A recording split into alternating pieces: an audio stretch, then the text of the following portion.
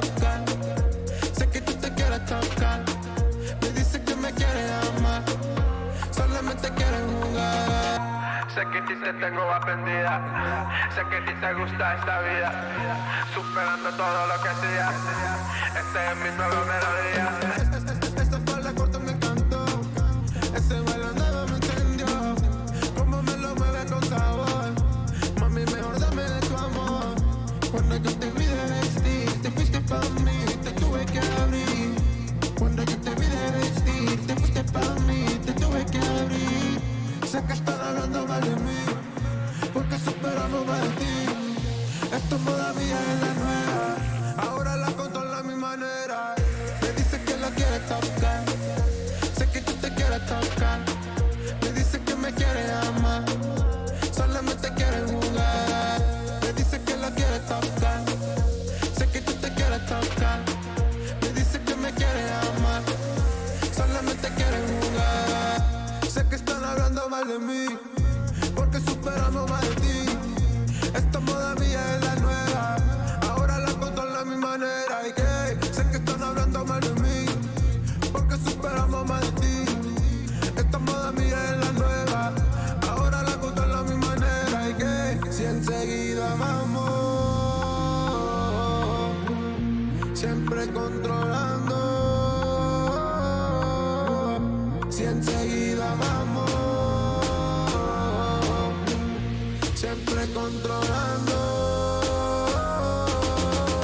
Me dice que la quiere tocar, sé que tú te quieres tocar. Me dice que me quiere amar, solamente quiere jugar. Me dice que la quiere tocar, sé que tú te quieres tocar. Me dice que me quiere amar, solamente quiere jugar. Sea lo que sea cuando ella lo desea, lo compramos pa' que vea. Ve acá, ven acá, dime lo que sea. Lo compramos pa' que vea, pa' que vea. Sea lo que sea cuando ella lo desea, lo compramos pa' que vea. Ve acá, ven acá, dime lo que sea. Lo compramos pa' que vea, pa' que vea. Me dice que la quiere tocar, sé que tú te quieres tocar. Me dice que me quiere amar, solamente quiere jugar. Me dice que la quiere tocar, sé que tú te quieres tocar. Me dice que me quiere amar, solamente quiere jugar. Me dice que la quiere tocar, sé que tú te quieres tocar. Me dice que me quiere amar, solamente quiere jugar. Me dice que la quiere tocar, sé que tú te quieres tocar.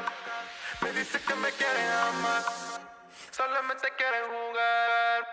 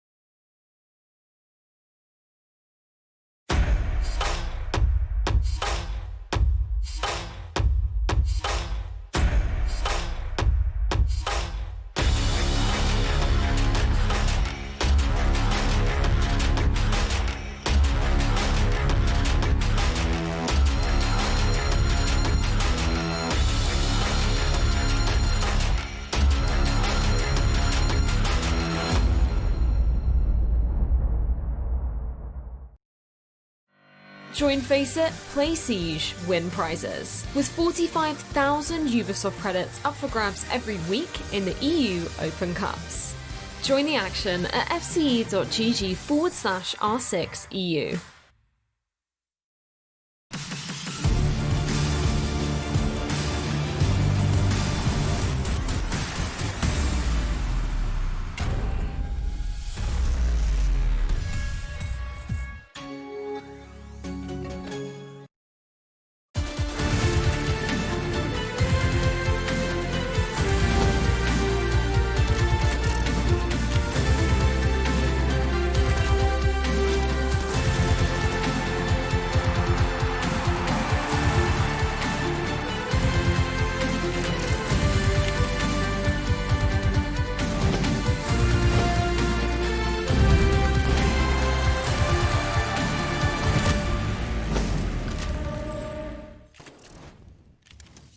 Hello and welcome back, ladies and gentlemen, to another very exciting instalment of the Latam lunacy that is the BR6. Stage 2 is well underway at this point. We're going into the third week of competition, and a man that is by no means third wheel. More of my right-hand man is Tim, Ace of Pyrite Lever. Bring on the big man himself. I want to see my beautiful Bonnie boy.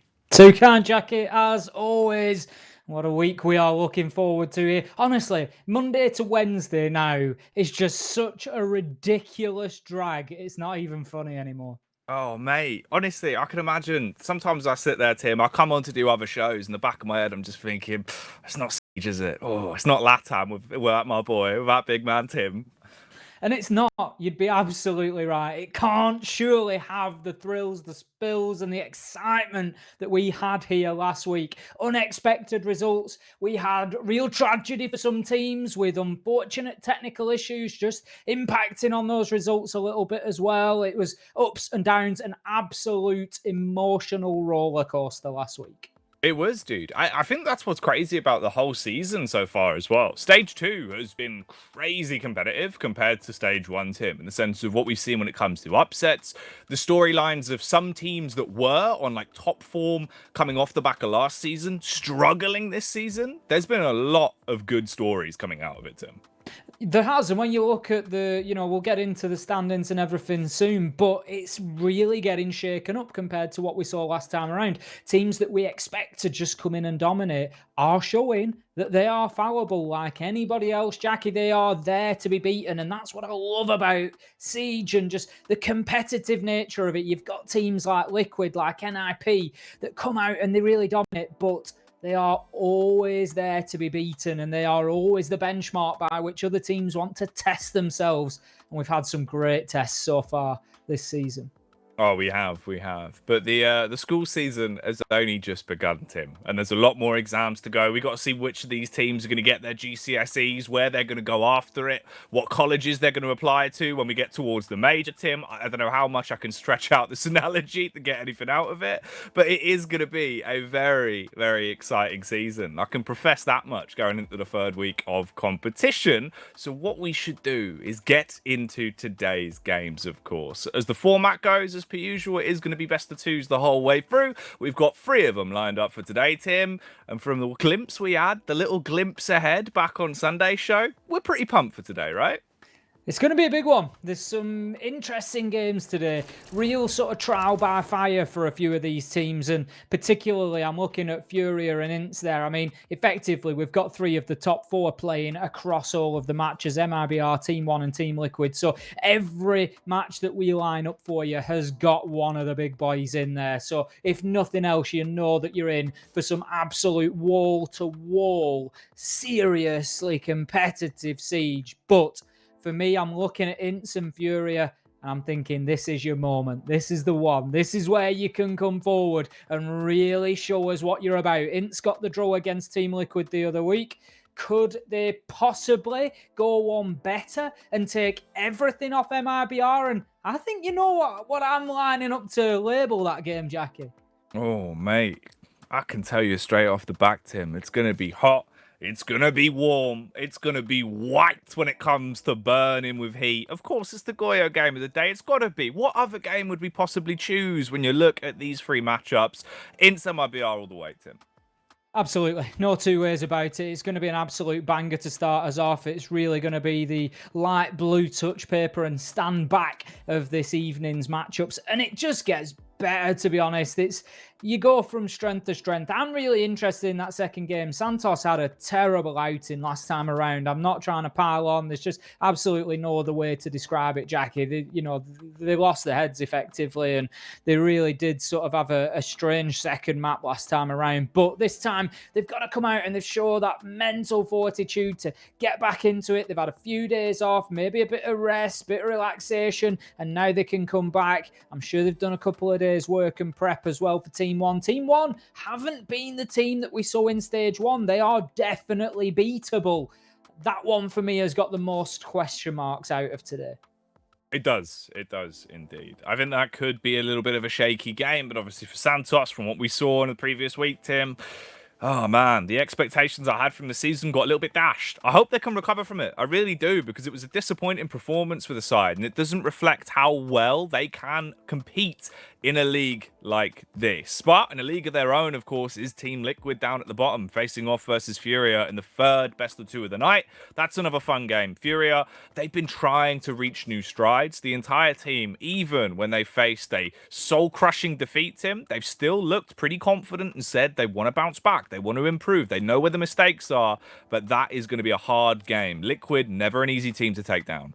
They're a team that are putting in the rich time. That's absolutely, there's no question there. It's the best way to describe them. Furia, they really are trying to build some solid foundations there to push them forward into a real future of Siege. And you can see that. And some weeks it pays off and you have that growth. And then other weeks are a little bit of a step back and they just seem to struggle again. But I keep saying it, they are a potential banana skin for some of these big teams, and none of them can go into a Furia game thinking that's it, done, 3 points on the board, because Furia are putting the work in. They're going to counter strat you. They're going to come back at you. They're just, for me, missing a little bit of that aggression. They're very objective focused on attack, and it's going to be a slow and methodical approach. But that could be interesting against Team Liquid, who often play in a similar way. So we'll see how those styles, when they both come together, what do we get? Do we just get a real stalemate of a game, or does one of them step up with some aggression? We'll find out. But for now, let's find out how the season as a whole is starting to shape up, of course. We can move back into the standings. Again, we do like to alliterate at the minute for anyone that's coming in, might be a little bit confused or potentially thinking that's far too many games for one stage of BR6. It's because it encompasses both Stage 1 and Stage 2. That's right. Right now, the points and the BO2s played are a little bit more bloated. Of course, we will give you the rundown of which teams are currently in the running to go to the major in a little bit. But Tim, for now, let's have a look at our top teams, and we can give a bit of a backstory as to why it's exciting. We're seeing it shape up the way it is.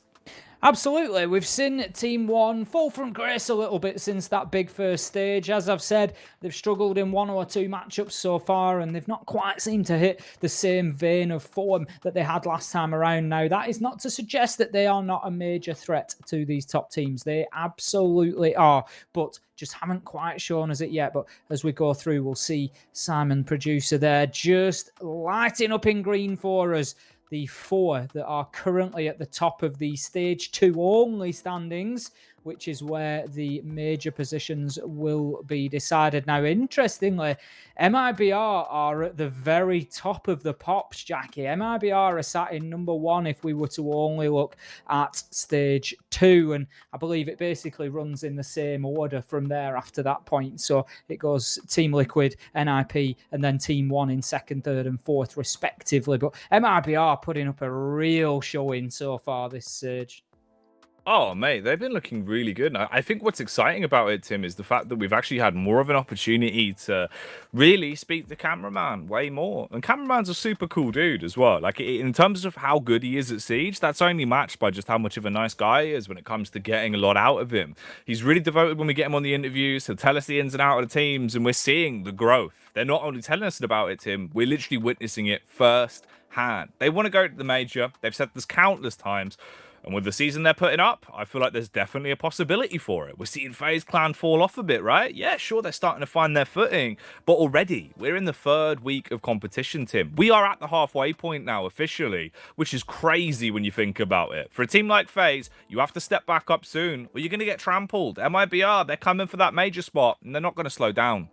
Now, to be fair, I completely agree with you. If we have a look, however, at how FaZe played last week, it was much improved. I think that much is fair to say. We saw some big players coming out alive who have struggled over the first couple of weeks, including a 1v3 clutch on the top floor of Clubhouse, round 3, I think it was. If anybody's desperate to go back and have a look, obviously wait until we're finished with the action for you today. But if you dive back into that last play, it was a really nice clutch. He just bounced left and right, a soft wall breach, and it's absolutely beautifully timed by Live. And it really showed that FaZe are coming back into things, but there is a long way for them to go. They've picked up 4 points out of a possible 12 now, but there is still a ladder of teams to climb above them. And the problem is, as I said last season, with a bad start, you can end up easily behind those other teams. That you're always playing catch up now, and if they keep winning, there's nothing you can do. You are reliant on other people taking points away from those top teams. Something nice as well, a little new addition coming into today's shows. We're actually going to be covering the wide spectrum of Latam. Of course, not just the BR6, but also the Mexicana and the Sudamericana League, as we do have the standings across the board to take a little bit of a microscope to, Tim. Now, this is interesting, because obviously we had Blue and Stokes come in for the major last time around, right? They were able to come on board and join us over in the Latam Lunacy for a brief look into the Mexican side of things. But now we get to have a glance at the standings, Tim. Oh, it's nice to see the whole works. It's something that I've been keeping an eye on, the whole Latin American picture, and it's absolutely wonderful. Again, thank you to the production team who've so brilliantly put this together for us, to give the opportunity to really make a shout out of these other regions as well. Of course, Latin America does consist of more than the BR6, and these will all play in when we get back to those LAN formats. It really does play in, because the top Mexican teams, the top South American teams, and the top Brazilian teams will all be playing off for those ultimate major spots. So it really does matter, especially when we get back to LAN. But so far, as we can see over the standings, I mean, Atheris and Estral, they're the top 2 inside of Mexico. And I can tell you now, that is the same if we just look at stage 2 as well. So they are looking towards getting those online major spots again. And then very much the same story with South America. We've got 9Z. They are going well. They're top in stage 2 if we look at that just in isolation. Coscu Army, they're doing well overall, but they have slipped down a little bit. 4th in stage 2. So a little bit of a FaZe story, a little bit of a Team 1 thread going on there with Coscu Army. But of course, interestingly, is the bottom end of those tables as well. Now, a final point that I'll make about these two, interestingly, in South America, we've got Infamous and Azules down at the bottom there. But you'll be interested to know, Jackie, they've got some of the, I think, the top 3 rated players in stage 2 for South America. So could well be a late run up the table from them. Ooh, naughty stuff. Well, moving on our metaphorical table of games, let's get into our starting dish. A little tasty meal that is coming up first. I say a tasty meal. I mean, this might as well be a full-blown buffet, Tim, with the way it's shaping up. It's our Goyo game of the day to kick us off, right at the tippy top of the show. And we get a glimpse at 2 sides that we've been building up the hype for. MIBR and INTS are very exciting, Tim. And to have them face off against one another, that's the dream. It really is, and it's not going to be an easy one to call, isn't this one, Jackie? Now, I've been considering trying to maybe make a prediction or 2 out of both of us, and this one is a tough one to start with if we start thinking about who we're going to name on top. I mean, all the odds point to MIBR. They've been so solid so far, but NIP certainly showed that there were cracks there when they played them on Cafe. So we could be looking at map dependent, you know, so that bringing in a real element as well. And INTS have been very good. So it really is anybody's. It is. This is one of the closer games of the night. This is a bit of a drunken brawl that's going to be going down here in terms of both of these sides, because they're evenly matched when it comes to level of aggression. But my money, I think, has to be on MIBR. We'll get into that in a little bit, though. For now, we'll focus on INTS. These are the 5 men that are going to be fragging out in the server tonight. And boy, can they frag, Tim. Certainly can. If you're looking for frags, then you're looking for Vits and you're looking for Alamo. They are the two leaders at the minute in terms of frags on the inside. 67 and 68 respectively. 1.20 and 1.33 KDs. So they are really putting some big numbers up for Ints at the minute. And as we always say about Ints, it's about consistency. Let's get it improved and let's get that third man coming in to really start elevating them. Well, let's move on to the side I'm vouching for. I feel like they've got what it takes to walk away with a belt off the back at today's game. It probably will be a belter. I know they certainly are. It's MIBR, a squad that has been building more and more hype over the course of Stage 2. It seems like they finally found, what was the missing piece off the back of going into Stage 1. Cameraman seems to have a new lease of life. Bullet and Cyber, at this point, I don't even think we can describe them in any manner that will really give you the true story of just how good they've been, Tim. For me, if I'm going to put a spotlight on anybody, Jackie, it's got to be Cyber on entry. 18 and 2 so far. Just let that sink in. Plus 16 on entry. So he's only taken the opening death twice inside of 6 maps. And that is when he is going in looking for entry frags. It's not that he's sat in sight waiting for the attack to come to him. He is always out there on the front line, and he's only been killed on the entry death twice. That is just ridiculous. It is madness. It's absolutely crazy how good he has been. The amount of clutch rounds we've seen coming out of him, the amount of entry frags to literally just secure him a 3 versus 5 in a matter of seconds. He is a stone cold killer. And that's why I've got to be repping them, Tim. I feel like MIBR right now, they've got all the bells and whistles, all the moving pieces that previously they'd show up bit by bit and you wouldn't have that consistency. Now they've got everything working. They've got the firepower, but it shows up nearly every game.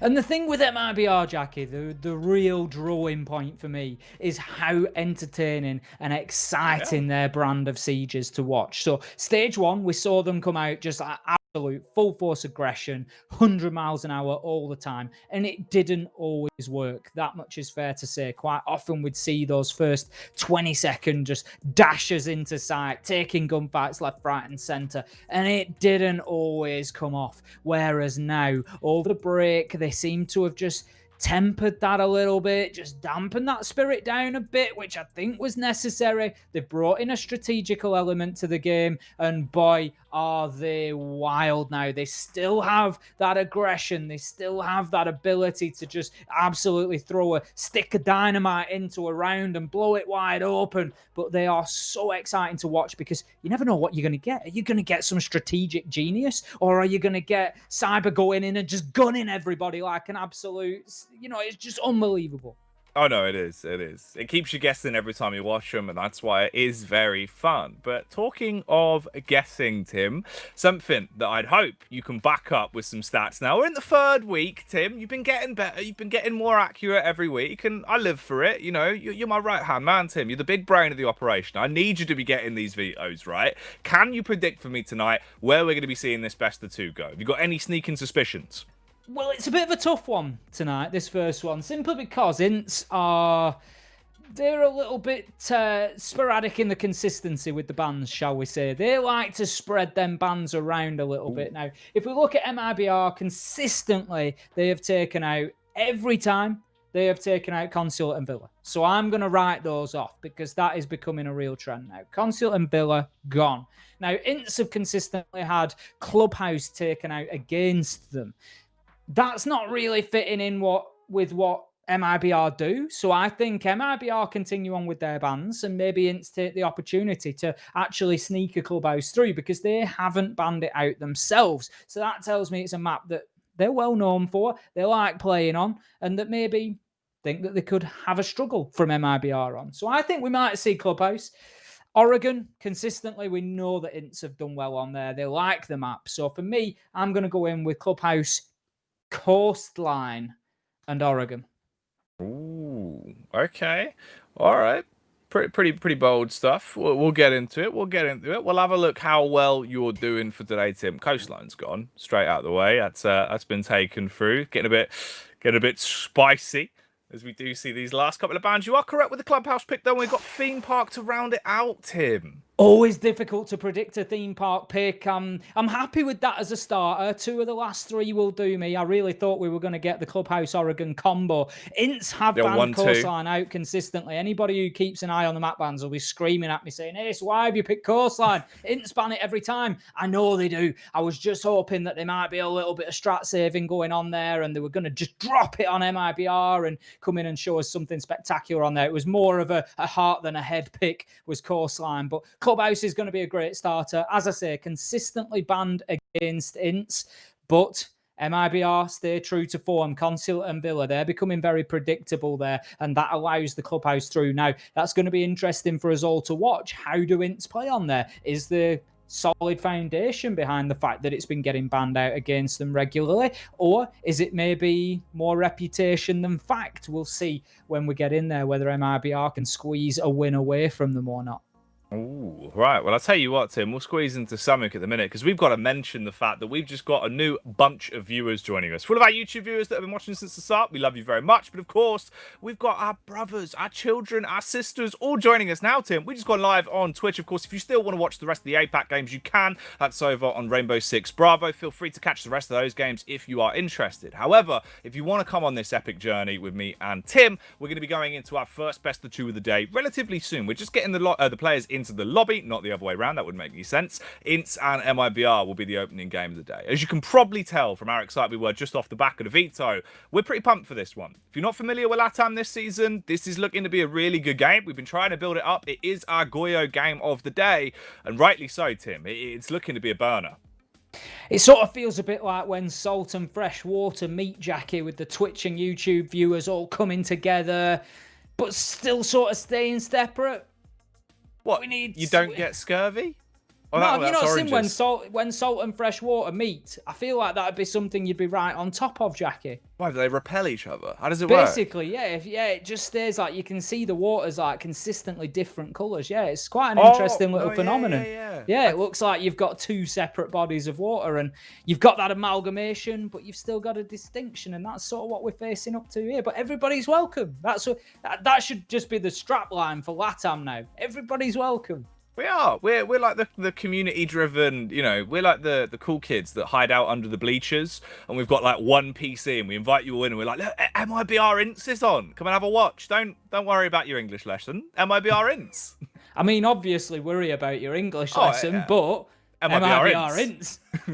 Just what are you going to do? Put the Zoom call on another monitor, just full screen this bad boy. Don't tell your teacher. No one will know. It's fine. You with Professor Tim. And oh god, what was I? Was I the art teacher? I can't even remember what it was. I don't know where you wound up, Jackie. You tried to paint yourself into drama, but yeah, I think you ended up as art overall. I mean, to be fair, we're dropping facts and lessons just left, right, and centre anyway, Jackie. There's always a tidbit or 2 to learn in this stream. There is indeed. And if you want to get involved over on Twitter, of course, like we did last time around when we did our poll, asking people to come in and say what Rainbow Six casters would be what teachers in our celebrity school of Siege, then get involved on Twitter. We need to do something new. We need something new, Jackie. It needs to be like casters as dinosaurs or something. Ooh. Yeah, I reckon you'd be a Leo Pleurodon. You have just been rinsed by producer I've just Simon been insulted. There, I think... we don't need to put it out publicly, but he's done me there. There's no 2 ways about it. This is what we've got to deal with. We're here trying to talk about Siege and map bans, and I've got producer Simon insulting me in my ears. Literally, you've just been taken down. He's murdered you. Simon is the imposter, but we'll no longer be pretending as we go into the game. First map is going live now. We're going to be heading into the opening map of Clubhouse between Ints and MIBR. Of course, strap in for this one. It is going to be a very exciting game, and I can say that with a lot of confidence, Tim. We've been waiting for this matchup for a while now, exactly about 6 play days. Certainly have, and I totally agree with you, Jackie. I think this is going to be a real humdinger of a game. I think it's one of those that you look at and on the face of it you think, MIBR come in and roll this, but I really don't think that's going to be the case if particularly Vitz and Alemau can have a good day. If they can just get 1 or 2 of those other Ints players up there with them in terms of the fragging, just keeping the pace even, then they could be a real threat to MIBR's season here. Of course, remember that MIBR currently top of the pops in those Stage 2 standings. They are right up there fighting for the major positions, and they cannot be giving up points easily. And they are going to be coming out strong. They are going to be coming out to win. Keep an eye on Cyber and Bullet. Keep an eye on those entry frags. All right. Ban-wise, they are getting rid of the shields. We've seen Monty taken out. Clash is gone as well. Capital being removed. That one makes a bit more sense as well. Like, Capital, I feel like, has actually got a little bit more popularity over the course of Stage 2, Tim. Feels like he's been thrown into the mix now and then. Obviously, I think we both kind of professed our love for the big Capital man himself because he deserves it. He's got a very effective kit. The asphyxiation arrows, the smokes, the speed of him. I don't know, for someone so old, how he's so quick, Tim. A lot of people have said the same about me, Jackie. And they'd be right, to be fair. I mean, Tim, you are also very hot. And that's not just the asphyxiation arrow. Round number 1, then. Round number 1 is going to see us heading to a site somewhere on Clubhouse. It will be Church and Arsenal. Look at that, Jackie. You threw me right off course. Church and Arsenal will be where we begin this throwdown between two behemoths from Brazil as MIBR face off against Ints. We can see we've got MIBR starting out on the defense. Now then, what have we got? Mozzie Mute. That tells me one thing and one thing only, Jackie. It's SSG whole time. They're going to be going all the way up to that top floor. And generally speaking, the purpose of that is to try and just extend the site and waste as much time as possible. And the reason that it's particularly done on this site, if you're sat at home and you're wondering why do they defend the top floor for Church and Arsenal, but they don't defend the top floor for Kitchen necessarily on Cafe? You know, you might have one up there, but it's pretty loosely held. It tends to be mid-floor. Why is this such a thing? Why do we do this? The reason is there is an awful lot to be done when attacking this basement site. Even if you've got control of mid-floor, there's hatches to open up, there's work to be done to gain access to Church Wall safely so that you can get in there and open that up. You need to get control of Blue Corridor, consider a push down Dirt Tunnel. There's an awful lot to do at the best of times. So if you can waste a minute and a half up on that top floor, even longer, take a man or two with you, you create an absolute nightmare for the attackers in terms of time management. Ooh, talking of a nightmare, it seems like right now MIBR have incepted their way into the minds of Ints and are really turning this one into an ungodly sight, leaving us in a 5 versus 2 in a matter of seconds here into the round. We're only down to the 2-minute mark, and we've already seen 3 casualties on Int. Cyber's looking for another one as well, literally gunning for a frag early on. Now, if you remember back when we saw MIBR previously, Cyber, he was running rampant here on Clubhouse. He would go for countless peaks. He would swing at every given opportunity and made it work nearly every single time. Unfortunately for MIBR right now, though, they do suffer their first loss. Legion goes down, as he'll be left with lacerations. M-King's finished off, but there's a bite back from Bullet, and we're all left here with 1 man and 1:30 to try and make this round work. Vitz takes the vital signs down of Bullet, leaving us in a 1v3. There is potential. He's basically got free reign to recover the diffuser that was left in no man's land. But how does he opt to play it from this point forward? If MIBR play smart, play a crossfire, they should have this round in the bag, Tim. He's got all the tools that he needs, realistically, here as Vitz. He's been absolutely gunning so far this season. 67 kills in Stage 2 and going strong. He's added another to that list here. So he's certainly a player with the ability to do this. He's got time on his side, still got a minute, no major issue there. He's on the ace. He's got hard breach capability, so he can open up new lines of sight, hatches. Everything that he needs is at his disposal. It is still a difficult one. It's going to get more difficult when he gets bullets put into his brain off cameraman, who knows exactly where he is, sneaking around. He knows he's in front of the jukebox. There he goes with the one tap and completely wastes what I was saying, Jackie. He's got all the tools at hand, but he picks the wrong one and he leaves himself completely indefensible inside of the drone there. And it's a tough one. I won't say that he hadn't preempted the potential flank. I think 1 versus 3, you always know it's a possibility that somebody's going to nip themselves up those oil pit ladders or the blue stairs and just try to make a nuisance of themselves. But it was just so difficult for him to cover.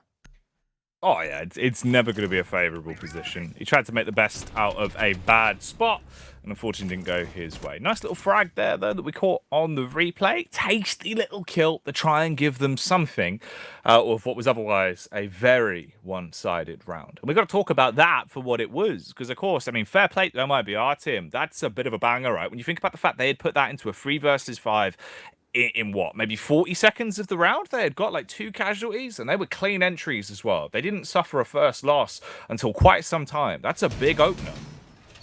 It is a big opener. It's a message that's been sent from an MIBR team that so far have been very strong, particularly in the early to mid round, and they are letting Ints know that they are not going to get a second to breathe in these games. It is not about coming in and getting themselves established in the building. We've seen Ints attack previously onto this site. I broke it down in stage 1 on Twitter, Jackie, if you remember, and they were very, very capable in doing so, but it was a very methodical attack. Open east wall, get control of garage, move in once the crossfire is established, man underneath in lounge to cover any vertical denial, and it worked beautifully, which it always will. But if you've got teams right up in your face, it's not going to make it easy to play that way, and that's exactly what MIBR are trying to do. They're just trying to prevent them having the opportunity to get themselves established in that way. All right, well, it does look like, obviously, we've had a couple of players drop out, so I'm guessing we're probably just going to get a rehost underway, and then we'll jump back in. Don't worry, you really haven't missed too much. We've only had a round played out, so we will be able to get back into the action relatively quickly. Tim, as a starting round, I think, the only thing we can really take away from that one is fair play to MIBR. They're playing at a very similar style to what we saw previously. The last time they were on Clubhouse, it was fast. They were just running for frags. And a lot of that was Cyber. Cyber and Bullet were the 2 entry fragging machines. Cyber more so than anyone else, right? I think, in the first 3 rounds of that game, we saw him walk away with maybe 2 kills around, if not 2 kills over the first 2 and then 1 on the third. He was pretty damn hot. Yep, that's just Cyber for you. That's, giving half a chance. That is exactly what he's going to do. It looks like Bullet stepping up hot today as well. But interestingly, Jackie, if we look at the stats for MIBR on this map, MIBR on Clubhouse previously, so we've seen a lot more defense out than we've actually seen attack, and that's because they've won the games pretty quickly. They have only lost, let me add this up, in 5, 9, 12 rounds. So they've played 12 rounds defensively. We've seen them do a full rotation twice, basically, full 6 rounds each time. Out of 12 rounds, they have lost a grand total of 1.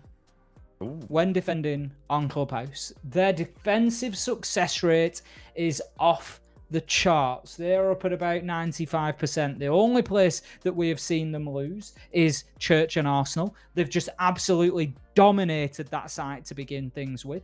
CCTV cache, gym bedroom, extremely solid in both. We never see bar and stock. We know that. It's a practically indefensible site. So Ints have got the work cut out, and I'm surprised at them. Even though it's a map that is generally banned out against them, I'm surprised at them taking it with stats like that. No, it is interesting. It does kind of boggle the mind a little bit and make you think the outcome for this one could be really rough, especially as well. All that plagues my mind is the game we saw most recently with MIBR, where they went into it and you could see they had read everything NIP was going to do. If you've been able to outplay a team like NIP just off the back of anti-stratting them and then executing that perfectly, you then go up against Ints. It might be a little bit harder to read. Ints definitely more volatile. They don't conform to the same style of Siege every game. They do switch it up a bit more, whereas NIP tend to gravitate towards a very similar style. So it might make your anti-strats a little bit harder. The reads won't be as clear cut. However, we've already seen what that can do for a team like MIBR, right? They put in that amount of time going into this game, where in reality, Tim, they've had even longer, right? You've had the downtime of about 3 days since Sunday. So they can actually finesse this. It could be bad. Going forward, I feel like this could be quite a one-sided, blunt scoreline for MIBR. Just given that first round, I'd find it difficult to make too strong an argument against that. Coming into it, I've painted a picture that it could be a close matchup. Like I say, looking at the stats for Clubhouse, looking at how round 1 has gone, it sort of makes you rethink that a little bit.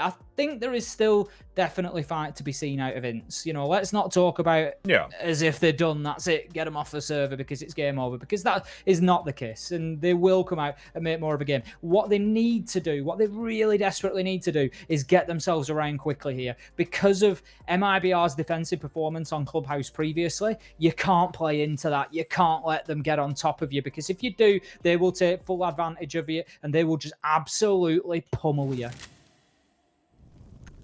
Talking of being pummeled, it seems like the chat has really taken this quite one-sided. A landslide victory for MIBR when it comes to the question of who will win map 1 tonight. We had 84% in favor of Made in Brazil, only 11% of the chat believing in Ints having a fighting chance here, Tim. As I said, for me, I think it's a little bit closer than that. I think there is potentially something Ints can get out of this game. Whether it's here on Clubhouse or not, time will tell.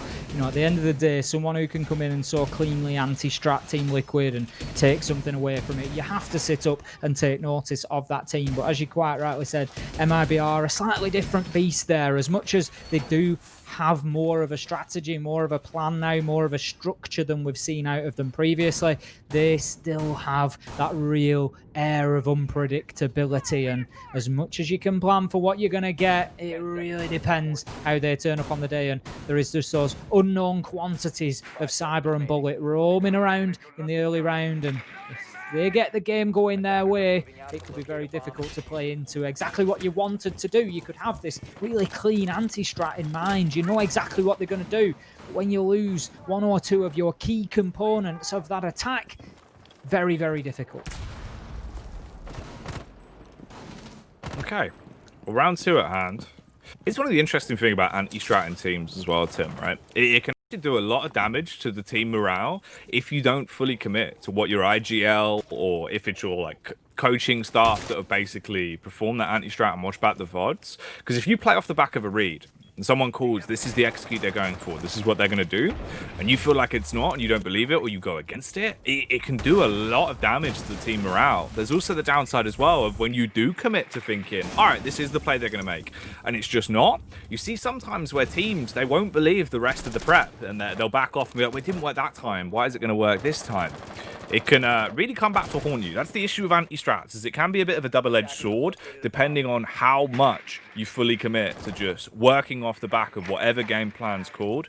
I've seen it happen a lot back in my CS days as well, even playing in teams where it at times would negatively affect you. M-King, you got to feel like that was a free frag for him, giving up on a platter there, Tim. He was watching the angle, mate. Certainly an opportunity to be found. I mean, Ints coming in, well-coordinated aggression so far. They've got that east wall open. If you saw how they did that, it was very nice. They knew that the Kaid was playing in behind there. Souls was doing everything he could to try and trick them out, but the ace went in, the EMPs were perfectly timed, and it was absolutely no issue whatsoever to get the east wall control. So as I said previously, this is an attack that we've seen from Ints. So that is step 1, ticking a box. Next step, get control of Garage. They need to clear the man off catwalk, but they also need to be very aware of the man lurking in bar, and they are. Shots land onto Bullet. They won't find the head, so he wriggles away to fight another day. He's going to move off into the map and see if he can just do a little disappearing act and then come back to haunt them later. We get the double kill, one each way. M-King onto Drunks, VNX with the immediate trade. That clears out the garage catwalk. So far, so good for Ints. 45 seconds left to go, and they do need to get moving, but they've got the east wall control, they've got the garage catwalk control. Now it's about moving in and getting that diffuser down behind the server stack. That is the next attempt, but where's the Valkyrie going, Jackie? You know exactly where the Valkyrie's going. Cyber's heading downstairs to lounge. He's going to try and hit him with a nitro. It's just whether he can get there quickly enough. Can he execute it? Did he actually have one on him? I was trying to get a glimpse. No, it's already been used out, so I don't think he'll actually have an opportunity to do too much here. It might roll reverse on the Bullet as he peeks out through the window, gets the close contact, shuts down the initial man. Cyber now attempting to do a dance of death, opening up those vertical angles, and it gets a bit hectic. Duds has picked himself up a 2K. They have to commit to getting the diffuser down now, and no one is watching Garage. If they don't turn around, they could be shut down. Backstabbed by Cyber. Takes a peek across, but can't get a clear-cut angle. Can't cut down the competition, and instead It'll be duds with, I believe, a 3k into the round. Ints walking away, putting the scoreline back to a 1-1 position. That's a nice rebuttal coming out from Ints on the attack. Very well executed attack onto CCTV and Cash there from Ints. If you're struggling with that one in ranked or your own competitive games, go and have a look back over that. It is a site that Ints do attack very, very well onto, and it is no surprise to see that is where MIBR have just taken the loss. As I said, they've done extremely well. How about them shots onto bullets? So close through that metal fencing as well. I don't know about you, Jackie, but every time I try to shoot through metal fencing like that, it becomes completely and utterly impenetrable. But these guys are a little bit better than me. God damn. Oh, dude. I mean, that side hold could have been impenetrable, Tim. There was a couple of opportunities that were given to him there to actually get the opening frags for free, right? Especially that early contact. And I know it doesn't mean too much in the sense of it was one player just trying to sprint past Garage, but you're risking so much on a rotate like that, especially when he was just watching the angle, fully committed to holding it. M-King should have got that frag. And at that point, you would have been in an even better position going into that bit of a mess, bit of a clown fiesta towards the site at the end of the round. But all said and done, we'll move on to the present for now. The scoreline is put back to a reasonable position. 1-1 split so far, so it isn't the idea of MIBR just being able to outgun them, outplay them round the round that I was thinking it could spiral into, based off what we saw when MIBR took on Nip here on Clubhouse. We'll see where it goes when we return to the action then in round 3. For me, eyes over on Alamau, on the Ash. Can he start to do some damage and walk away with an early entry frag? We saw a lot of aggression from IBR previously, where obviously Cyber was running out for the wide swings before the rehost. Since then, it's slowed down a little bit. Is that just a one-off round, or is that going to be the game plan going forward?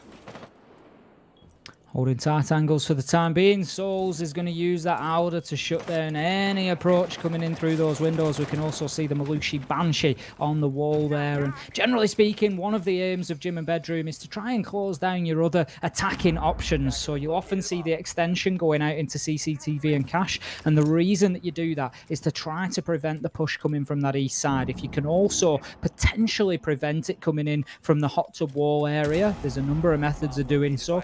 Foremost of which is generally to hold an angle from inside of bathroom. I don't know if that's been set up or not. I don't think it has. If you can avoid too much access coming in from there, basically what you do is you limit the attackers to pushing in through those single windows and doors. It's major funnel time at that point, and you've just got to hold down your angles and hit your shots. And especially with things like the Banshees there, it makes it just even more difficult. Players can't just hop in there and try to get aggressive, because especially in that sort of proximity to a Banshee, they're going to be getting slowed by up to 50%. It is a major detriment to them. And so far, minute and a half, reasonably steady approach so far from Ints. And I was just about to say not too much progress, but Drunks, he picks up a bit of progress with a headshot onto Bullet, taking the main man. And that is Malusi as well, going out of the round. Ooh, Duds is looking for a further frag as well. Peeking in through the windowsill and looking to try and seal the deal of shutting down Souls. He tucks himself into the corner, and he is holding strong for now. Alamau needs to swing on this if he wants the contact. However, they actually go 1-for-1.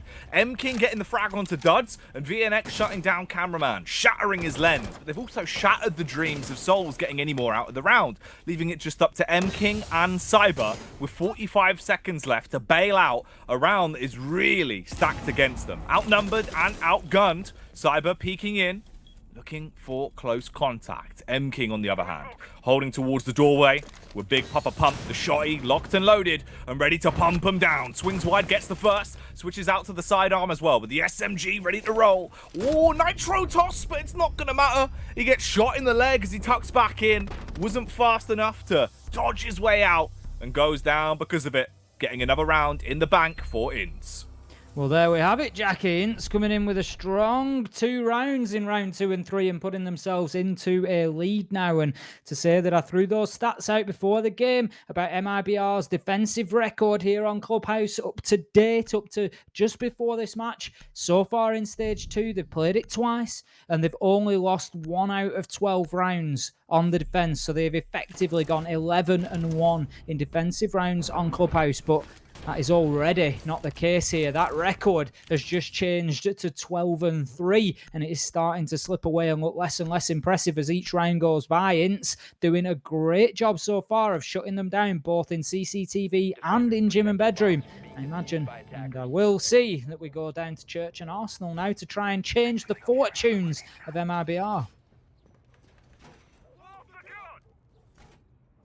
They're going to need a fortune teller with some really high quality tarot cards to make this a bit of a better day for them, though, because it feels like it's entirely stacked against them. It's an unfortunate round to lose, putting themselves into a bit of a deficit here as well. And more importantly, right, they're losing rounds on their defense. This is why it's a bit of an eyebrow raiser. MIBR, we haven't really had much of a chance to see them play attack on Clubhouse recently because they've just been building themselves such a big lead. By the time they get there, they only need 1 or 2 rounds and the game's done. So this is interesting. For anyone that's tuning in now to the stream and thinking, all right, Int's coming out strong, definitely stick with this one, because I feel like it's going to go this way for too long. This is the sort of game that flips back and forth the whole way in. You shape this up, both of these 2 games we've got tonight, especially with how the veto's gone, they could both potentially be draws. That's why this series looks so tantalizing on paper. You're absolutely right. There is more twists in the tail. That much is for sure before this one is done. MIBR are not just going to roll over here on Clubhouse and take an L. There is going to be some serious fighting to be done before we get to that stage. Now, round 4, Ints have been successful in the last 2 rounds. They are looking to apply some pressure to the top floor. We've got that top floor hold coming in once again for the Church and Arsenal side. Now, the reason that this worked particularly well last time, if you remember, was that Bullet opened us up with an early entry kill, and there were 2 that followed very quickly after on the side of Ints, and it really put them on the back foot for the remainder of the round. And Vitz found himself in a really tough spot, 1 versus, I think it was 4 at a point, but got himself a kill, but then taken out. Couldn't really get himself back into it. So right now, it's certainly better for Ints at this stage, but they haven't made any of those vital challenges that they'll need to yet. But just as I say that once again, it's as if drunks can hear me, Jackie. Every time I say the Ints haven't got themselves into a round yet, up he steps and gets himself an entry kill, and it's going to be on to Bullet again. That's sick. That's a really nice way to start off the round. It's also another time where he's just given these free frags for nothing, basically. No rebuttal from MIBR, which is crazy compared to the normal defense we've seen from them on Clubhouse, where Cyber will be swinging non-stop, left and right, just peeking every angle. Whereas tonight, he's been put to bed countless times. Cameraman attempts to run amok though, but it's only 1 frag, 1 and done before VNX finishes him off and puts us into this position. Once again, Ints outnumber MIBR 2-1. The 2 being Souls and M-King. A smoke and a lesion. They've got 45 seconds left to try and make this round work for them. It's not going to be easy. In fact, quite the opposite. Ints, they don't need to rush things just yet. They can reposition. They've got a couple of different angles already opened up. So when they do set their gaze towards bombarding into the site, they can push in and pincer, making it very hard for MIBR to effectively hold their angles. M-King's POV in view there. Let's see what he's going to be able to do. Switching back over to Souls. He's the one that gets pushed first. Caught with pants around his ankles as he's dropping out the smoke grenade. Not the right time to make the move. And moving on to M-King, he gets himself a kill. 1 initial pick onto Duds, but he's still got 3 more to find. The fuse is down as well, so time is ticking away. Impact nade will give him a hole, but I don't think that's really going to help. If he walks through, the angle's covered him, it'll be turned into M-King soup. This one is done at this point, 1 versus 3. You always like to paint a picture that there's a chance, but not with the angles being held. Steps into the line of sight of Vitz and is shut down summarily from the motor door. That's going to be another round going to Ints, and this time they've taken the stronghold as well. Church and Arsenal right now, this is an absolute smash and grab, Jackie. Oh, dude. Like a bunch of ram raiding lunatics, Tim. They've gone in, right? They've fueled up an old Toyota and they've rammed the front of the clubhouse. They've literally loaded the entire site into the back of the boot. I don't know how they made it fit. And they've just gone. They've sped off into the night. Got to be careful with that, though. I heard once of a ram raider. I think they tried to reverse into a cash machine or an ATM for any of our international viewers. And you can imagine exactly how that went, Jackie. It didn't go particularly well for the vehicle, as far as I'm aware. But they left the license plate on the floor. It was one of those stories, you know, you see them occasionally where like robberies have gone bad or stupid criminals, that sort of thing. Left the license plate on the floor, so the police just searched it. The vehicle was registered to them. Job done. Oh, mate. What a nightmare. That is ridiculous. It does remind me as well. I remember it's a little bit off topic, but there's a funny story about ODB from the Wu-Tang Clan, of course, Tim. There was a time where he was arrested because he'd stole a $50 pair of shoes, but he had $500 of cash on him when they arrested him.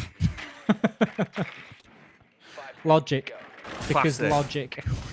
Classic move from ODB. Right, well, let's see if MIBR can protect their necks coming into this round, or if Ints are going to be able to diversify their bonds even further and get themselves to a 4-1 split on the scoreline. Right now, it's looking likely. They're playing really quality Siege coming out. A lot of that is over on Drunks as well on the entry frags. Duds has also been pretty damn good on the post plant, Tim. Some of the kills he's been picking up have been clean. It looks like across the board, their aim is on point tonight. They are absolutely itching at the minute, Ents, just to get themselves into fights. We can see MIBR are still keen. They're getting in there, hitting the barricades out, and they're just looking for any advantage they can get. But right now, it's certainly Ints that are the aggressors, and they are going in on the attack, looking to take those gunfights. Now, they're going to be attacking onto the top floor once again. CCTV and Cash, we saw this back in round number 2, and they were very successful. Ints managing to get in there, get that diffuser down, make it very difficult. Now, that's unfortunate Selma placement there. You can see something for you to be careful of in your own games. It does make sense, I suppose. When the soft wall has been shot out from the top of the reinforcements, the Selma gadget can actually hit the brace of the reinforcement, and it just turns it 90 degrees, and you get somewhat of a smaller hole blown open. So in comes the second one. It won't be the end of the world. They'll get a walkable hole out of this one way or another. So it is still not the end of the world for Ints there. Just maybe one more Selma gadget than they might have intended to use, but there's nothing else really drastically that they need it for. And once again, M-King unable to just get some dividends out of the man running past the garage door there.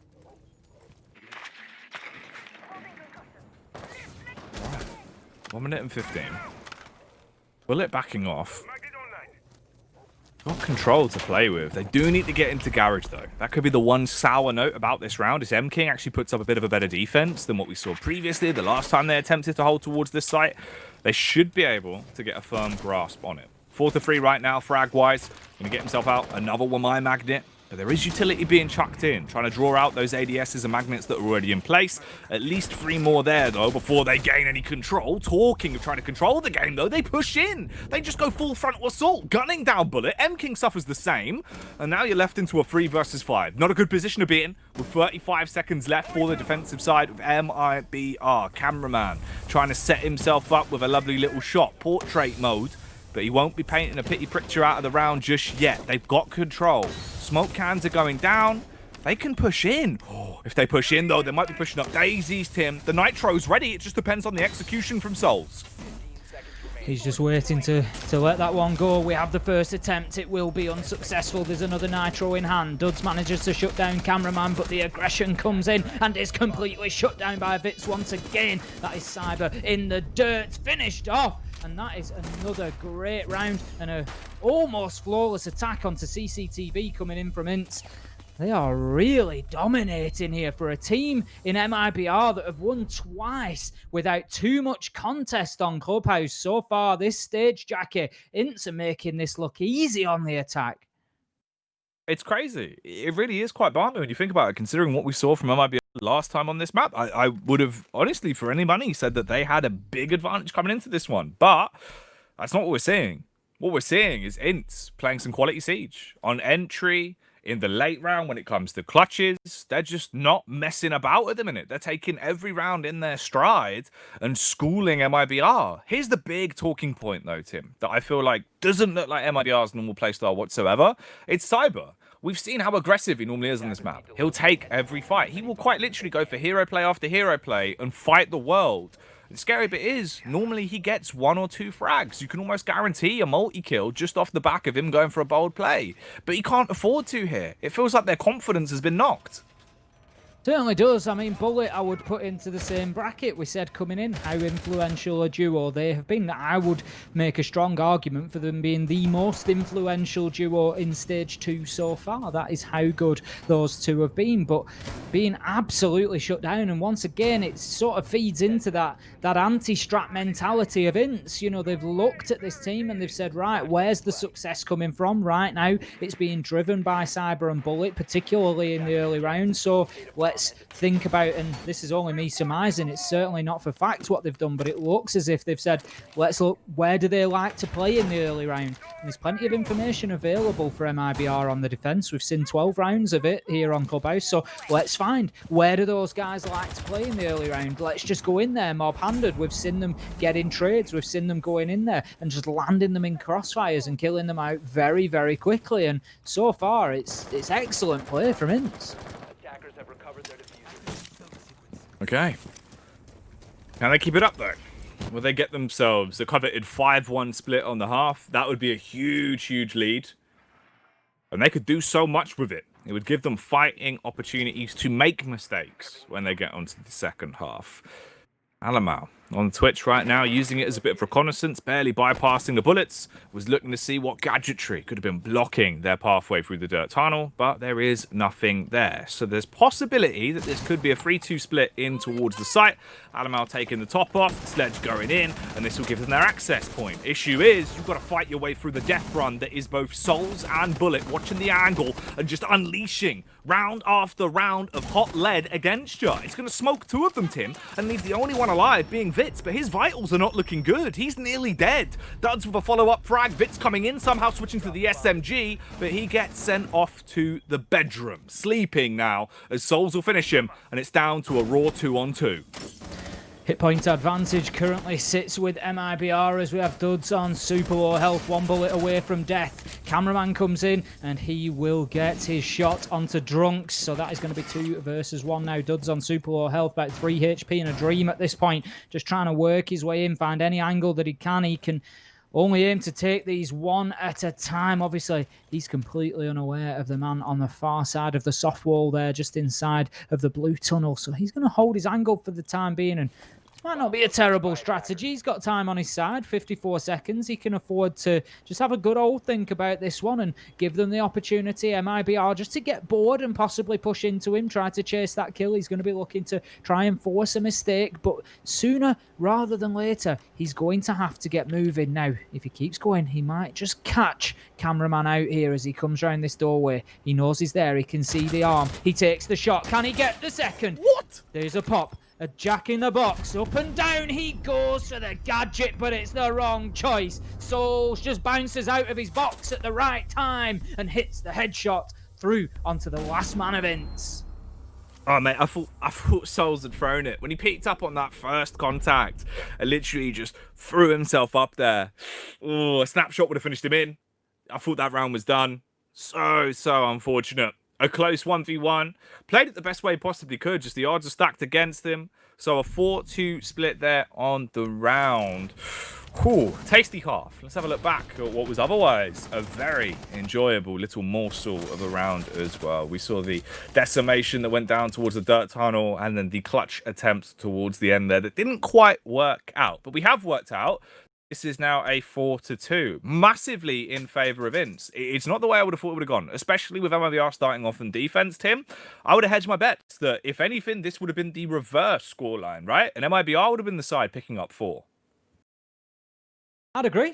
Given what we've seen previously from them, MIBR have been absolutely solid on defensive Clubhouse, but Ince showing that there certainly is a way, and right now showing exactly why Clubhouse is the #1 map ban when you are looking at the bans taken against Ince. Other teams opting to try and take them away from it now. You've got to have a look at that, Jackie, and you've got to say, MIBR have stuck absolutely steadfastly to their normal 2 bans, Consulate and Villa. They have not wavered from that. They do not want to play on those maps, but you got to look at it and say, sometimes do you need to play to the team in front of you? Do you need to have a little bit more flexibility in that? I mean, given that they've won 2 games here so far on Clubhouse, you can sort of think, well, let's let it through and see what happens. But I don't think this is exactly what they had in mind. No, I don't think so either. What's rough about this whole game, though, is literally just been Ints have basically played MIBR's playstyle against them, but executed it better right now. That's all that's been happening. They're just role reversing the normal approach we'd see from this side. And the knock-on effect that's had is it's basically put them into a box, and they just don't want to come out of it. It's like a cat, Tim. Once they get into that box, they just want to live there and be content inside of the box. Content, though, is one way to describe Alamau. Off the back of the first contact. Frag's the first, but there is a trade at least. They get another one, though. Where on earth has Drunks come in with a follow-up frag back onto Cameraman? Already, this is a 4 versus 3. MIBR, you've still got 2 minutes left to play with. They're so fragmented. There's no room for trades, but luckily they won't need trades as they get a raw frag. Equalizing it once again, 3 on 3. Sustainability does come into question, though. Souls, he's super low on the ace. He needs to stay alive towards Dirt Tunnel here to play for the close plant. Nice aggressive push from MIBR on the attack, straight down Dirt Tunnel into sight and get that diffuser down and active on the ground. It is certainly one way to deal with those top floor roamers, but Duds, he finds another way to deal with the post plant attackers. He shuts down 3 of them and then moves in to get the disable. He even nudges VNX away. He's like, you get away from that diffuser, that's mine, all mine. Yeah, I'll be taking the points for that one, big man. Let me on there. And he's like, yeah, go on then. You do deserve it. Oh, mate, that's a hell of a retake. Beautiful round. Also, another really snappy one. I think, like in terms of the timing, we probably still had like 1 minute and 30 on the clock on that. That wasn't that slow. That was pretty damn fast going into it. And that's scary because you've effectively burnt through all your buffer now already. It's a 5-2 split on the scoreline. That means the defense now, they're sitting pretty in a position where if they get one more round, they have a guaranteed draw. If they get one more on top of that, that's this map already over. And I mean, Tim, what? We've been live for maybe 26 minutes, nearly half an hour for this game. Like, this has not been a long first map. They're flying through it, and it was the same in the last play day, if you remember, with MIBR. They went 7-0 against NIP on map 1, and we were just absolutely blown away by it. And maybe it's just a fixture and fitting that comes along with MIBR being on that opening fixture. Who knows? But right now, Ints are certainly the benefactors. 5-2 they find themselves, and on the defense. Heading now in round number 8 up to CCTV, and I can't sort of find any real fault with what MIBR attempted there. I think if you've got those roamers off in the map, it is a very valid technique to just try and get yourself down Dirt Tunnel, throw the diffuser down on the ground, get it activated, and then see what you can achieve in the post plant. But ultimately, it just came down to that hero play. Dodge just stepping in with a massive 3k at the end. Oh, Duds just did the damage, just played it perfectly. They really are just out-aiming them in a lot of these rounds. That's a crazy part, because normally we'd look to MIBR to be able to do that, especially players like Cyber and Bullet, even Cameraman. Recently, with the past couple of weeks we've seen him, he's been hitting his shots. He's looked mean. He's looked hungry for kills. And that's what's worrying, because you look at who's performing right now in MIBR, right? M-King 5-6. When has M-King ever been the player they rely on to get consistent frags, Tim? He's always been more supportive in his role. We'll see 1 or 2 impact frags towards the end of rounds where he might try and help close things down, but he's never the gunner you're looking to have perform. That is worrying for me. It makes me think that maybe just something's gone wrong on the day. They're not playing with their normal style of siege. They're not playing anywhere near as confident, and they're just losing so many players in the early round. Again, a first pick for Ints, where they just open it up in seconds, taking a can opener to Cameraman's head. The gunner that is performing at the minute is definitely Drunks. He is having an absolute field day on the entry, and entry is something that we spoke about coming into this matchup. Who was getting those opening kills? And generally speaking, it was Cyber. We haven't seen him pick up one so far today, Jackie.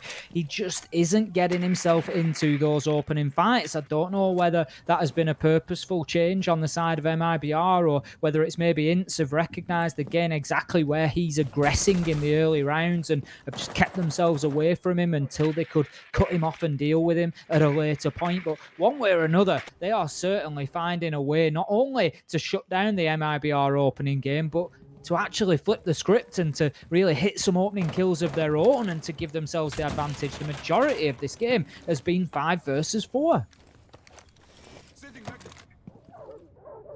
All right. Garage control. Is it going to work out better for Ints than it did for MIBR? When push comes to shove, we'll soon see. Duds, pre-fired upon. They've got a bit of a whiff of him. They've been able to sniff him out, but can they draw him out? They find the angle, they're able to connect the headshot, and they slay the first man. Again, now we're back into a 4v4. But here's the caveat to it. There's 50 seconds left on the clock. That big clock that is swinging round the neck of all of the Ints players, looking like Flavor Flav, is starting to become a nuisance maker for the side of MIBR. But there could be a bit of a nuisance here if Bullet can shoot some bullets into the backside of the man lurking on the stairway. It's just one shot, though, thinking he would kill him. Hits the wrong part of the hitbox. That's to follow it up with a bit of a wild spam, shutting down VNX and dropping us into a 3-on-4. 25 seconds left. If they're going to go for it, they've got to gun their way into the site relatively soon, and they do just that. M-King getting another frag. Here comes Cyber, thrashing and dashing, but Alamau's ready for the backstab. Flicks around and shuts down Bullet. Smoke cans going out. Holding strong, but as he peeks in, M-King gets another critical kill. M-King right now is the only one performing for MIBR. It feels like he's the bread and butter of the team. Great round from MIBR on the attack there, as you say, particularly in M-King, but they did everything they needed to do. Control of East Wall, got it breached, got themselves established in Garage, and then the kills just rained in from there, showing exactly why those two locations are so important. Now, we're going to be heading back to the same site, interestingly, for Ints here. They're not going to move on. They're just going to take that one. They're obviously confident that they can get it on the board now. MIBR, again, have been very solid. Much like on the defense, they've been very solid on the attack of Clubhouse as well. They haven't struggled particularly on any of the main sites, so they certainly have it in their locker to get rounds on the board now. And coming into this, as you say, Jackie, for me, it's all about if they really want to find the difference, if they really want to overturn this, it is right now about finding a way to get Cyber and Bullet really into this game. Bullet 4-7, sort of struggling, but picked himself up a couple at least. Cyber almost a non-entity so far. They need to get those guys involved, and if they can, that could be the difference maker. Oh, they need to. If they start to perform here, Tim, to the manner which we know they certainly can, and normally they do really consistently, then the entirety of MIBR would get a big resurgence and a much-needed confidence boost going into these further rounds. Like, it does make sense, right? You look at it, you got to think, M-King with 7 frags, although that's a good performance, and it does show that at least M-King is stepping up when the team around him isn't performing too well, but he's not the type of player that normally has those performances. Normally, he is quite quiet. He does a lot of the background work. He'll set up the rest of the team to be successful, whereas in tonight's game, it feels like he's the one having to try and put the backpack on and carry them into a couple of these rounds with some critical impact frags. If they can resurge now, they still have a fighting chance. They haven't let Ints get to 6 yet, and that is a pivotal talking point. If they can keep them under that threshold, you can still get points out of this map. And considering MIBR wiped the floor with NIP on Clubhouse just last week, you gotta think, Tim, they need to do better than a 5-3 scoreline right now versus Ints. East wall open. We can see lines of sight already being held there right through to Garage. So step 1 complete. Bullet, he's just going to hold that down and keep that pressure coming on from the half roof there.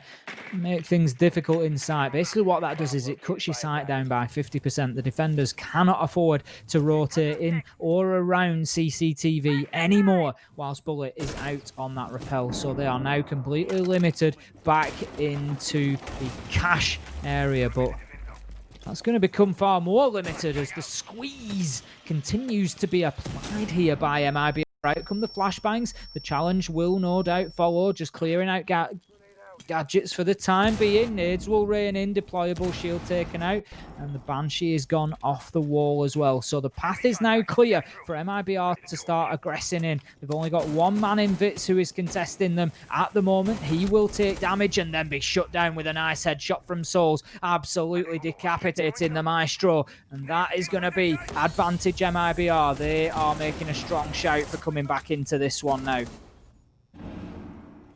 Right. 50 seconds. Pedal to the metal. Let's see if they're going to be able to floor it. Leave some bodies cold on the ground. M-King on the rotate through the window. Honed in, looking towards the angle, but they peek into it. The slight advantage favouring the defensive side as they pepper spray him with bullets and drop us now into a 4 versus 4. With 30 seconds left, a lot is riding on this 9th round. Oh, and it seems like it's the ride or die play from MIBR that could get them to a 4th on the game. If they can just shut down one final man, it's all on Alamau. 8 frags, make that 9 as he starts picking them off one by one, switching out to the shotty as well. He's got 1 pump left to play with. If they push him, the game is done. They need to commit to getting the diffuser down, Tim. They've got 7 seconds, but the paranoia must be running rampant through the brain of Souls. He peeks in. He gives him the opportunity, and Souls will slay him down.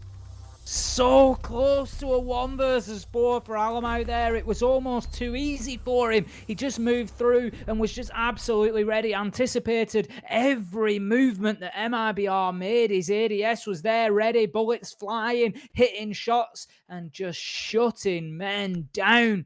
But ultimately, the range was just slightly too great for Souls to be killed out with 1 pump of the shotgun. It needed a second, but the bullets, they were already in the air, Jackie. They were already on only one trajectory, and that was one that met with Alemau's head and finished him off. That's so rough, dude. Oh, man. What a crazy clutch to be left in a position like that. It felt like he had won it, but at the end of the day, Souls, he goes for the confidence ball. He swings out. I tell you what, Souls and M-King right now, they are really paying off for the side of MIBR, keeping them in the game with some of these clutch rounds. Big impact frags being found. I need to see more from Cyber. He's still so quiet off the back of the rehost him. 2 frags to 7 deaths. He's on Thatcher the Smasher, so let's see if he can crack some noggins into this round to be able to shatter some skulls when we go into the 10th round here. If they can pick this up, at that point, we're at a level playing field. We're back to a 5-5 scoreline. You can throw everything out of the window and take it fresh from that point forward, where all you need to do is guarantee yourself at minimum 1 round so you know you have a draw to fall back on. If you can't win this map, at least negate the point gain from ints. And I think this is a very important round here. If Ints don't win this one and MIBR manage to level it up all the way from 4-1 down, that is a really big shout there. And Ints, you've got to start struggling mentally at that point to think that maybe actually we can't overcome this one. We were so close, but you know, we might struggle now to get a draw out of it. You're only 1 round away for MIBR actually guaranteeing a draw at that stage. So I think this round is probably the most important that we're going to see in this matchup on Clubhouse. Now, interesting little bait play there coming in from Drunks, just uses the impact nade to create a rotation, but then heads round the other side into Bar just to change up his angle of attack. Damage will go down onto Cyber, and how about that for a drop shot from Cameraman onto Duds, coming in through the hatch and shuts down the Legion for the opening kill. Takes a little bit of damage on his fall, but that's not going to concern him in the slightest here. Advantage MIBR. Ooh. Oh, man. Ints, they're taking back the limelight as they're going to shine bright. A beautiful play there from Mozzie the Aussie, slaughtering as he shuts down Cameraman. Leaves us into a level playing field. 4 on 4 here, Tim, into the 10th round with 1 minute and 30 of time to work with. This is still an achievable round for either side. It comes down to the battle of attrition. If you can play the trades on Ints, you should have a bit of an edge, especially if they slow peek into you. Facing the angle like that, slow walking in. It seemed like they were opting to give a free frag over to Ints, but they don't hit the shot. They don't time it right. And now there's 60 seconds left. Still a 4 versus 4. This round is going to decide effectively the outcome of the game. If it is going to be a draw for Ints or if there is still more to be played for. This is going to be a spicy one, Tim. It's going to be a very late round attack coming in from MIBR. 50 seconds left to go and still work to be done here. We can see the Banshee on the floor just ahead of M-King there. Is going to make it difficult for him to push in down the blue tunnel. Out goes a frag grenade to deal with exactly that.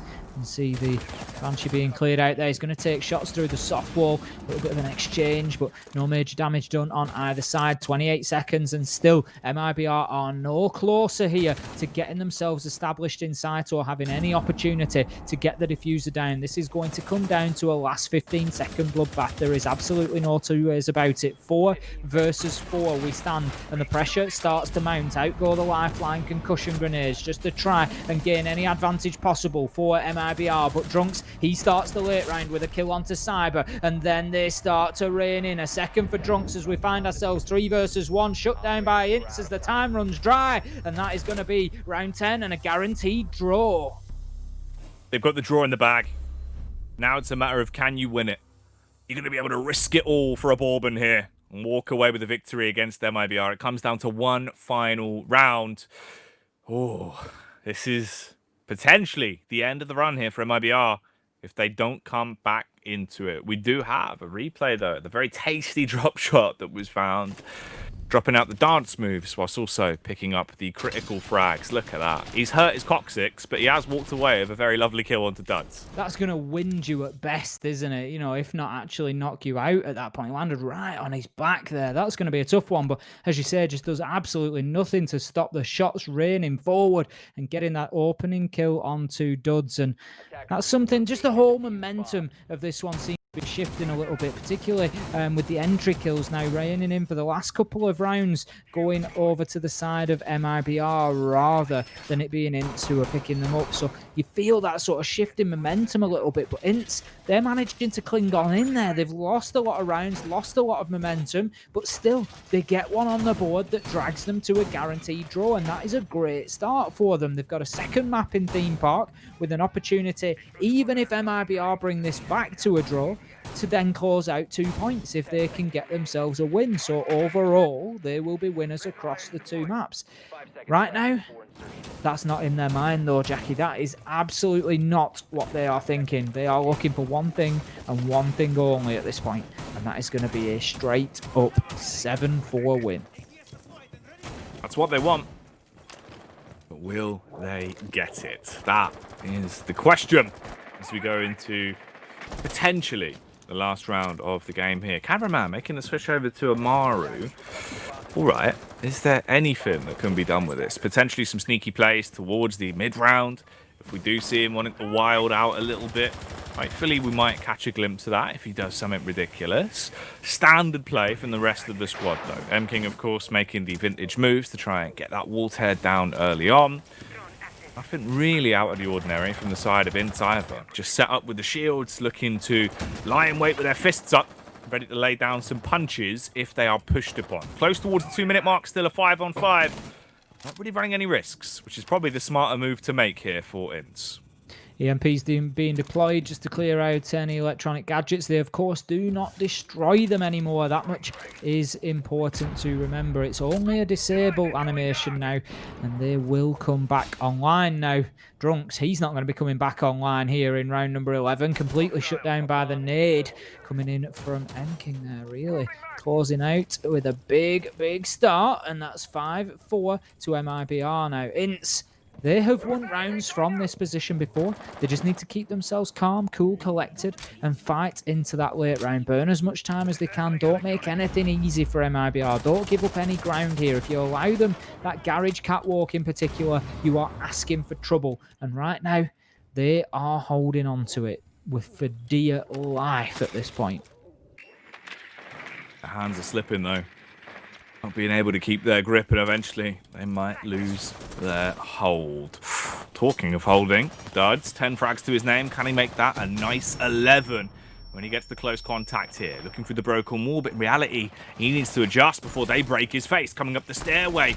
Oh, he had to come off the magnet for so long. Once again, it's the same peak, the same angle, and Souls with a mirror frag once more as he picks off another man. MIBR, surely you can't throw this round away. You are in the driving seat to take this to a 6-5 and potentially work towards a draw here on Clubhouse. They've got 30 seconds left to grind their way through 3 final members of Ints.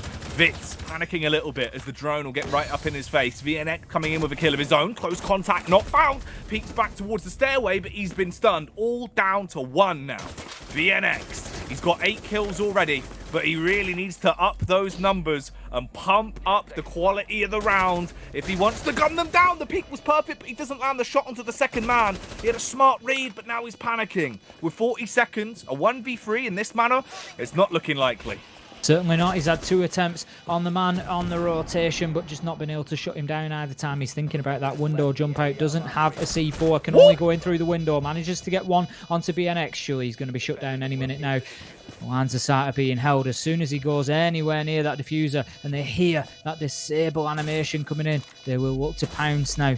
Keeps bouncing on and off. Gets one. That's an unbelievable headshot. Can he get himself another? Surely he can. He's going to move around. Has he got time? Yes, surely. This is going to be an absolute fraction of a second, but I'm certain it was just before the 7-second mark.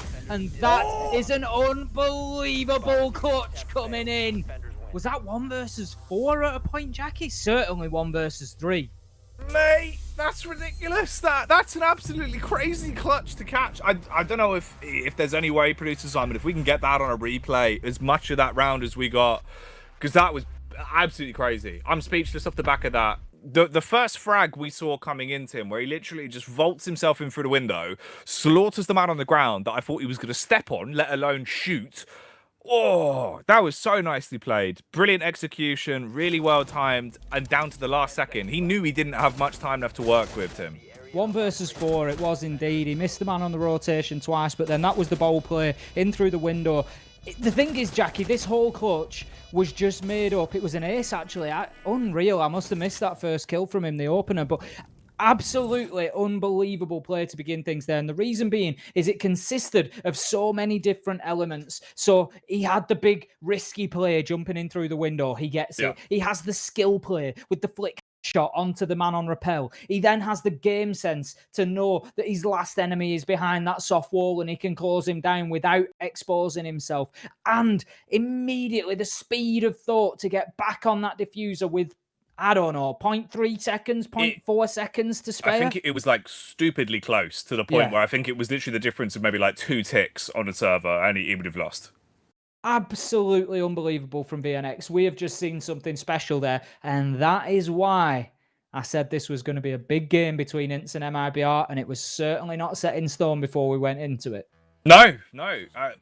An upset result, but definitely not one you're going to be crying over unless maybe you were on the receiving end of the play that just came out of VNX. That is crazy. More shenanigans to come, though. We're going into the second map when we come back after the break.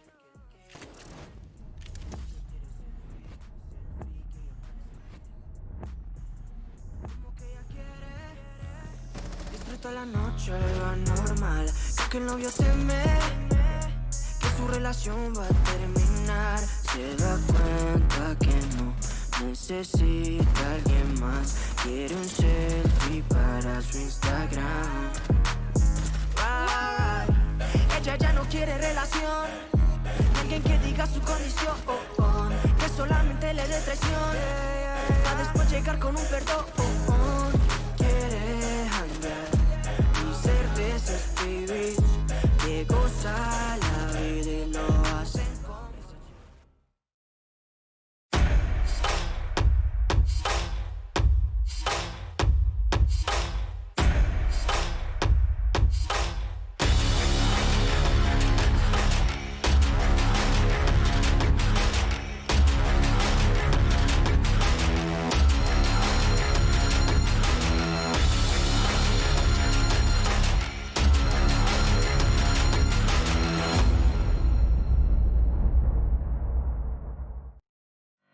Join Face It, Play Siege, win prizes. With 45,000 Ubisoft credits up for grabs every week in the EU Open Cups. Join the action at fce.gg/R6EU.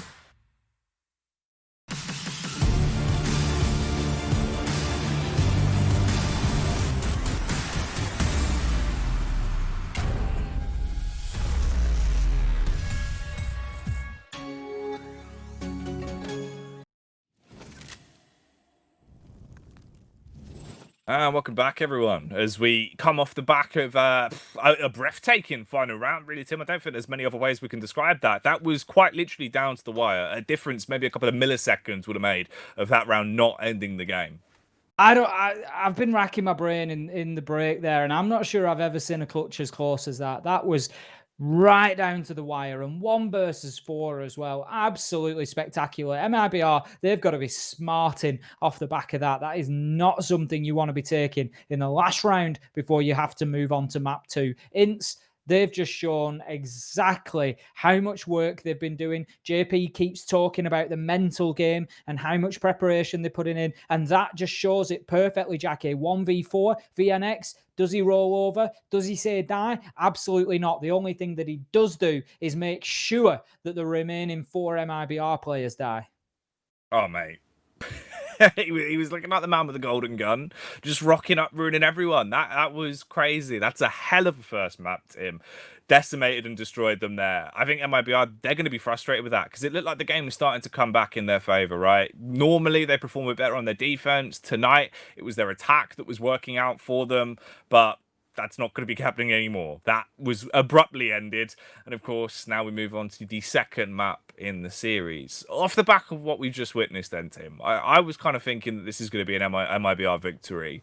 From seeing that final round and that quality of siege coming out from Ints, do you think there's a chance this could just be a 2-0 straight up for Ints now? I think there's been a chance since minute 1. To be honest with you, Jackie, as I said, it was a very difficult matchup to predict. On the face of it, you would have looked and said MIBR were the stronger team, but Ints have just shown exactly why that's not the case. They've come in looking terrifying there on Clubhouse. MIBR have, although managed to get 4 on the scoreboard, they've never really got anywhere near them realistically, in any sort of meaningful way. Ints were in charge throughout that matchup, and they've got exactly what they deserved. It's been a joy to watch. It really has. And coming in, can I see them taking this 2-0 on the back of that? Absolutely. They're going to be absolutely bouncing on their seats at the minute. Oh, you're going to be so pumped. You've got to be. Like, it's something we've spoken about an awful lot as well, in the sense of when you win those kind of rounds, everyone in the team speak is going to be absolutely elated. You're going to be ecstatic. Everyone's going to be pumped up. And that's a good thing to roll with, especially when it's the last round like that. You can let yourself get ridiculously hyped. You can all be screaming in team speak. You can be gassed up and lit, ready for the next game. Because now you come in here, you've got the extra confidence. You've got that firepower. And you're like, boys, we've just won a crazy round. Let's roll with that tempo. Let's keep that moving. One more map, and we get the 2-0. That's what's going to be going through the minds of Ints. I can't imagine what's going to be going through the mind of JP. Probably some things we can't even say on stream, Tim, because that man, he's going to be so happy based off that last round. Yeah, he really is. I'm sure he's going to be sat there looking forward to the interview with us potentially to follow, Jack. He's going to be lining that one up at this point. Exactly what am I going to be talking to those guys about? Because, like you say, that was a spectacular performance from his team. And for a coach like JP, who we've spoken to so much now, it's a pleasure to see, Jackie. Obviously, we're neutral between these teams. We don't really mind who wins. We just want to see the best show that we can.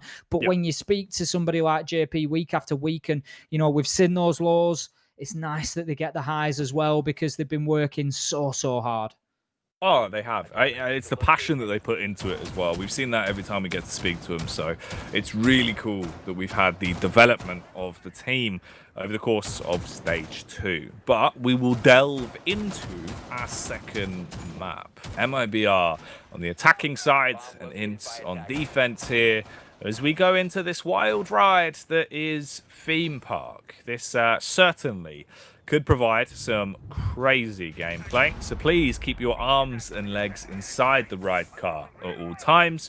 No getting out of the ride car as well, Tim. We've seen a lot of viewers at times, they'll try and get out to slow down the game. Please don't do that. We have to reset the whole ride. It's a nightmare. That's dangerous, Jackie. It's dangerous first and foremost. And there's going to be thrills aplenty on this one. That much is for sure. And time to get some hot popcorn. Get yourself sat down to enjoy this one. Heading into round 1. Unusual site choice. We've got Ints on the defense. They're then going to be starting us off in lab and storage. Not generally the primary site. We can see Alemo taking a small amount of damage there. MIBR seem to be reverting here, Jackie, going back to those aggressive rush tactics, and they've lost a man and 95% of Bullets HP for the pleasure. So not a great start because Ints, they've taken absolutely no damage off the back of that. The only thing that Ints are doing is taking names right now. Taking names and cracking skulls, Jackie, as Alemo comes in with a second on the round, and that's now 5 versus 2 very quickly. MIBR are starting to fall apart here on Theme Park already.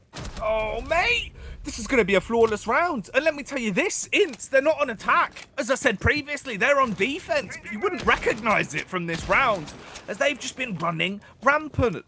This is crazy, Tim. The style of pace they've walked into this round with. Look at them hunting for this as well. You've got a 4-frag advantage, and they know that M-King's the only one left. They're peeking him from every opportunity. They're jumping out, and technically it's a flawless round. They don't finish him. He only got downed. Oh, that's a nightmare. That is a horrendous way to start off the second map after what just happened to you at the hands of VNX on map 1 on Clubhouse. MIBR. Oh, they're going to be sat there fuming. Far from ideal for the team. Let's not forget that currently sit at the top of the stage 2 only standings. MIBR doing fantastically well so far, fighting towards that major spot, but JP keeps saying it. Ints are aiming for a major spot. There is no two ways about it. That is their aim. That is what they are looking for, and they are fighting hard for it. And I tell you what, 3 points against MIBR here. This is going to be a massive step towards it if they can achieve this. Oh, dude. It's ridiculous. Exactly. It's madness, Tim. Like, you look at this game, right? Coming into it, genuinely, I was thinking, man, MIBR, they've got so much to work with. They've been looking really good. The anti-strats have been on point as well, so that's like another caveat to their play style.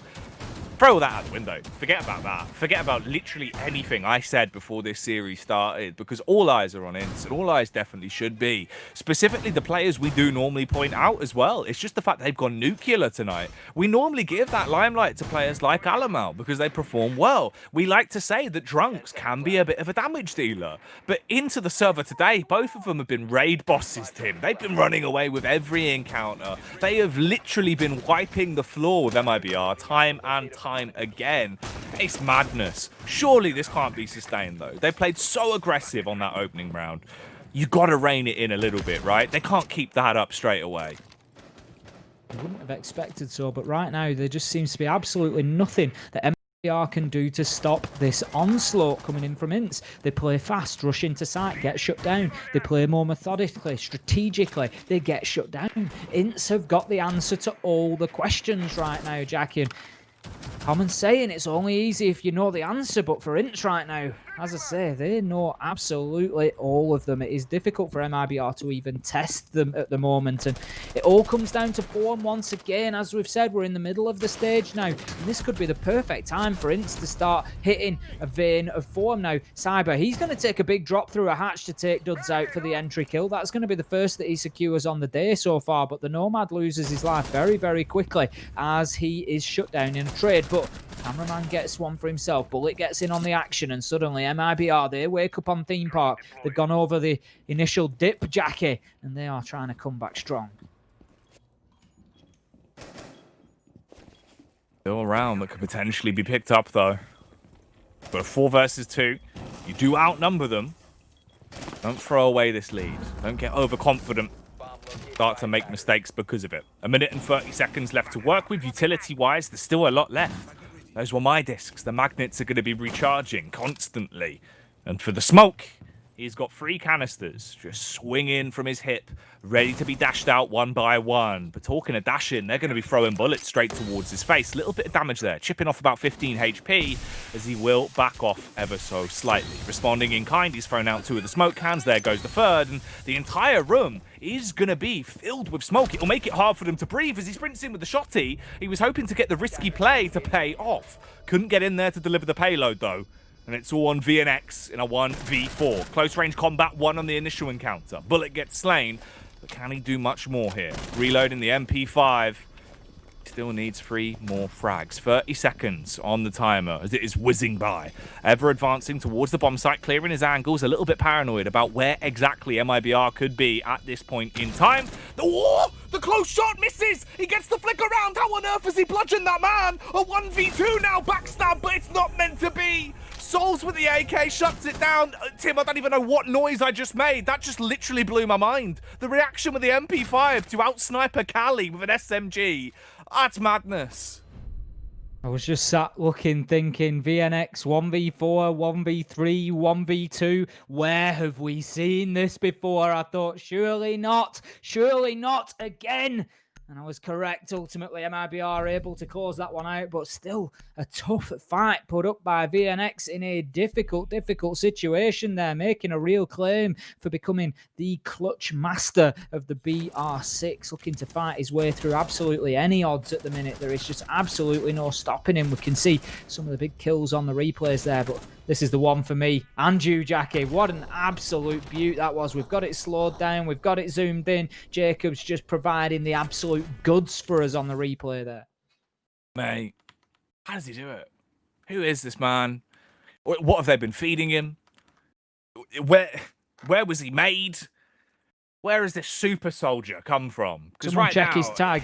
Oh, mate, honestly, like, he's got some kind of super serum pumping through his veins. It looks like he's been genetically engineered to be a mad fragging machine, as all he does is rock up and rip off heads.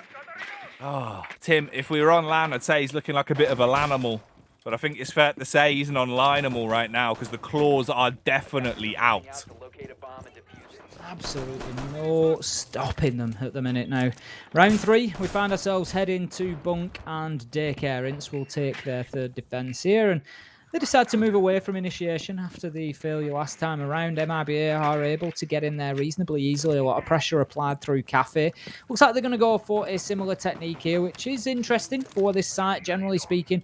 We see most of the pressure coming from the opposite side of the building, moving in through cash room, office, and trying to take control of that side of the map and then move into Bunk by breaching the wall. But this time around, it looks like maybe a slightly more direct approach coming in from MIBR, although looking at those silhouettes, it does look like they are spreading out to get a little bit of an encircling going on there, make it so that Ints have got very little space to move around. Once again, aggressively pushing in through storage and bathroom just to try and get any sort of early advantage, any early peak that they can. And a little bit of approach on the Dragon side as well. So, yeah, they're coming in from all angles here. Classic bit of split and pick. Will they be able to pick their path correctly into this one? Or will it look like a round at Takeshi's Castle, where you run into the wrong door, the faux doors that don't actually exist, you just smash your head off it and fall on the ground? Never a pretty sight. But always an entertaining one. Oh, definitely. I think, to be fair, the most entertaining is probably, do you know the stepping zones on the water, where some of them just go under? Genius idea. Oh, mate. Genius it's so idea. Good. I think the biggest, 500 IQ, out with the meta play in Takeshi's Castle history, though, is, do you know the one with the mazes, where you got the two guys that will, grab you? Yeah. And there was the dude who climbed up and instead went onto the door and ran along the top of the entire thing, ran over the whole thing, rather than going through any of the doors. Big brain players. Oh, mate, it was genius. See if we can see any more big brain plays coming in here in the final minute. Ints versus MIBR. Ints holding strong at the minute on the defence. They've not really been disrupted too much by MIBR. We've got a couple of men up there on the rappel now, just looking to apply some pressure from the windows. Cyber, he's going to open things up. Second entry frag in a row. Are we seeing the return of Cyber here, Jackie? That is the question. Vitz will shut him down in this round, but his job has essentially been done at that point. 4 versus 4. Fear not, as we continue on. 30 seconds left to go. Cameraman, I think it is just approaching. No, it's Bullet actually on the Ash, just approaching that window. We can see Vitz taking a little bit of damage there. Souls, cameraman, opening things up. 4 versus 2. Trying to play through angles on soft walls now, Ints, but with no success. Cameraman, he will find themselves now in a 4 versus 1. It was only a matter of time. It will be M-King. Good spread of kills around the team there, and starting to like a little bit more what I see from MIBR here. Oh, yeah, it's looking a little bit more like their usual selves, which is, it's good. It's bringing them back into the game. They need to get back into the game. You've got to try and get as many points as you can out of this series. So an overall series draw is the best outcome for them. But of course, not one that is going to come easily. You have got the lead now, though. It's a 2-1 split on the scoreline as we get back into it. Is it maintainable? Are there any tricks up the sleeves for Ints? The first round, we saw them effectively playing attack on defense. They were just sprinting out, taking every single encounter. And with a level head on them as well. until the very end, where they all just rushed the Cali, but we'll forget about that because it did work. It doesn't matter. Now the Cali's the one actually packing a bit of a punch, doing some damage with the bolt action. 2k across the board. Frags are relatively close for everyone on MIBR. And obviously my eyes are going to be glistening when I look at Cyber. I feel like it's fair to say he underperformed on Clubhouse, Tim. He didn't really have the game that we expect to see from him in the way that he normally plays it, especially just in the sense of how much confidence he has going into rounds. Hopefully here on Theme Park, he can reset himself a bit because he is a big player for MIBR. Normally has barrels of impact frags tied to him, whereas over on Club, he didn't really have much going for him.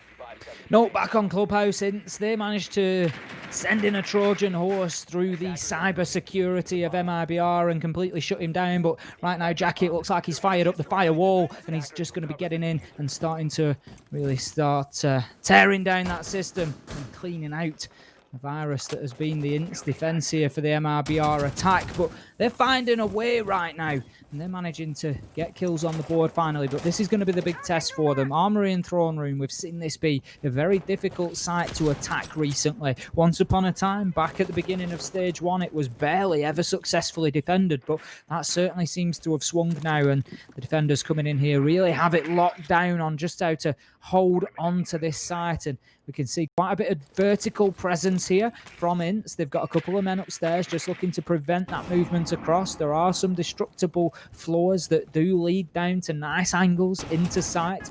MIBR wanted to take advantage of them, but unable to get themselves into the building just yet. They are being held at bay by this extension that we see on the top floor.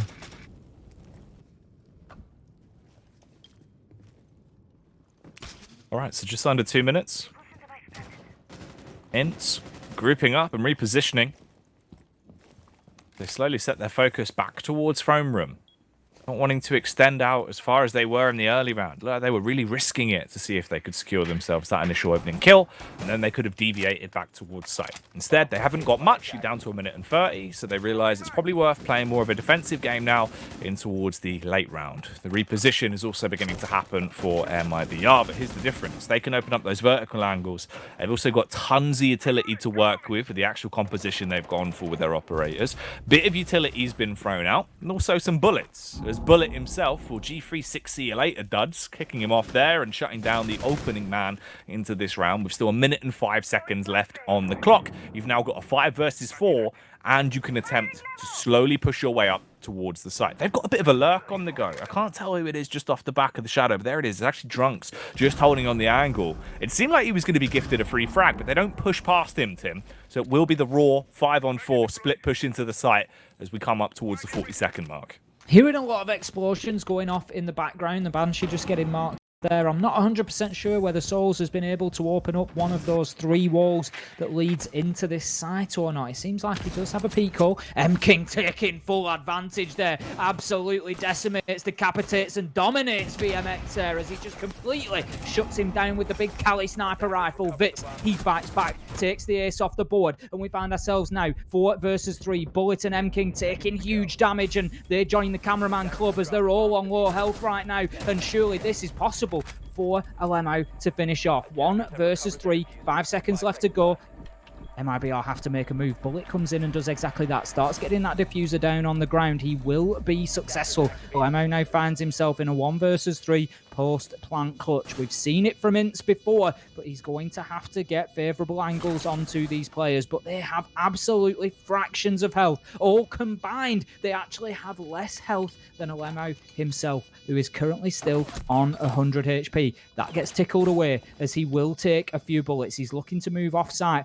He is going to run short of time here, Jackie, almost certainly. He goes and gets the man out of barrels. He's got 9 seconds left to go. He's going to have to find himself another 2 realistically. He's no choice but to get on this diffuser. He goes in. He peeks the angle. Bullet it is, who shuts him down with a headshot. And that is a round to MIBR once again. And they are asserting some dominance on the theme park here.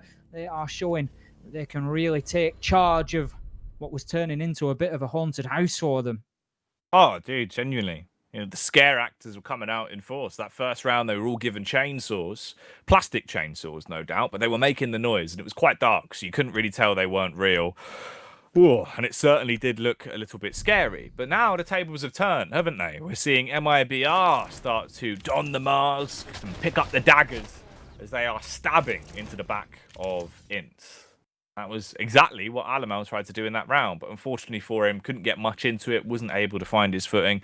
A clutch that could have been winnable if they would have given him the 1v1s, but they played together, especially the last two players holding towards site as well. At that point, they just need to bait for one another, and you've got that every single time.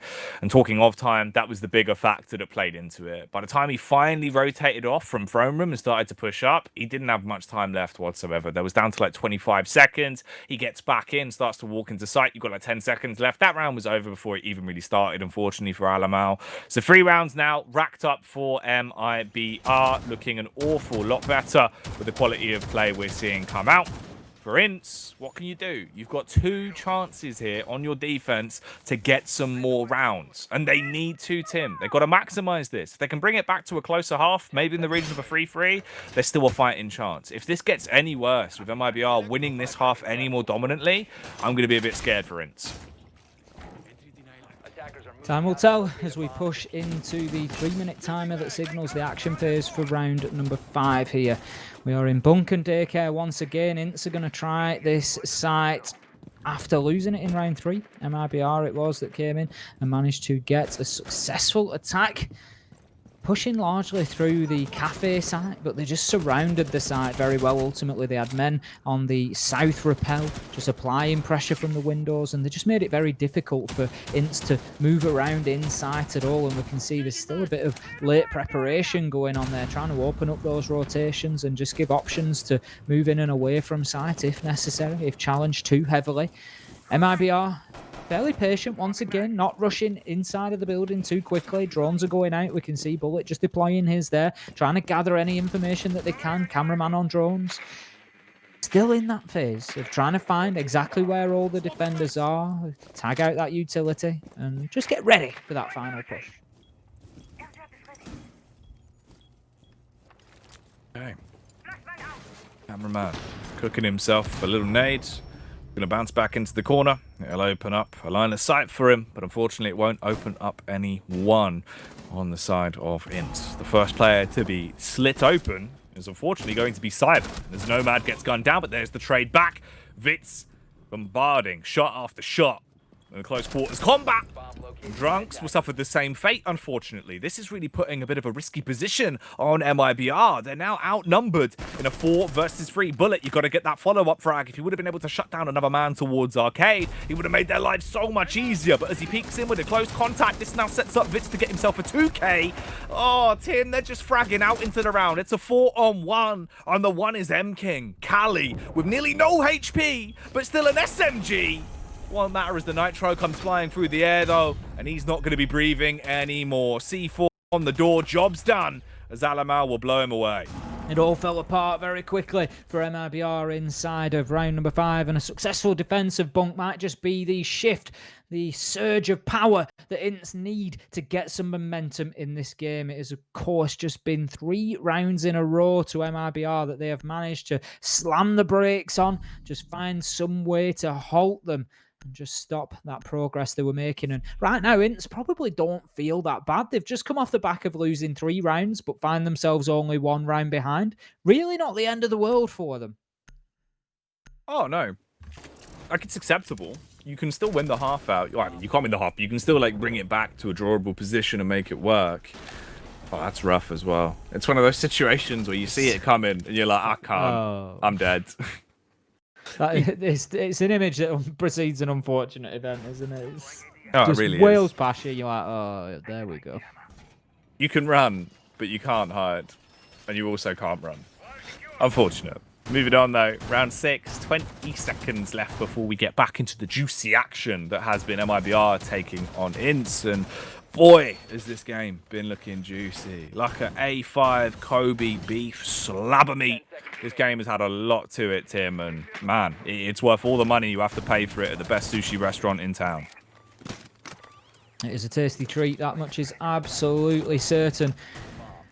Don't know. What's your favourite theme park tasty treat, Jackie? What are you looking for? What are you feeling? Are you sort of candy apple kind of guy, or a bit of popcorn, or what's your fancy? No, I'll tell you for what, Tim. Have you ever had a turkey leg at Disney, at any of the American Disney parks? I'm fortunate enough to have to be aware partaken. of that. Yeah. I love them. I feel it's one of those, you know, you walk around. Snack. Yeah, it is. It's a big boy. You know, that's like a whole meal right there. It takes a good hour. It's one of those queuing up for something quite long. You're like, oh, it's going to be a while before I go on that Millennium Falcon ride. Yeah, I'll pack a turkey leg with me for the queue. No need to queue there as Cyber will take Duds out in quick fashion. In under a minute, we get that opening kill once again. Cyber and Duds having a bit of a battle here in the entry stakes, and it is certainly Cyber coming out on top as things stand. 5 versus 4. MIBR looking to get themselves the advantage on the back of their attack here before they head into that all-important defensive phase that could just rescue them a point on the day. We are, of course, in best of 2s, as we've said once or twice, but just as a refresher for anybody unaware, the points are allocated across both maps. So if you get 2 wins, then it is 3 points on the board. A win and a draw will get you 2 points. A win and a loss or 2 draws is 1 point. A draw and a loss or 2 losses, 0. Oh, man. Cyber, he's had a nightmare of a round, Tim.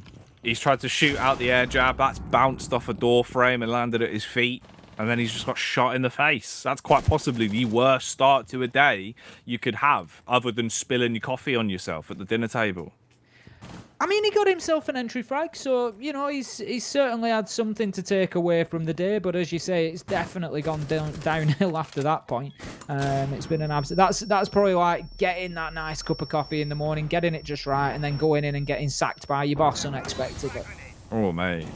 And you haven't realised you've gone to you've gone to work, but you forgot your tie, you forgot your shirt, and everyone's just looking at you and you're thinking, oh, not again. What a nightmare. Third time this week. Ah, Tim, honestly, it just keeps happening. You know, lucky for us, producer Simon points it out before we go live. Oh, going live into the round there like a live wire cameraman. Starts to turn up the speed on the wide swing. Bullet getting one himself as well. And we're down to this, a 2 versus 2 with 40 seconds left on the retake. A lot to play for in this one, Tim. Let's see who's going to be able to clutch it out. It decides if it's going to be a 4-2 split or a 3-3 at the half. The pistol prowess coming out from Drunks as he pistol whips cameraman in the side of the head, taking out his temple, peeking in but not winning out in the close encounter against Souls that will throw the clip in the AK and slay. MIBR taking a 4-2 lead coming into the half, asserting some dominance over Ints now, and this is exactly what we expected to see them from minute 1, to be honest. But Ints coming out and showing a great mastery of Clubhouse. If you look up at the top of your screen, we do have the reminders up there. It shows you not only who picked which map, the sides do matter. So Ints picked Clubhouse and MIBR picked Theme Park. It tells you the score on the previous map. We see all those messages in chat. We know they exist. What was the score of the first map? Well, producer Simon's got you covered. It's up there at the top. And if you sat there now thinking, I'm on a mobile device, it's not covered, I can't see it, don't you worry. Because producer Simon's got you covered too. He's got a nice little pop out every now and again, top left of your screen, that is just going to pop out and show you those scores. There we go. See, he's quick on his feet, is producer Simon. Oh, mate. He's fast. You know, here's the thing about Simon. He's actually part hedgehog, but not your standard run-of-the-mill garden hedgehog. One of those blue quick ones. For a second there, yeah, I actually had to think. I actually had to wonder where you were going with that one, Jackie. But we got there. Here's an interesting tidbit for you about blue hedgehog trivia. You know, obviously, his counterpart, Tails, right? Tails the, what is Tails? I can't remember. He's like a fox, right? His name's Miles per Hour, which obviously is a play on word on miles per hour, Tim. There you go. A little bit of Sonic lore for you. I love a good play on words, Jackie. As you know, I can't get enough of a good pun. No, you can't. I don't know where we were going with that one. I thought maybe it was going to drop a pun at some point, Jackie. I thought maybe there was going to be a punt to follow it up. So I was like, hang on, I'll give him a bit of room. I'll see if there's a pun that's going to come in. Over the last 7 weeks that we've casted BR6 together now, it was inevitable that we were going to lose our way somewhere. And it was on the Sonic lore. And just, oh, hello. I'll tell you what, that was quick. Losing his way will be souls as Alemo finds him out with a nade, and that's going to shut him down and give a good, strong start on the attack to Ints coming in there. Goyo goes by the wayside. Shields will already have been deployed, so his gadgets are out there. Utility is used, and we can see we've got a man just skulking under a desk there. He's just waiting for his opportunity to get himself into the round with a nice cheeky backstab, but VNX is going to take Bullet right in the face there. No messing about with him. He doesn't need to play on flanks. He just gets up and aggressive and gets them shut down, and this is all going in the direction of Ints right now. We've come over the top of the brink of the big hill of the roller coaster, and Ints there just picking up speed as they come down that big downhill. Now M-King, he manages to apply some brakes, but only very momentarily. The Drunks and Bits follow up with one apiece, and that's going to be round number 7 going to Ints. All right, not inting into this one as they pick themselves up a very snappy round. That was quick, clean, and overall puts them into a great position here, because look at the scoreline. It was 4-2, now it's 4-3. You're one round away, you can bring it back and give yourself a level playing field. At that point, you can forget about everything that happened in the first half. They're looking good so far onto their attacking half. Obviously, it's reminiscent of what we saw in their initial round of defense, where they was just bombarding down and really running away with the course of the game. Let's see if they can do that again, though, here in round 8. Oh, Tim. They're not going to do it to them, are they? I think they might. No, surely not. I think they might just, Gashi. We'll have to see how this one plays out. They're going to have to knock on wood, I think. Is this some kind of knockoff operator? 4-3, we find ourselves in round number 8, heading down to the Armory and Throne Room this time around. As we know, the attack is notoriously difficult here on this site. It tends to end up in a little bit of a bloodbath, but last time around, MIBR, they did manage to find a way, Jackie. They had 3 versus 1, if you remember. Their 3 operators were all super low health at that point, but LMI was unable to close it out. Diffuser was down successfully on the ground, and I feel like the problem for Ints was actually just being a bit too aggressive on the defense. They had quite a few players off site, and we've seen the real strength of this site is when attackers are held outside of it, when they can't push in because there's too many angles being held, and they have to open that maintenance wall and just try to force their way in. It's a real tough one. All right, here we go then. Get yourself prepped for this one. I didn't have it on my bingo card sheet for Ints versus MIBR, but I'm interested in seeing what Alamau can get done into this round and how it is going to go down. And specifically, which team is going to go down like a sinking ship into this round 8. A pivotal round here for MIBR. It would take them up towards round 5. At that point, you're very close to guaranteed draw. And for Ints, it's a matter of them being able to tie up the scoreline and reset the game going forward. 2 minutes and 10 seconds on the clock, though. Bit by bit, map control being taken inch by inch. Close contact should be found. I'm not sure if Cyber actually spotted out the foot there.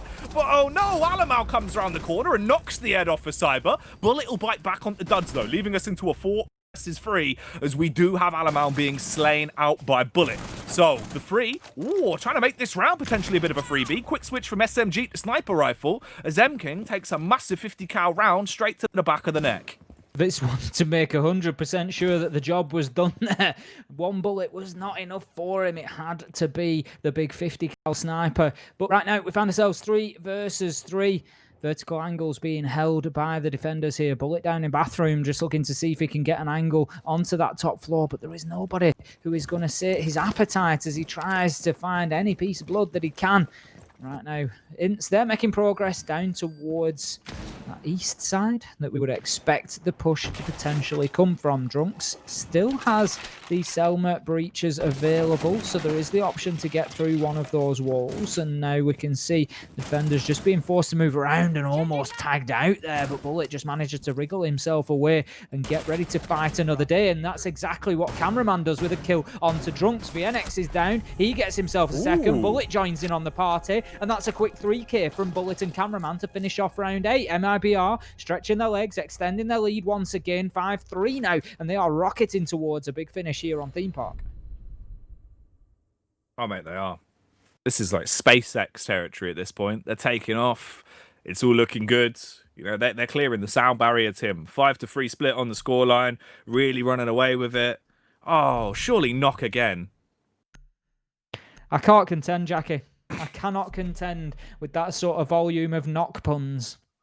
It's just, oh, actually, here we go. 6-pick. I guess he is actually not going to do it to him. Going on the Nomad instead. A bit more of a Lone Ranger move. All right. I mean, to be fair, it probably does make more sense. I feel like it's a little bit more akin to his skill set with what we've seen in the past. It's definitely more favourable for him. 8 frags to his name, though. He is one of the big performers on the side of Ints, apart from Vitz. 10 kills to his name, of course. The sniper with a hell of a scope that has been laying down the law. And he needs to. Going into round 9, this is now your last attempt. Your last stab in the dark, Tim, of being able to throw this one away, right? If MIBR pick this up, they get themselves the 6th, Tim. At that point, they've got the guaranteed draw. And from that point, it's an easy springboard to get yourself the victory. Split the scoreline 1 map apiece, which overall is a much better outcome than the way it looked like it was going coming into this second map. Duds is having a tough day so far here on Theme Park, just really struggling to get himself into this map, and that can be the sort of difference between Ints being competitive here and finding themselves watch those points slip away. Yet again, they came out of that Liquid game, Jackie, and were quick to say that they feel like they could have had more from it. They got the draw from Liquid, they got 1 point apiece, but they feel like it was there for the taking. The potential 2 or 3 points could have been theirs, but you just get the feeling that this could be the same old story once again, the same broken record playing for Ints, where they find themselves in a situation where had they just maintained that initial aggression and passion that they showed on Clubhouse, maybe they could have come away with even more here. And right now you can see that MIBR are just lining up for that jump out. They want it onto that cafe balcony, but just backing away. Cameraman's going to find himself down and out of action for the time being. He would be a good one to pick up if possible, if he's not being baited. We've got the Toxic Babe canisters on his belt and down at this point in time, and that is some important utility in the late round that will be unavailable if he manages to get taken out. Now, Alemo going strong once again, hitting the shots onto Bullet, and we get a couple of kills coming in. Souls will trade Alemo out, but there is another one backed up for Ints, and they are doing well in the war of attrition here in round 9. Pressure starting to mount here for MIBR. They need to square away this man count before it gets out of hand. Right, well, can they squirrel away the rest of this round and get themselves a 6th tucked in on the board? They've got about 1 minute and 30 left to work with on this one. It has gone into a bit of a lull. Ooh, there's potential that actually VNX could be out loud, though, if he hits this shot. Looking through the drone hole, but gets nothing other than a bit of a breeze that will hit him in the face. He'll have a bit of a shiver, and he'll get back up and look to try and set himself up for another frag. Drunk's coming into play as well with the Selma charges, obviously breaching his way through that hard reinforced wall so they can tear down these line of sights and give themselves easy access into the bomb site. Cyber honed in, flicking, fast and furious. M-King trying to play around the drone so they don't actually find him.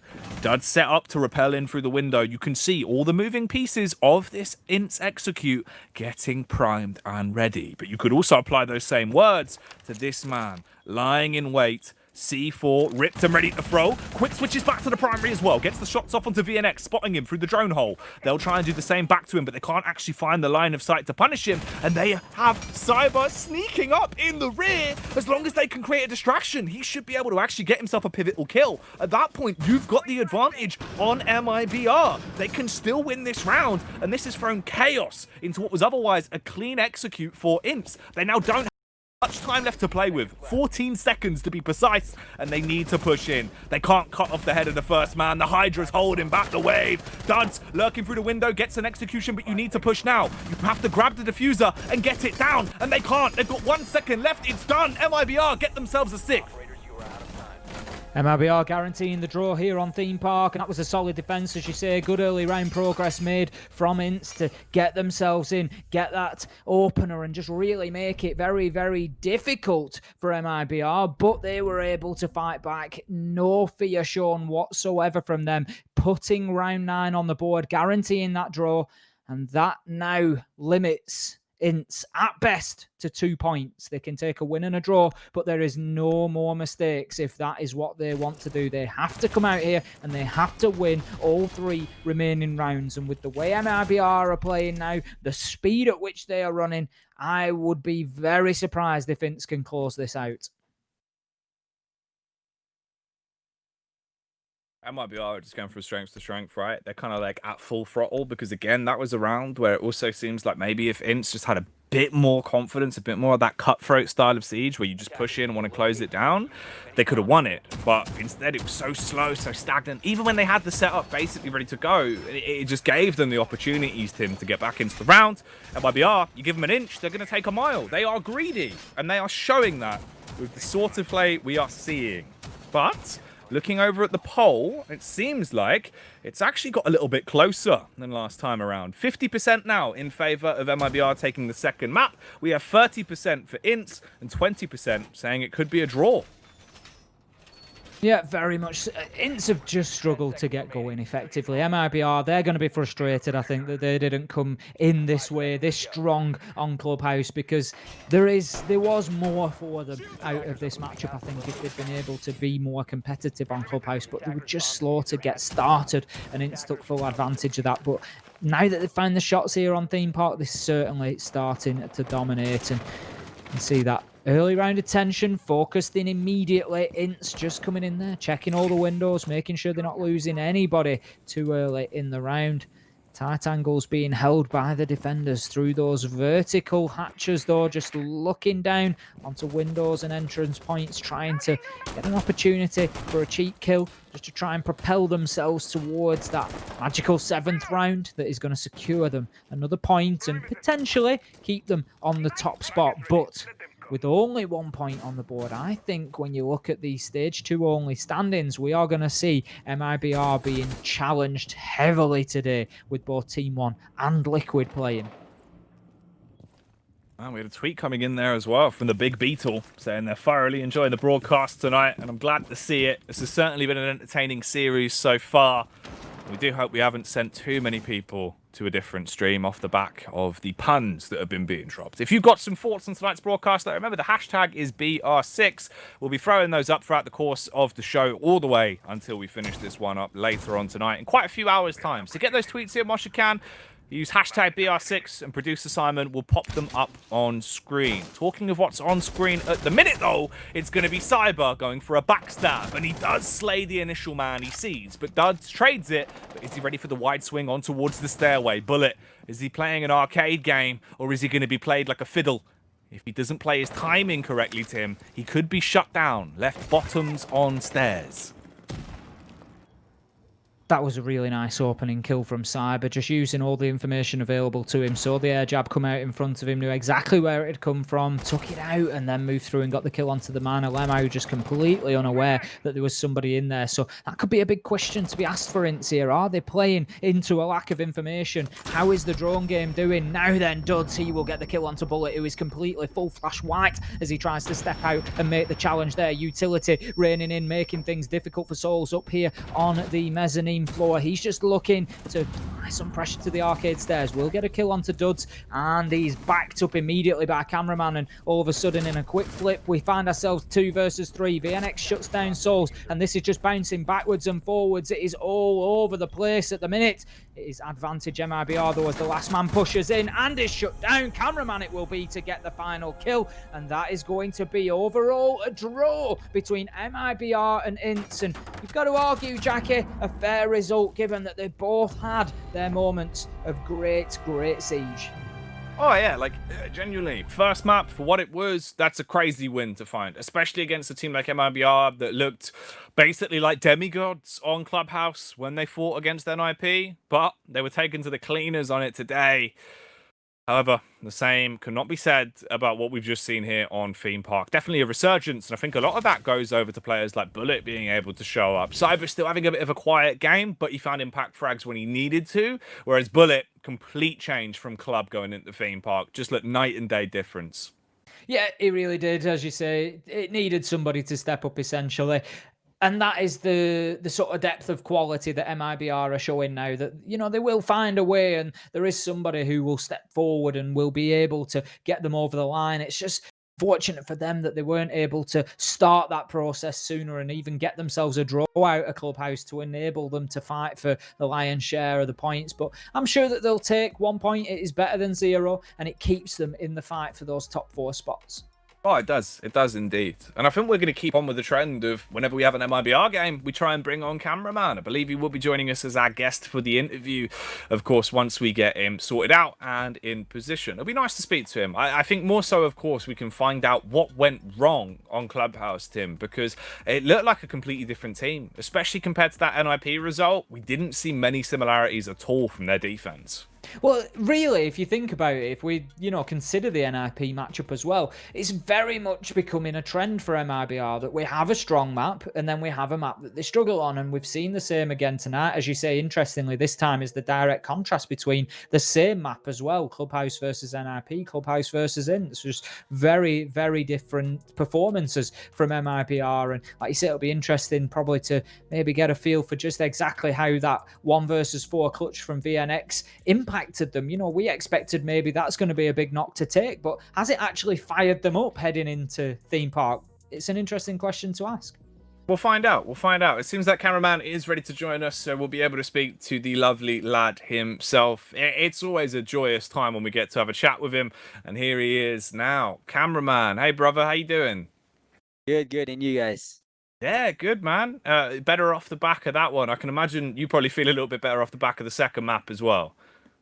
Yeah, we played a really bad Clubhouse. Even though the last round was a 4v1, we struggled a little bit, but we resetted and tried to forget about the first map and play a good second map.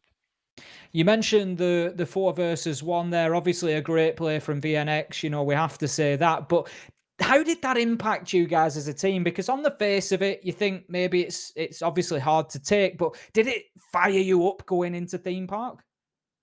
Yeah, like that was tough for us, but besides that, we played like 5 against 3 because me and Cyber we were countered like all rounds. They knew what we gonna do, and we couldn't do like a good game, a good map on in Clubhouse, but like they play really good. They had a really good aim today. Alemão and other players, VNX, duds in the first map, and I think you're just clicking heads and countering us a little bit, and that made things harder for us. Well, whilst we're on the subject of Clubhouse to start off with, that's actually one of the things I wanted to ask you about. Because obviously, Cyber's playstyle normally on Clubhouse when he's on defense, it feels very aggressive. We see a lot of those peaks coming out. He's normally able to find himself those early entry frags. Whereas every time he'd attempt to go for it in this match, it felt like he was just smacked out of sorts every round. It worked on the opening round before we had the rehost, and then never again. Is that, do you feel like basically you've just been anti-strat coming into it then? INTZ were expecting us to be aggressive, and we were aggressive on the first 3 rounds, and we noticed that they weren't doing anything. They were just like aiming still, holding angles, and but that was too late for us. We had a really bad defense half, and that made things harder for us. Even though we played good attacks, in my opinion, we lost 4v1, but besides that, we had good attacks, but our defenses made the game harder for us. On Theme Park, it looked like Ints were just playing with a lot less information. You caught them out quite a few times where they just weren't expecting men to be. Do you think maybe the fact that you haven't played Theme Park yet and there was a bit less information available for them to prepare before, that helped you? Of course. INTZ and Black Dragons, they are known to be teams that counter strategies of the other teams. And we knew that we gonna struggle. We were about to struggle Clubhouse because we had recent matches, recent VODs for them to watch, and we knew that. Well, I was pretty shocked when they left Theme Park open because they're afraid of our theme park here in Brazil, and like INTZ said, like we have the best theme park in Brazil, and I thought that they would ban this map, and when they banned Cafe, we were like, okay, so now what do we pick? We pick Oregon or we pick Theme Park? We knew that they would probably set some counter plays on Theme Park, but that didn't happen because we didn't show a lot of strategies on VODs and stuff, and we chose to pick Theme Park, and that was a good pick from us. Right, yeah, I mean, it certainly paid off, right? It looked like it was one of the best theme parks in Brazil with how it went off the back of that second round forward. It seemed like you picked up momentum. Before we let you go, though, and you give you some time to catch your breath a little bit, cameraman, we've been speaking to you a lot recently, but is there anything you want to say, of course, to any of the fans out there that have been bringing the ruckus and supporting MIBR? Yeah, I want to say sorry for all of these results. Wasn't the expected, of course, but I think we can turn things up and have and maybe sleep today on top 4. Yeah. Oh, All right. hopefully. Hope so, Thank you. man. Yeah, it's good to speak to you, brother. Enjoy the rest of your evening. Hopefully, we'll chat to you again soon, cameraman. Bye bye. Thank you. Thanks a lot, man. There he is, cameraman. It's good to get a little bit of the insight, not only on obviously a little bit more about the first map, because I think when we saw them play on IP, it looked quite abundantly obvious. Obviously, there'd been the anti-stratton that was going on, but more of the subtle nuances there, where ints have basically read them, and they felt like they weren't able to play their game, Tim. A lot of that reigned true from what we saw. Yeah, and that was something that we both picked up on at the time on Clubhouse, saying particularly in the entry battles, it was demonstrating that Ints had put a lot of work into where to cyber, where to bullet, where to cameraman play in the early rounds. Which windows do they come in through?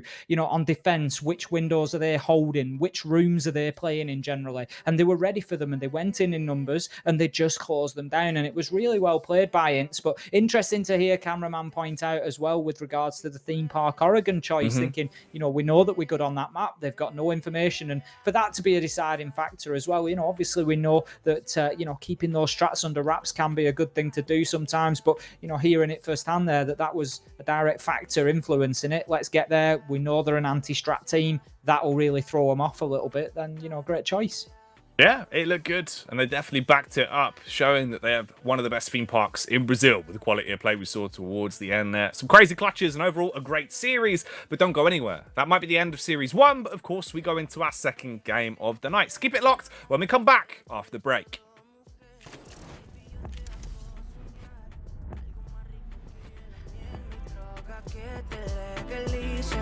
Digamos el pecado, que hay cosas que no se dicen. Y en la piel tú y yo jugando, baby, ¿para qué te dices? Y tú solo dices que quieres más, que matemos la curiosidad. Eso hacemos, baby, si se nos da, será lo que será, los dos vamos a matar, toda esa curiosidad. Baby, si se nos da, será lo que será. Los vamos a matar, toda esa curiosidad. Aquí viviendo roce, estamos solitos, ya son más de las 12. Pegándote bien lento, baby, para que tú goces. No somos algo serio, pero bien si me conoces. Tú eres el antojo de mi vida. De tanto que te pienso ya no encuentro la salida. Pero no somos nada, nada, girl. Pero no somos nada, nada, girl, mi droga que te legalicen. Digamos el pecado, que hay cosas que no se dicen.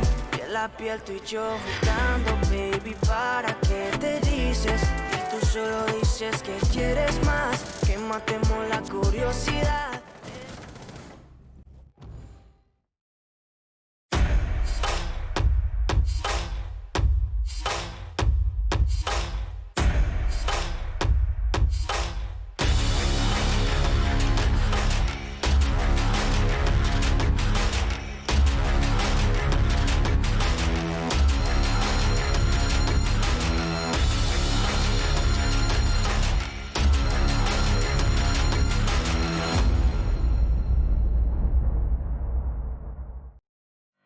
Join Face It, Play Siege, win prizes. With 45,000 Ubisoft credits up for grabs every week in the EU Open Cups. Join the action at fce.gg/R6EU.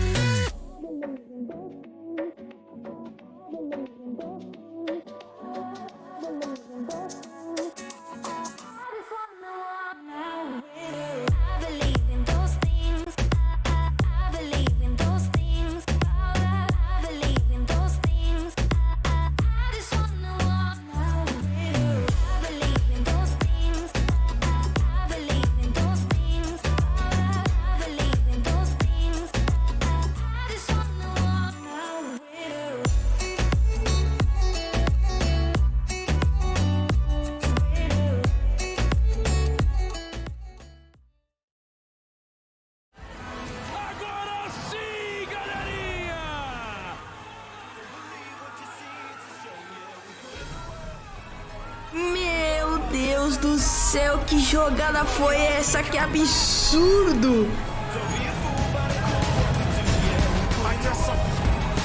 Consegue. Olha a Deus do Bersa!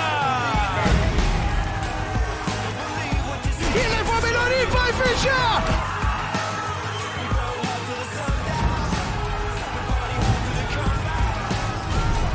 Que isso, meus amigos? Não é apenas um jogo, it's a Rainbow Six!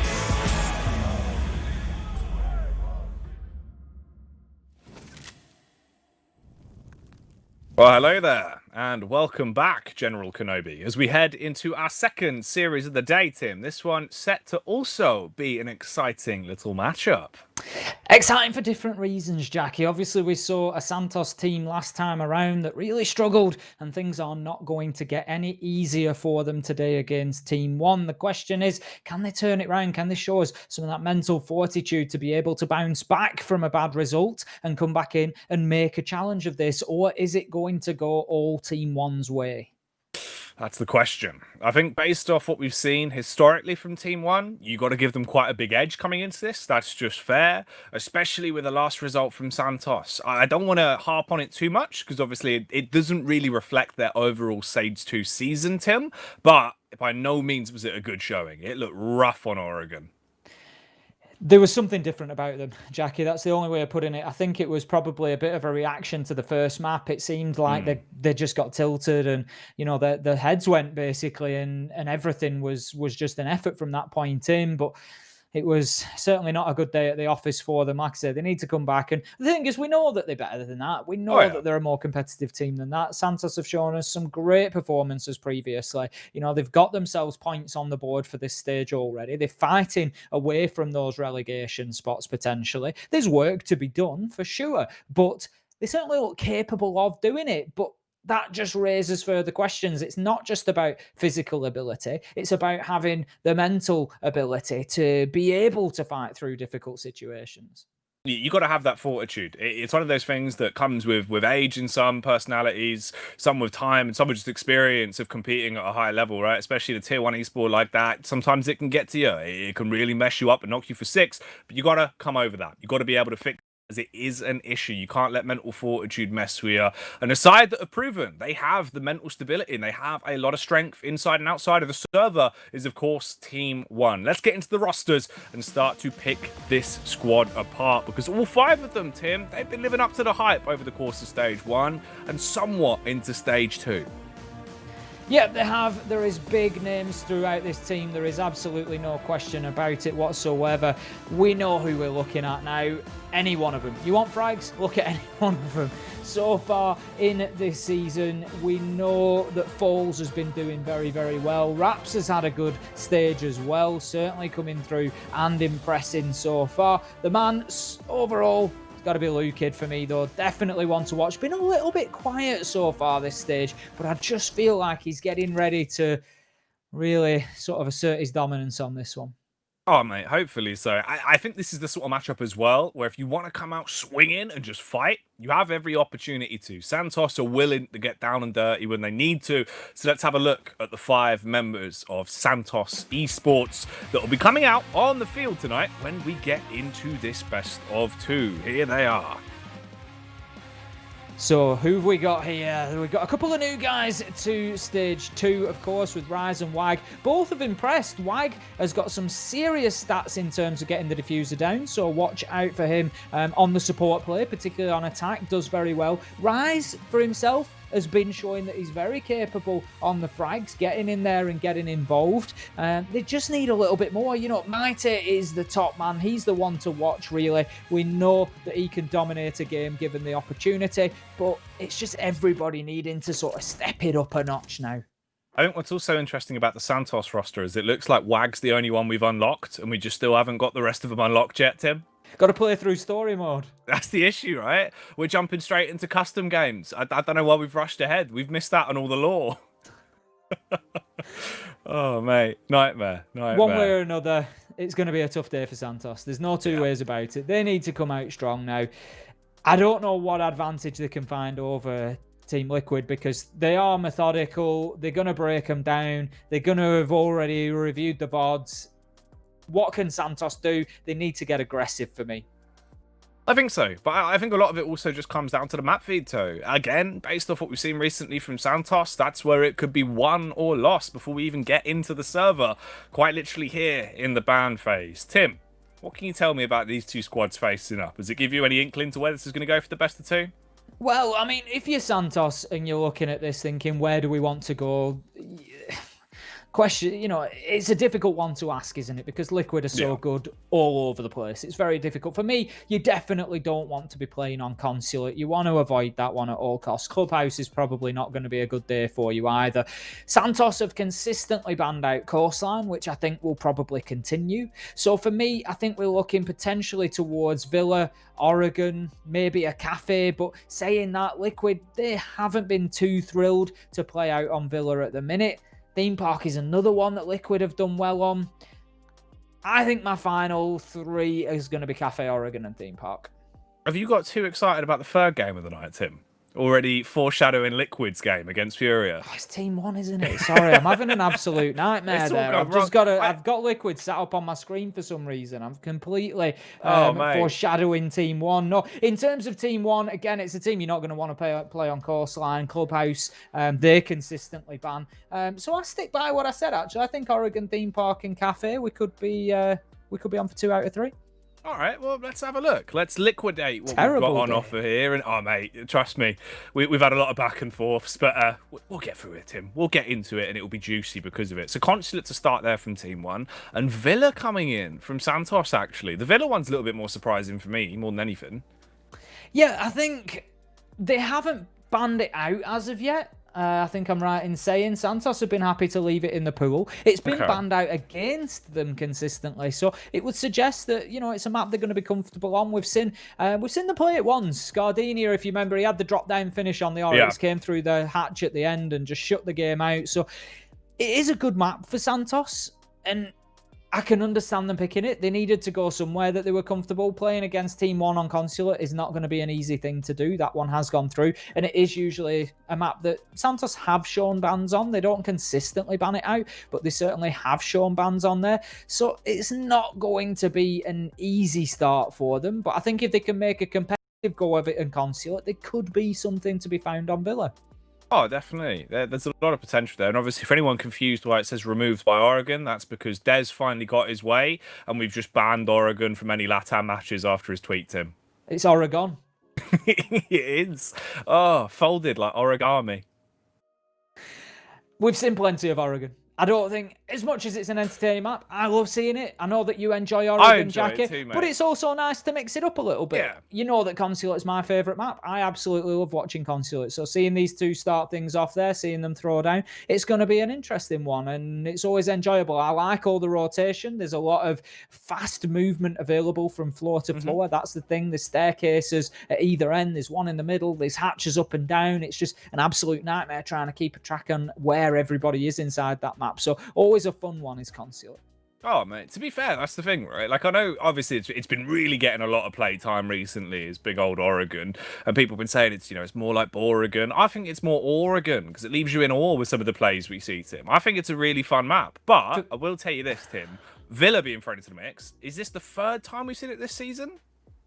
Yeah, we've not seen a lot of it compared to last stage around. I mean, we saw an absolute ton of Villa last time around, like a lot. I think it was the second most picked map behind, you've guessed it, Oregon. Maybe we could call it Moregon.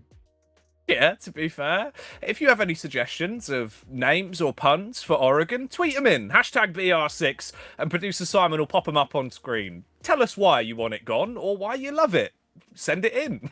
It seems to lend it, for some reason, that name Oregon just seems to lend itself to wordplay really well. Oh, yeah. That's the thing. It's a good old name, Oregon, isn't it? It's got a lot in there. A lot that can be done with that one. But what is the community going to do with it? Let us know. It's always it can be a dangerous question at times, Jackie, but I'm sure that they'll come up with some crackers. Oh, not our Latam fans. They're well all good behaved, eggs. Yeah. well behaved, very well behaved Latam fans. We're the good side of the scene. We're the cool kids. Like I was saying earlier, we're under the bleachers. We're just chilling. We're all doing our homework. Sometimes everyone's having a good time. We like to have fun here. We certainly do. And we're going to have some fun as soon as we get into this matchup. I've no doubt about it. Team 1 versus Santos.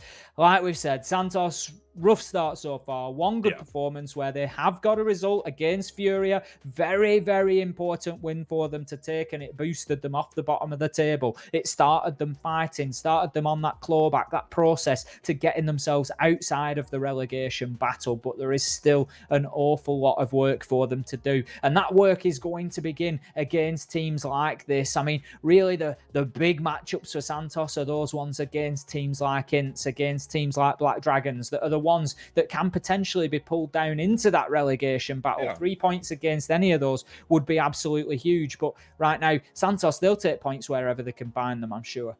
Oh, I think that's what's hard, right? Is because Santos, they've been a bit unlucky in the sense of the draw for both seasons, right? Where the play days they've had, they take on a lot of the teams that will be towards the upper end of the seeding if things go the way they should do by the end of the season. So you have those hard games to start off with. That can be a bit demoralizing. As much as you can take it as, if we get an upset win here, that's ridiculously big. It's also one of those where every play day where you're getting up and you're going back into the ringer against the team that you're thinking, they're almost guaranteed to be going to the major. It can plague you a little bit, but you have to beat everyone, Tim, especially if you want to eventually go to the major, right? We've said it multiple times. You've eventually got to be able to beat any team that's put in front of you from Brazil. So at least they've basically played the league on hard mode. You've got to, if you want to be the best, you've got to beat the best. That is the top and bottom of it. You have to come out and get results wherever you can find them. And, by contrast, equally, Team 1, you got to beat everybody, like you say. You've got to be able to grind these results out as well, even when they look obvious. Oh, yeah. Right. Well, we're going to have a look and see when we can get into this one, as we do have all 10 players in the lobby. So we'll keep you updated. But when we are shipping this one live, hopefully we should be able to get into it soon, as it is our second map, second series rather, of the day. Finally, we're going to be shutting down tonight with Liquid taking on Santos. I know you're already quite excited for that one, Tim. I've confused you. You see now, Jackie. I'm throwing it out God, there. Furia, not Santos. Oh, mate. It's all gone wrong. It's a roller coaster of emotions here on Latam today, Jackie. We're up, we're down, we're all over the place. Oh, mate, genuinely, like the bananas in pajamas. We're coming down the stairs. We're halfway up, halfway down. We don't know whether we're neither up nor down, Jackie. We don't know where we are. I do wonder, right? Like people that tune into Latam for the first time, maybe they're used to like watching EUL, right? And they come in and they're just like, what is this? What? I'm sure I've just heard a Humpty Dumpty reference back there. Just confused. They must be absolutely baffled with half the stuff we talk about. Well, we just like to mix it up and keep it, sort of varied content offering, I think is the best way to call it. Yeah, it's like a documentary. Or maybe more of a mockumentary on me and you. I don't know. Like a weird experiment, Tim. We get put in a room, and they just say cast Latam, and we're like, oh, and there's never really any rules, so this is why it ends up in the position it is. But people seem to enjoy it, so we'll keep rolling. We're never allowed to leave the rooms. We just have to stay in front of it, and that's why we get into this point that we're at now. It's delirium is setting in. Well, see, that's the thing, right? People might think that actually me and Tim are just at home, whereas in reality, we're in a specially designed box. That wall actually leads into where Tim is. It's all, I'm it's actually all just above Jackie right now. Have they moved you? I'm just right above him. This is one camera shot. Oh, to be fair, do you know what would be ridiculous? Imagine that. Like when you go to the seaside and they have like all the cardboard cutouts that you put your face through. All of this is not actually a graphic. It's not an overlay. It's literally just a camera shot. It's just all built out of cardboard. In a very interesting, somewhat tenuous link, Jackie, we did see a kill through exactly one of those cutouts on Theme Park. He did indeed. He did indeed, actually. Callie had a little look through and just absolutely wiped off the face of the earth. Yeah, whilst we've got a second to remainice about Theme Park, actually, that frag that made me, I don't even know if I squealed or what noise I made. That was nice. That was I know ridiculous. exactly what you mean. VNX. Yeah. Yeah, the snap onto Callie as they came into initiation. 1v4, down to 1v2. It was a serious attempt. There is that much to be said. Oh, mate, that was absolutely crazy. Genuinely was. We are, of course, just waiting to kick this game off. For anyone that's joining us, any caster start game, get spammed. Go on. I'm giving you free and reign. Jackie are not personally holding you up, we promise. Oh, mate. Right. But whilst we get this one ready to get into, of course, we do actually have the VNX flick I was talking about. So we can have a bit of a look. Producer Simon, if you kindly would, my lovely friend. Here we are. Now, if anyone missed this, you missed out on a bit of a treat. Look at this. How? How? Just horrible, isn't it? Absolutely horrible. It's disgusting. It quite literally is. I think, you know, if no one's clipped that VNX clutch as well, if that's not been put on Reddit or somewhere by now, you're doing us a disservice, because that was a crazy clutch as well, if anyone missed out on that bad boy. VNX has had a bit of a game today, Tim. Yeah, he's really flying. I mean, I'm absolutely certain that it's absolutely definitely on Reddit already. You'd hope there's so. there's no two ways about it. That 1v4 has gone straight up. First of all, it was an ace as well. Let's not forget that. It was an ace that was effectively finished off with a 1v4 clutch. Unbelievable to begin with. But it was just an absolute beauty because of the sheer variety of kills we got in it. So he had a double peek. He had a little back and forth, a little tete-a-tete with the man in the rotation, and then he managed to shut him down ultimately. But then he comes in and he hits the man with the skill shot on the ledge. He hits one through the soft wall. It's just one after another. The big play in through the window, the big risk, the roll of the dice. Unbelievable from him. Oh, man, every gambler knows. And he certainly paid off on that one, hitting the jackpot. It was a beauty of a clutch. And now we can head into something even more beautiful as we get started with our second series. Apologies for anyone that joined us there, but we can move on now from, of course, getting ready for the action, straight into the action. So, Tim, let's get ready to ramble. Oh, we're going to get it locked and loaded. We're heading into Consulate, and I'm confident that this is going to be straight through, Jackie. We're going to have no more mucking around from us. It is going to be wall-to-wall action as soon as we get into the server. The bans are raining in. Santos will be the first to pick, given that they are on the defense. They will take out Thatcher. It's not something I've actually really discussed too much. I do like to cover the basics. I always like to think of those new viewers that have maybe tuned in and wonder what on earth is going on. And the order of the bans is something we've never really discussed. So basically, there's 2 attackers banned and 2 defenders. So each team picks 1 attacker, 1 defender, and that makes up our complement of 4. And the defending team always pick first because they are picking an attacker. So they are impacting the side that they are not currently playing on. The attacking side then takes the second attacker out, and then in exactly the same method, the same theory, they take out that first defender, and the team who picked first, Santos in this case, take out the second defender. And it will be Thatcher, Capitao, Maestro and Mira that will go by the wayside, and they will be completely unavailable throughout all 12 rounds of this matchup on Consulate. Ooh, there you go.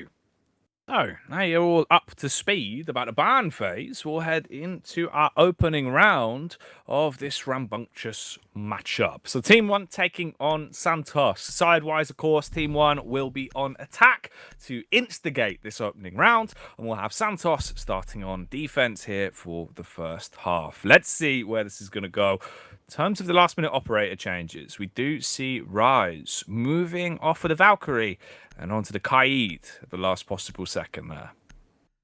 Big question here. Does defense really suit Santos to start things out? And I'm a little bit worried about them on defense here, Jackie. We've not seen them historically great on Consulate when it comes to the defense. We've only actually seen them win 2 rounds defensively on here, 1 on Garage, 1 in Press and Lobby. So they've not been successful up on the top floor either, which is generally one of your sort of stalwart sites, really. It's one that you would almost count as going in the bag before you go up there quite often. So not great for them really coming in here, given their previous performance performance. They need to come in and have a reasonably solid start. And they're coming in against a Team 1 side who have played Consulate once this stage and won Consulate once. Very solid team here. Of course, it is their map pick. If you look up at the top of your screen, our producer Simon's got them up there on the right sides for us. So Consulate is on the left near Team 1, and then Villa on the right near Santos, just to indicate that those are the teams that have picked the maps. And I really think this could be a tough start here for Santos. I feel like they need to come out with some early aggression, Jackie. I want to see a peak. I want to see a jump out. I just want to see them really take the fight to Team 1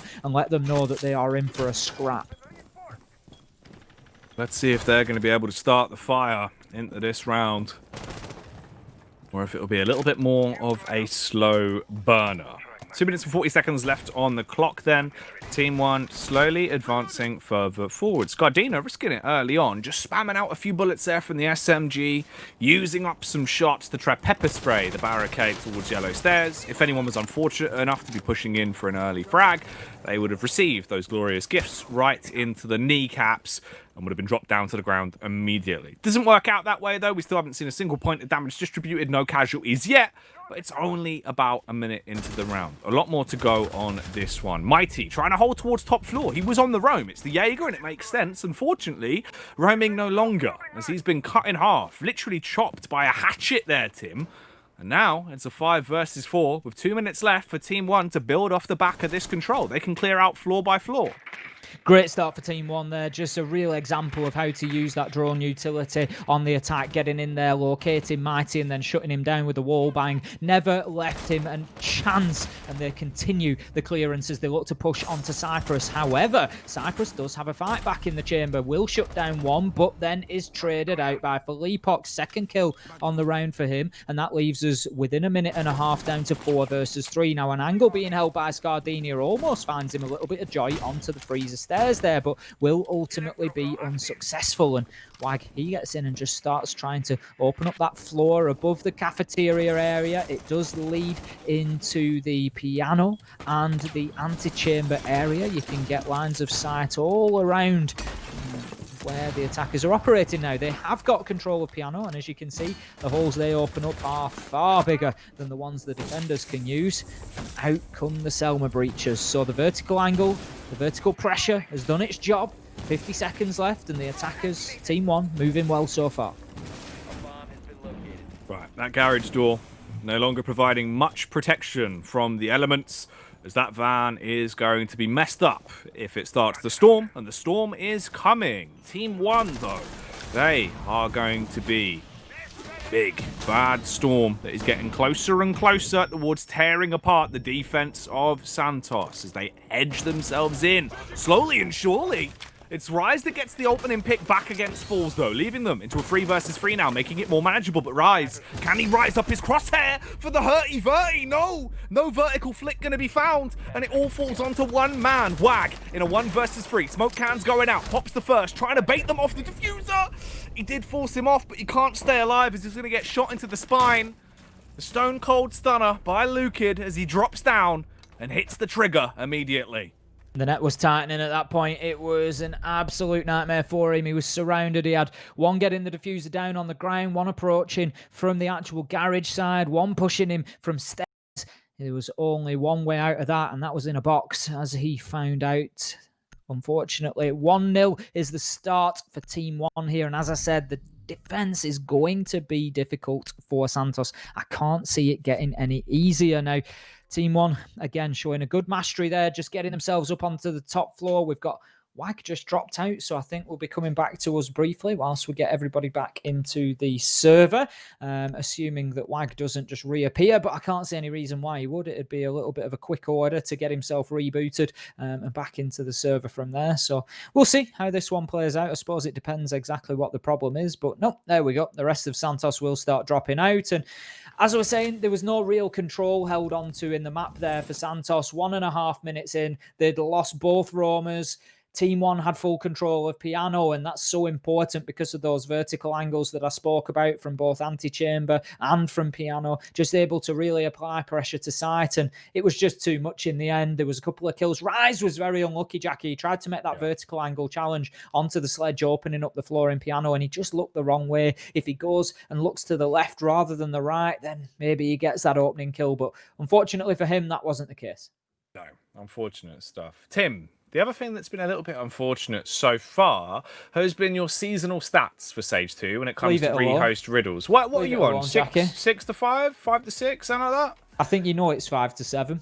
Oh, 5 to 7. All right. Oh, I didn't even realise it was that bad. All right, well, let's give you a bit of a fighting chance, Tim, to at least bring it one step closer to a nice little neutral scoreline. Hit me with it. You fancy it? You ready for a rehost riddle? Always ready. Always ready. Right. Always ready and fighting. Let's get into it. I am seen in water and seen in the sky. I am in the rainbow, a jay's feather, and lapis lazuli.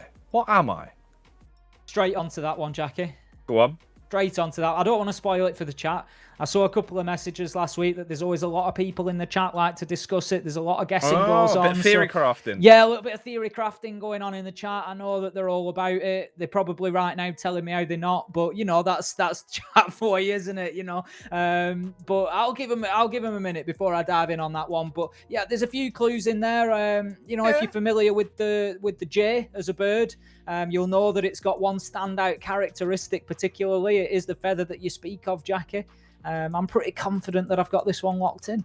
Or, of course, the popular game Minecraft would also probably give it away, Tim, I reckon. Very possibly, yeah. Absolutely. Are we ready? I think so. Do we think we're ready? Absolutely. Right. I'm going to throw in, Jackie, that you are the colour blue. Oh, that is exactly the answer that I wanted, Tim. You're climbing back up, mate. You're getting close to Simon. If we can have a look at his seasonal stats, I'm just in case he was lying. KD.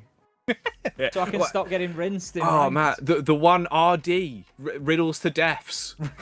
My RD ratio. Yeah, absolutely. There we go. It's updated as well. 6, 7. Simon, thank you very much. 6 and 7 now. Just need one more successful one. I'm not wishing rehosts on us. I'm sure that there will be opportunity throughout the rest of the season. We'll throw him. But I just need another one to come back. Like I've said before, it just needs to fit into my logic, and that one does straight away. As soon as you say water and sky to me, I'm thinking blue. You hit me with the jay feather. I'm like, used to get them in the old back garden. I know exactly what we're talking about.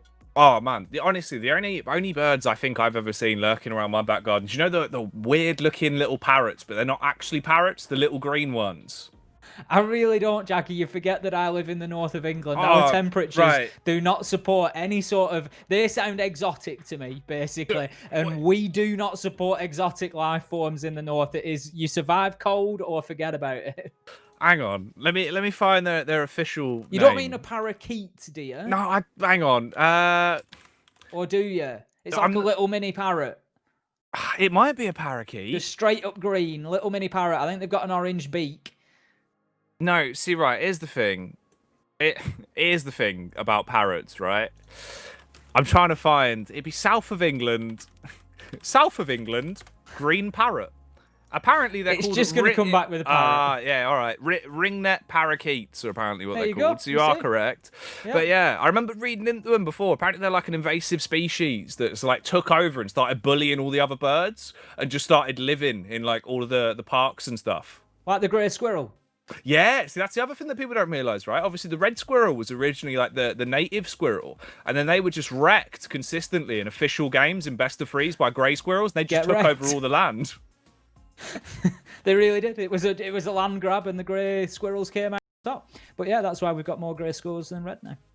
I think there is a citation needed on this for any internet investigators in chat. I believe there is a small island in Japan that you can visit that is effectively like a red squirrel paradise, and it's just red squirrels, and they like check you, they'll pat you down as you go in. Make sure you're not bringing a grey in. Just in case you like, you squirrel something in that's like, illegal, obviously, in that area. Because if it's a grey squirrel, he could wreck their entire ecosystem, Tim. Well, this is it. You got to be very careful with that. Like migration of animals in particular. We've seen it over the centuries. We've seen that happen. Was it bullfrogs that went into, was it Australia, and they just like absolutely decimated a large farming area or something? Well, I think that happened. The thing is with that though, the bullfrog one's quite interesting because There's again, lots of citations needed on this one, and we do apologise if we're wrong. I know. I think I'm kind of pretty right. sure that was right. I remember telling this story before, where basically it was farmers that had brought it in, and they had brought over these bullfrogs to try and stop. I think the spread of cockroaches like that were eating or like cane crops. toads or something. It might have been cane toads, but they did definitely brought them in, and then like mass breeded them. But at that point, they realised they had far too many of these frogs and just couldn't deal with them. It was a nightmare. But let's hippity hop our way back into the consulate as we go into the second series of the day here for the BR6. Looking forward to it as well. We're going to be heading up to the top floor of console this time around. Any aspiring casters out there, Jackie, a little tip just springs to mind there, and that is learn how to transition quickly from frogs back to game. Oh, it's an underrated skill. Oh, you pick it up though. Eventually, you learn it. Just learn from the animals themselves. Frogs, they hop. We also hop. Back into the game.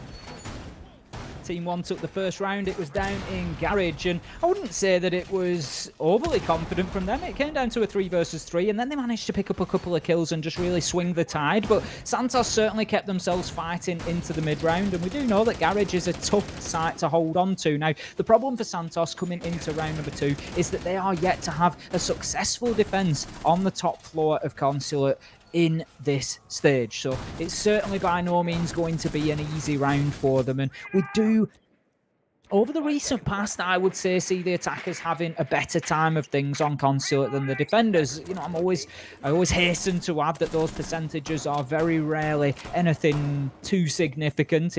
When we talk about an attacker advantage, it tends to be 55-45. We're talking about the difference between 4-2 on a half, not 6-0, essentially. But still, Santos seem to have just started on the wrong side of the coin here. But what I don't want to see is them fall apart if they have a bad defensive half. They need to come in strong on that second attacking half.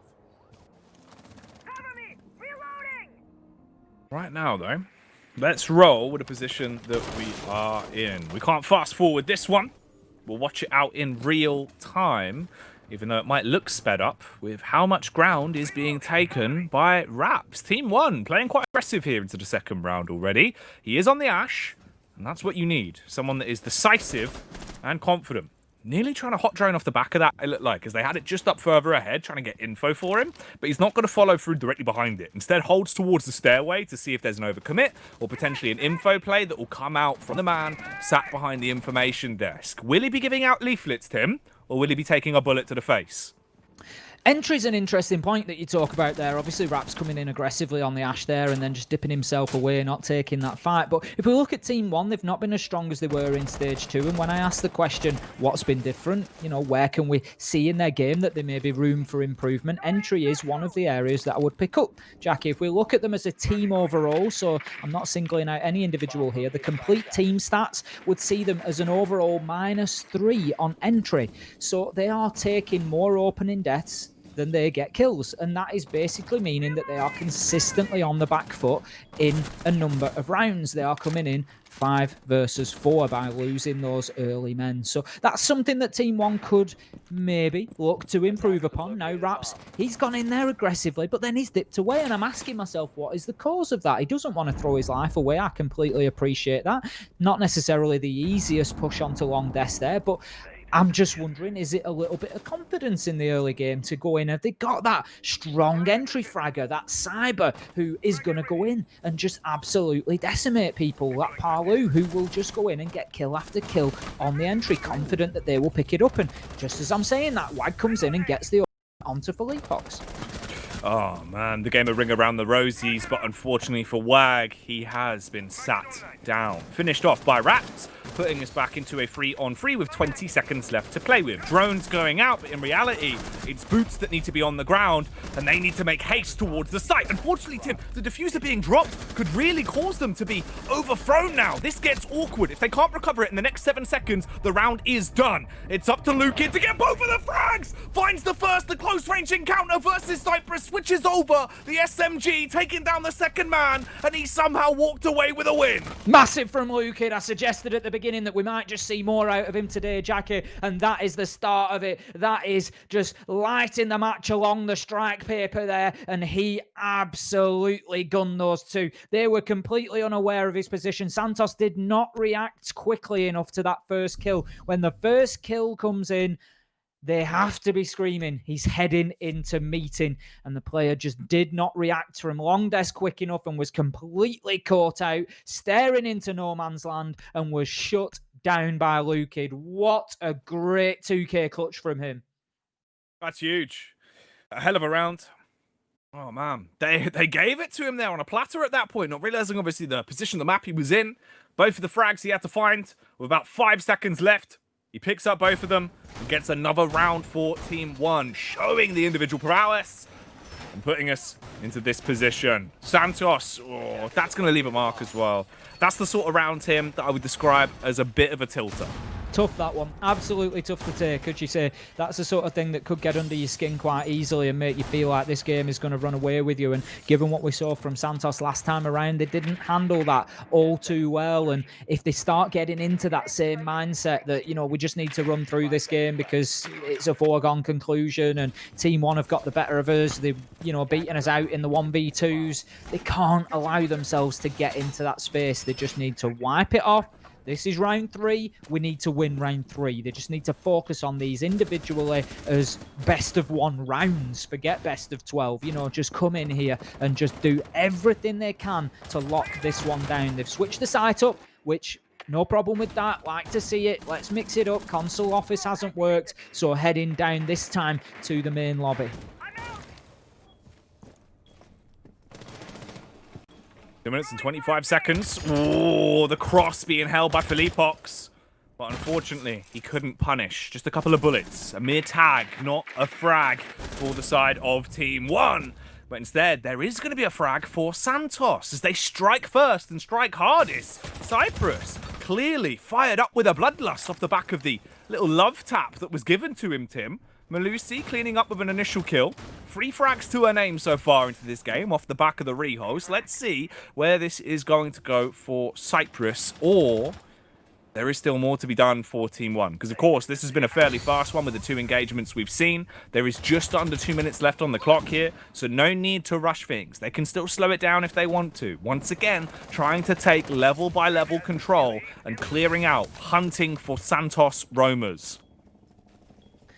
Half of the round to go. Santos just looking to keep themselves locked in, but that is a dangerous game, moving around 2 men so close to each other in the map. Lukid gets 1, and I tell you what, they're lucky not to lose the second as well. Dangerous times as Cyprus is low health here. Scardinia finds 1 onto Lukid, and that finds us now 3 versus 4. 2 versus 4 as Scardinia gets himself a second, and this is exactly what Santos need. They need someone to come in with the big hero players. They need someone to come in as a talisman and start locking rounds down. Mighty gets in on the action, another player that if they can activate, it could be a huge game for them. Rise, he's closed out of things, but ultimately in a 1 versus 4, everything is stacked against Foles right now. He has full HP. That is the one thing that he's got going for him. Not now, as he takes shots from the console office, finds the man through the soft wall. 1 versus 2, surely you can't do this. That's Scardinia shut out of things. On the ace, he uses the Selma device to open up into the bathroom, but as he peeks the angle, Mighty, he's holding a pixel and shuts down Foles. It was close, but Mighty, he finishes things off for Santos. All right. And that's a needed round as well. Santos, you can't afford to be bullied in a game like this. You can't give respect to Team 1. It's an issue that we've seen with our teams at times here in the BR6, where they will pay a little bit too much respect to the other side and let them run amok. Good to see a response from Santos. Unfortunately, though, again, it's looking like we will have another rehost here. I think Wags dropped out both times as well, which is a little bit disheartening for the team, Tim. I hope if that is an issue, they can fix that soon, right? Yeah, it has been Wag that's dropped both times. As you say, we might just be seeing a little bit of a recurring issue there, and it starts to become a little worm in the brain of the team. I think that's the problem. Even at that point, if it doesn't happen again, you're still sort of playing with, is it going to? Is it going to be in the middle of a round next time that he's having an issue? You know, it depends what the issue is. It could be internet related. It could be something physically with the game that he's struggling with. We don't know. It's been in between rounds both times, which would suggest to me that maybe it's I don't know. It's a crash with the gate. I don't know. I'm just, at this point surmising really. But ultimately, if it continues, it could really hurt Santos. They've just got themselves around there. The last thing that they need is to be losing that momentum now. And that's exactly what this is going to do. It's going to come crashing down.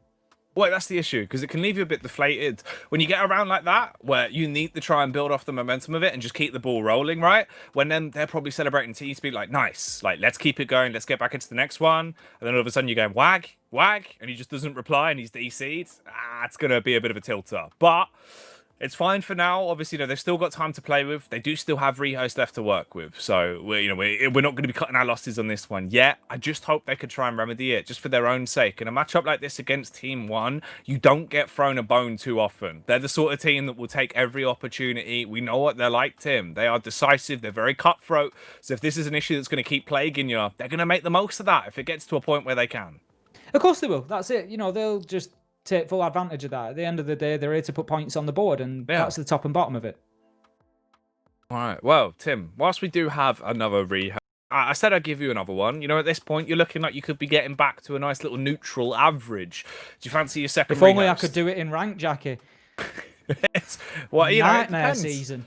But sometimes, my riddles can be a little bit easier, a little bit harder than Elo Hell. Are you prepared? Always. All right, Always here ready. we go. Let's get into the second rehost riddle. Squeeze me, and I cry tears as red as flesh, but my heart is made of stone. What am I? Okay. Squeeze me and I cry tears as red as flesh. Heart is made of stone. Now, I think I've got this one again, Jackie. I think this has played right into my wheelhouse. But this is a tougher one. It's certainly not come as quickly as the last one did. That was there straight away. I'm not sure, obviously, how the chat are going to be doing with it. We'll see, how they're getting on. But as always, tweet me or Jackie if you've got the answer. We like to see who gets them right, whether I get them or not. It's always nice to see. But if I'm going to throw an answer at you, Jackie, I think that you are a plum.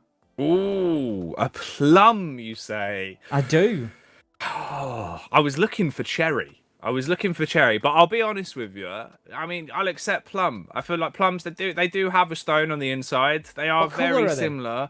But plums, more of an orangey colour, are they? Yeah, they're more of like a the reddy cherries orange, give off right? Red juice, though. That would be my question. I feel like there's a win in there.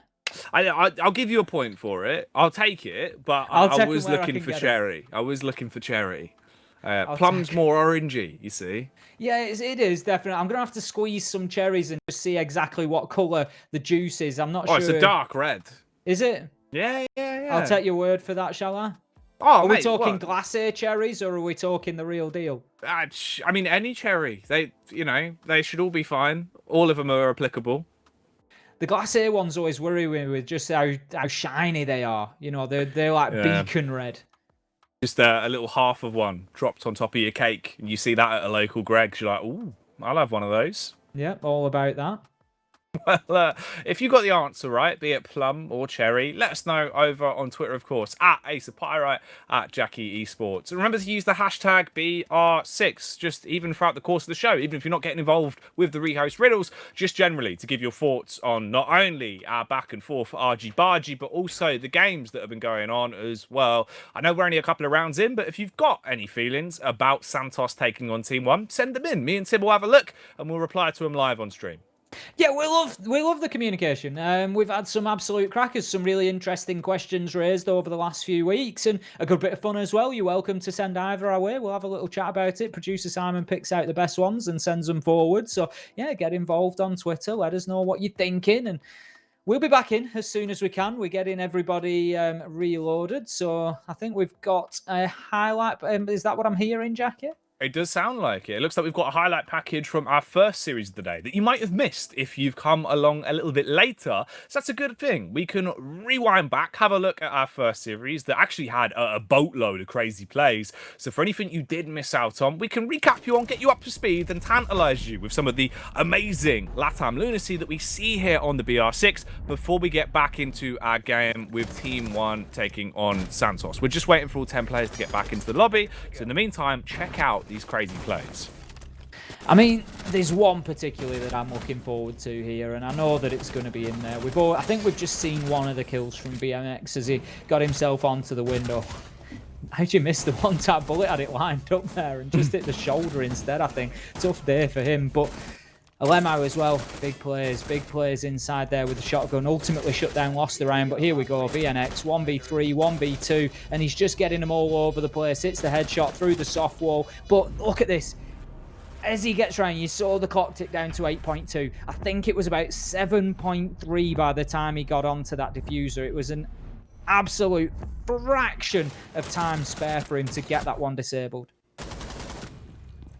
Ooh, we're going to have to jump out of the replays and into the live game, as it looks like actually the lobby has just sent it back live. So I hope we've entertained you for the downtime, but it is time to now continue on with our regularly scheduled programming, of course. That is Team 1 taking on Santos. It's a 2-1 split on the scoreline so far. We saw 2 rounds being won by Team 1 back-to-back with one rehost in between them. And then since then, we had a single round that was won by Santos. Unfortunately, Wag then dropped out, and now we get back into the game. However, Tim, we have had a poll going on in the meantime, and I can tell you the results are quite one-sided. A landslide victory for Team 1 in this one, with 82% of the vote. That's only 9% believing that Santos can win this. Team one-sided, you could say, Jackie. We were. Oi.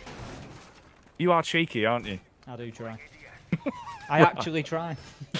Oh, mate, I can tell, Tim. But I hope that Santos are going to be trying coming into round 4, as they need it. Obviously, they did pick up the previous one. It was a way better round for them as well. It seemed like the confidence was starting to come back, and the man that was performing the most, who is certainly giving maximum effort, it's got to be said, it's Cyprus. Yeah, he's come out strong. He's got them a big opener into the last round. Him and Scardini are as a duo. They need to find a way of teaming them up and getting them more involved, because it certainly paid dividends in that last round. We had a big 2K from Scardini as well, and just really helped to push them towards the line. And they're heading back down to Garage now. We saw this defended back in round number 1. Team 1 were successful, but again, it was reasonably close. The problem that Santos had was that they lost their roamers up on the top floor far too quickly. Mighty it was, shut down with a wall bang through the soft wall into meeting after being drawn out, and it just sort of fell apart from there. They found themselves with only 3 remaining, back on site, about a minute and a half left to go, and it was a really tough ask for them from there. So for me, Santos, they just need to do a better job here of keeping themselves alive later into the round, wasting more time on the roamers, maybe even picking up that entry frag and giving themselves a man advantage as well. And almost a minute into the round, we're not seeing too much pressure being applied to them immediately. So this is a better start for Santos than we saw back in round 1. All right. Just hitting the 2-minute mark then. Either side revving their engine, getting close on the speedometer to hitting big MPH. Ooh, big moves being made, and even bigger holes being created by Wag with the shotty as he flicks his mouse all the way up to the ceiling and starts to rip up the floorboards, looking for a potential hurty-verty. Same could be said though. Response back from Lukid with a hammer, chopping it open. This gives him 2 access points. One close towards the garage door, so he can rip up any type of gadgetry that has been put around it. Kaid, no matter if you put your claws down, as he'll be shattering them. If there was bandit batteries, they'd be broken as well. Banshees, you can say goodnight to him off the back of his frag grenades. That's his main goal. His secondary goal is to try and keep control of Piano Room, and also look for any frags from that vertical angle if you run underneath him. Now, though, flicking back, of course, towards Falls. With his focus, it's to tear down the actual outside walls, remove the hard breach, and give them an access point into the site when they want to commit to this push. They've still got 60 seconds, Tim, so plenty of time to play with. Great work from Team 1 there. That was the sort of teamwork that can go unnoticed quite easily. Out comes the Nitro. How about this double, though? That's massive from Mighty. He goes huge on the server with 2 vertical Nitro kills for the price of 1. An amazing play from the Pulse there, putting the heartbeat scanner to absolute maximum effect. Oh, hello, Philippox as well with another frag, and here comes Falls. It's all falling apart for Santos, but they bite back, Rise, repainting yellow stairs to more of a blood red, much like a cherry, as this one's gone stone cold for Team 1. It's all on Lukid, the man that attempted to open up the round, but he can't shut it down, as he's been fragged out by Cyprus, coming in and cleaning up for Santos. Back-to-back rounds as they get themselves a 2-2 split. Santos are back, and this is much more the ability that we've been touting for the last week and a half, saying how Santos can bring more to the table, how Santos are capable of getting the frags, of impacting rounds, and how about that for an impact Mighty, just going massive when his team needed it. I think we've got a replay coming in of that. It was an absolutely beautiful view we got of it. He just picks up the 2 heartbeats on his scanner, out it goes, and just say good night, because down goes Raps and down goes Reduct. And that was a phenomenal play from the Pulse. Absolutely beautifully. Allowing Team 1, almost baiting them into Piano. And that's what we saw. That was a nice adaptation from Santos, showing that game knowledge and ability. So in round 1, they struggled to hold Garage. They were shut down on the top floor, and quick possession was taken over Piano. And they utilised that to Team 1 to absolute maximum effect. So what do? We're going to bring a Pulse, and we're going to use that Pulse to prevent that Piano control. And it was wonderful to watch. And I was just saying at that point how well Team 1 have been using it. The Electroclaw came out, Jackie, as the Selma breaches were starting to activate on the wall, so it would have prevented them becoming sort of movable, if you will, becoming vaultable.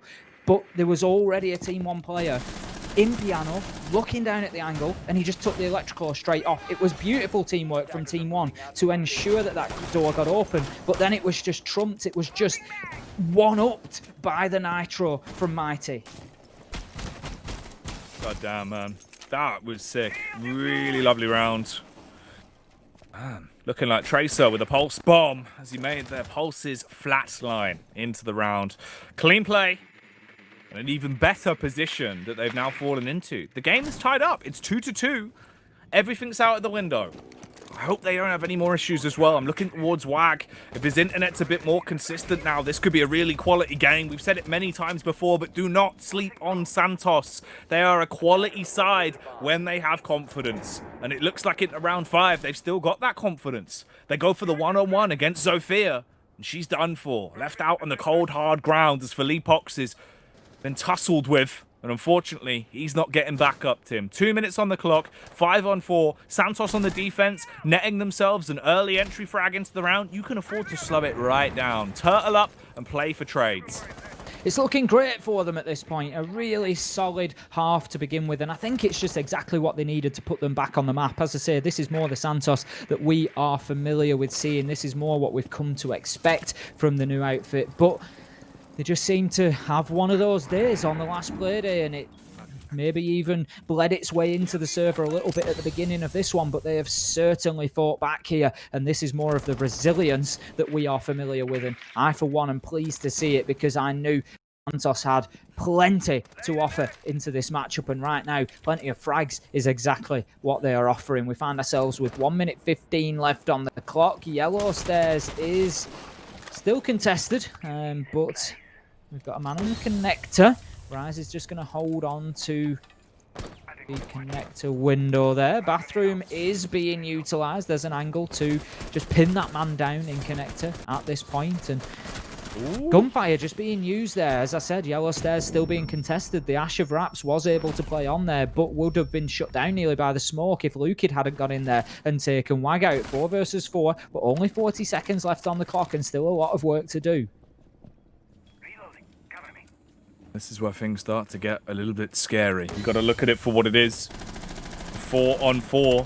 The sustainability of Team 1 comes into question. 3 of their players have been pepper sprayed with bullets, but it's the pistol that will do the damage. The final shot that will finish off Rise. Mighty as well, not looking so tall and mighty at the minute as he's plucked to pieces by Lukid, dropping us down to a 2-on-4. However, falls, he's going to trip over, but it's the bait play from Raps on the stairway, prone and gunning his way through Cyprus. Gardenia will be checkmate there as the Rook falls to Lukid, and Team 1 come back into a round that looked like was slipping out of their hands second by second. It felt like it was going the way of Santos, but it's not going to be secured by them.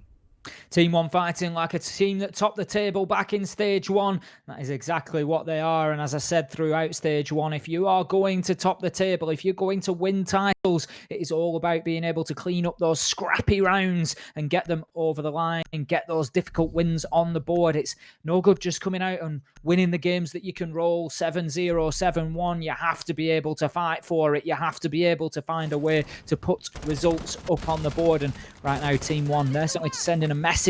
That is exactly what they are aiming to do. 3-2, they find themselves and back at an advantage once again. But I'm sure with the defensive half of 3-3, if Santos can come out here successful in round 6 with their press and lobby defense, I think they're going to be more than satisfied with that.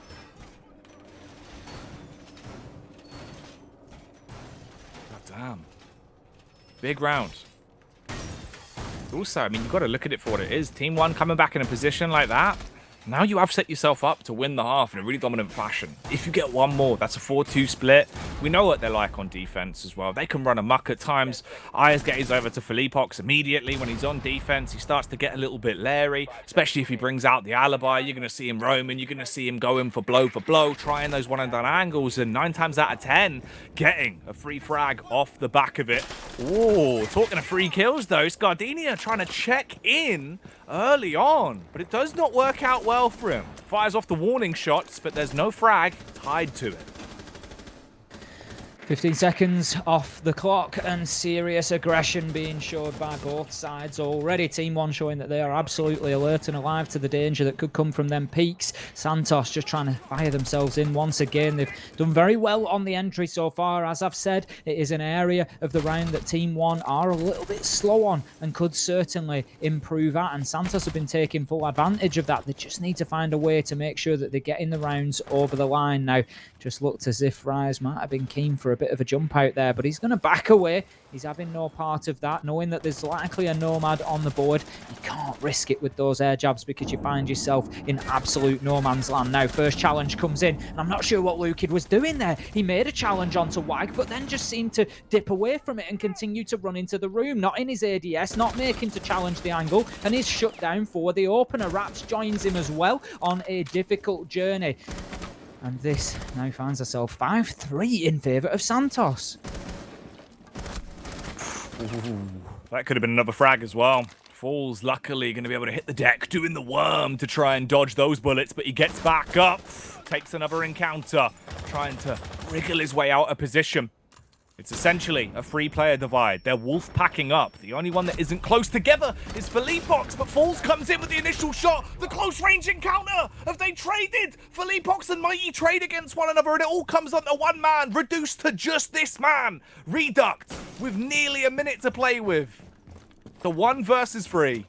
He's got to fall back, grab the diffuser. It'll be an incredibly awkward clutch to win.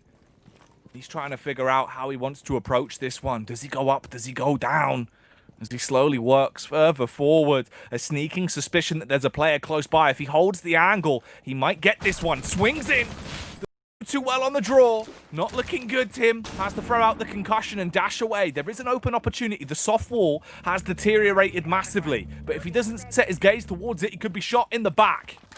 Well played from Cyprus there, just getting up in the face, making the challenge and then dipping away, saving his life, dropping the hatch and just wasting as much time as possible. Coming down the spiral staircase, surely this is going to be it for Reduct. He's got men on either side. Rise is the one to get the ultimate final bullet onto Reduct and close out the round. That's going to be 3 all on the half for Santos. And boy, are they fighting here on Consulate. It's a map that I expected them to potentially struggle against Team 1 on, but absolutely not. They are here, they are fighting, and they are making a statement right now. And that was a tough finish towards the end. But I've just got to ask that question. I said it at the time, Jackie. I don't know what was going on with that opening kill. Bullets were exchanged, but Lukid then just seemed to turn away from the engagement. I don't know whether he thinks that maybe Wagger's dipped away from the fight himself. I don't know what's going on there. It's, you know, hindsight's 2020. It's easy for me to say when I'm watching from Wag's perspective, of course, but very strange for him not to continue challenging that a bit more aggressively.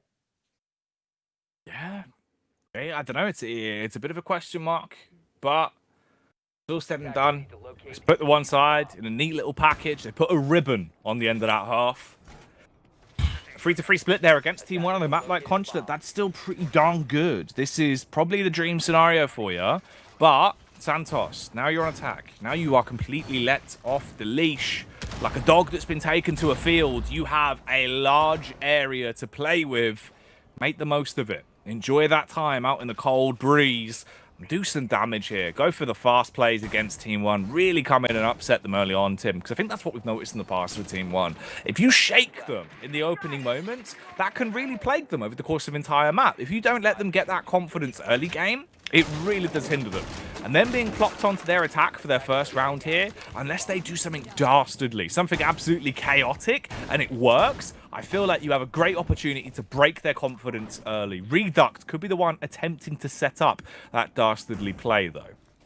Interesting to see the Valkyrie brought along, often an operator that we do see banned out here on Consulate, simply because of the power of those external cameras. There's a lot of trees, there's a lot of obstacles outside, and they can be very, very tough to find. Now, IQ not being brought along, so that is a conscious choice on the part of the attackers to basically play, not necessarily with the Valkyrie cameras in place, but it's going to be very difficult to clear all three out externally to actually find them all and get them cleared out. It's not to say impossible, but it could waste a lot of time. And as you say, it just really promotes that potential aggression. Now, of course, we've got Nomad on the board, so Rise, he's going to be particularly important here in exactly where he's placing those air jabs. Now, I think Team 1 just get away with one there, but here comes the nade, potentially bounces in, great throw, and shut down as he's forced away. Beautiful teamwork there to enable Scardenia to pick up that opening kill and to take Lukid down.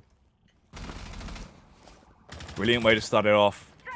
You got to keep it consistent now. Roll with this opportunity you found yourself in the round. Get a bit more bang for your buck. 1 minute and 35 seconds left. Santos, you've got the first pick, and they're just waiting to try and get more. Seeing if Team 1 will overstep the boundary, peek out, go for a bit of an aggressive play. Potentially give them that opportunity. Felipox could have been the next to fall, but instead, he's able to slip his way back down the stairs and get down just barely out of what otherwise would have been a 2-frag lead for Santos here before we even hit the final 60 seconds of the round. Barricade going up, then he'll deviate back to the site, and it's a big impact that Goyo's still alive and kicking at this point. He has the Nitro cell in his back pocket. We've got one on falls as well, so there is an opportunity for a big boom in the last 20 seconds of this round if Santos are not careful. All square with 50 seconds left to go. Vertical control is in the possession of Santos, but they need to be very, very aware that there is still one roamer out in the map, and he is above them now. They move into sight aggressively. Mighty getting a kill, but Team 1 fight back with two of their own, and we find ourselves 2 versus 3 with Team 1 currently in the advantage coming in. Wags deep in sight here. He's looking to just make a real surprise play. One of those plays where Team 1 just don't realise how far he has managed to ingress into the site, but they are aware. Look at that level of alertness. Just shooting through the soft wall there. They know exactly where the man is. Wag will start to get the diffuser down. He'll dip away from it. Looks like he was just trying to bait out some utility potentially. He gets in front of White Van instead, just repositions himself, relocates after the nitro has been wasted, gets the diffuser down successfully. Now, can Santos hold on to this? The aggression is coming very quickly, and that is a lucky kill from Cyprus there. That is the one that he had to make. Leaves him in a 1 versus 2, low health, but Team 1, they're going to have to get extremely aggressive here. He's got the line of sight that he needs onto the diffuser. They're trying to peek him, but as soon as they step out, will they get the shot? Yes! Unreal! On the reverse angle, falls hit Cyprus with a headshot. It wouldn't have mattered how many HP he had, and then we'll dive round, disable the diffuser, and shut down a round for Team 1 that looked all but lost in the last 20 seconds. That's crazy. Literally just raw holding the angle, playing it, ready for the peak. They swing and they hit the shot. Fast and furious assault there. A Ferrari face coming out in the last few moments of that retake, and one that is going to pay off massively for Team 1. Again now, they've got the lead. First time they've had the lead in quite some time in this matchup. It felt like it was starting to fall into favour of Santos, but now it's back over for Team 1. 4-3 split then. Oh no, it looks like we have again had a bit of a loss on the side of Santos. Not Wag this time dropping out, but they were the one that did lose a player, Tim. Certainly seem to be struggling with something. That would suggest maybe more internet issues than tech issues if we've got it spreading across multiple players. But again, that's only a guess. Now we're coming in. What a game, Jackie! Coming out of that 4-3 at the minute to Team One. It is back and forth. It is everything that we could probably, actually, much more than we might have hoped for from this game. We had a sneaking suspicion that Team One may come in and dominate this, but absolutely not so far. And I don't think it's fair to look at that as a failure on the part of Team One, but more a success on the part of Santos. They've come back and shown us some real hard work since the last time we saw them. They've given their heads a wobble. They've got themselves back into this, and they are fighting hard and getting some great kills, winning some fantastic gunfights. Cyprus, very unlucky there. We've seen those clutched out before, but what a shot on the reverse angle. Yeah, no, it was a big response back. It was actually really clean. Tim, I was thinking, whilst we're heading into October, it's 1st of October today, right? Pinch pump, it is. First of the month and all that, etc. I was going to say, Tim, have you ever heard of the concept of two-sentence horror? Two-sentence horror? No, you're gonna have to fill me in on that one, Jackie. I've not. I mean, I can give a good guess. It sounds like it's a fairly clean premise, but go on. Yeah, so effectively, right, it's obviously the idea that you will write a short horror story, but just using 2 sentences. Okay. You could obviously adapt that into esports if you wanted to as well. So it would be like Team One made a comeback, and then the internet went out. Scary stuff. I'm thinking maybe for another Siege-related one, solo queued into ranked, teammate keeps picking Tachanka. Ooh, that is quite harrowing. I got a chill. Someone walked over my grave, Tim. I think it was a big Tachanka himself. 2-sentence horror. There you go. Oh, mate. Yeah, it's a brilliant concept. Like, it got really popular. I think, what was it? It was about like last year. It started to really blow up on Reddit for a while. It's like it's a funny concept. There's a lot of good ones. I'm trying to find some good ones we can throw into the mix. Because I feel like that's the thing we need to do, Tim. We're into October. We've got a couple more weeks of BR6 to go. We should start throwing in the spooky season. Start getting people into the mood for it with Halloween on the way. Build the Halloween excitement. I'm sure that some of our viewers, Jackie, if they hit us with the hashtag BR6, plenty of room on Twitter for a 2-sentence horror. I'm sure that, we can get another few thrown at us. If we get any good enough and appropriate enough, then I'm sure producer Simon will throw them up on screen for us. Get involved. If you've got any short 2-sentence horror stories, send them in. Hashtag BR6 at Ace of Pirate at Jackie Esports. If you want to throw those in there, try and get them in soon, because it looks like we're going to be going back into game relatively quickly. We've got 10 players back in the lobby for this one. I hope things are going to be a little bit more stable for Santos, because it's rough, man. They're starting to play some quality Siege. They're getting back into the flow of the game, Tim. They're actually taking a good grasp on it. But obviously, at this point, this is their 3rd rehost for a player dropping out. That's going to do some damage to your momentum. Well, there's another 2-sentence horror in there for them, isn't there, for Santos? Fighting our way back into this game, get hit with another player dropping. And that has been the story for them so far. And the good thing for them is it doesn't seem to have damaged their momentum too much so far, Jackie. They're not coming back from these rehosts particularly struggling. They tend to come out strong. They keep picking up from where they left off, and that's all that they can do, really, is just to keep themselves as involved as they can in this one and keep in touching distance. That's the important thing that we often talk about is keep themselves in touching distance. Now, heading back up to the top floor, console office. What does Santos need to do here? What are their attacking options? What do we normally see? I hear you asking me, or at least some of the maybe newer people asking me. So generally speaking, as we've got a nice top-down view, top left of your screen there, that is an area known as yellow stairs. And generally speaking, that tends to be, at least at the minute in the current meta, the more popular attacking area. So you'll try to take over that. The window just to the right of it, so very top of your screen, to the left of the spiral staircase, you've got a little bathroom there. And if you can get onto that window and open up a line of sight through the reinforcement, and that's why those reinforcements have been placed there, you get a line of sight, as you can see, all the way down to the bottom of the screen where Raps is now, into the room we refer to as connector, and it basically forces all the defenders back into the meeting room, which is the site that is deeper into the map, the one with the balcony.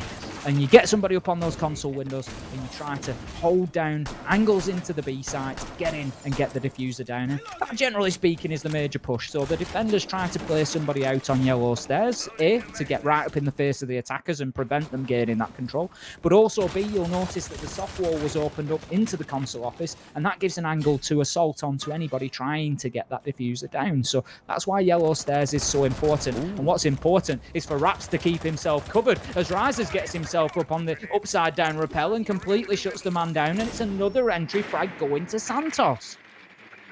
All right, it's a good sign though. It shows that obviously, you know, that they're not going to be panicking. They're not going to be letting this one slip away off the back of the rehosts that have been affecting the series, which is good to see. If they can keep their composure, I'm going to be very happy about it. But there's still a long time left on this round. Utility being thrown out, 2 ADSs sucked up there, being used like a hoover to drain all of the utility that is being dropped on top of Fools.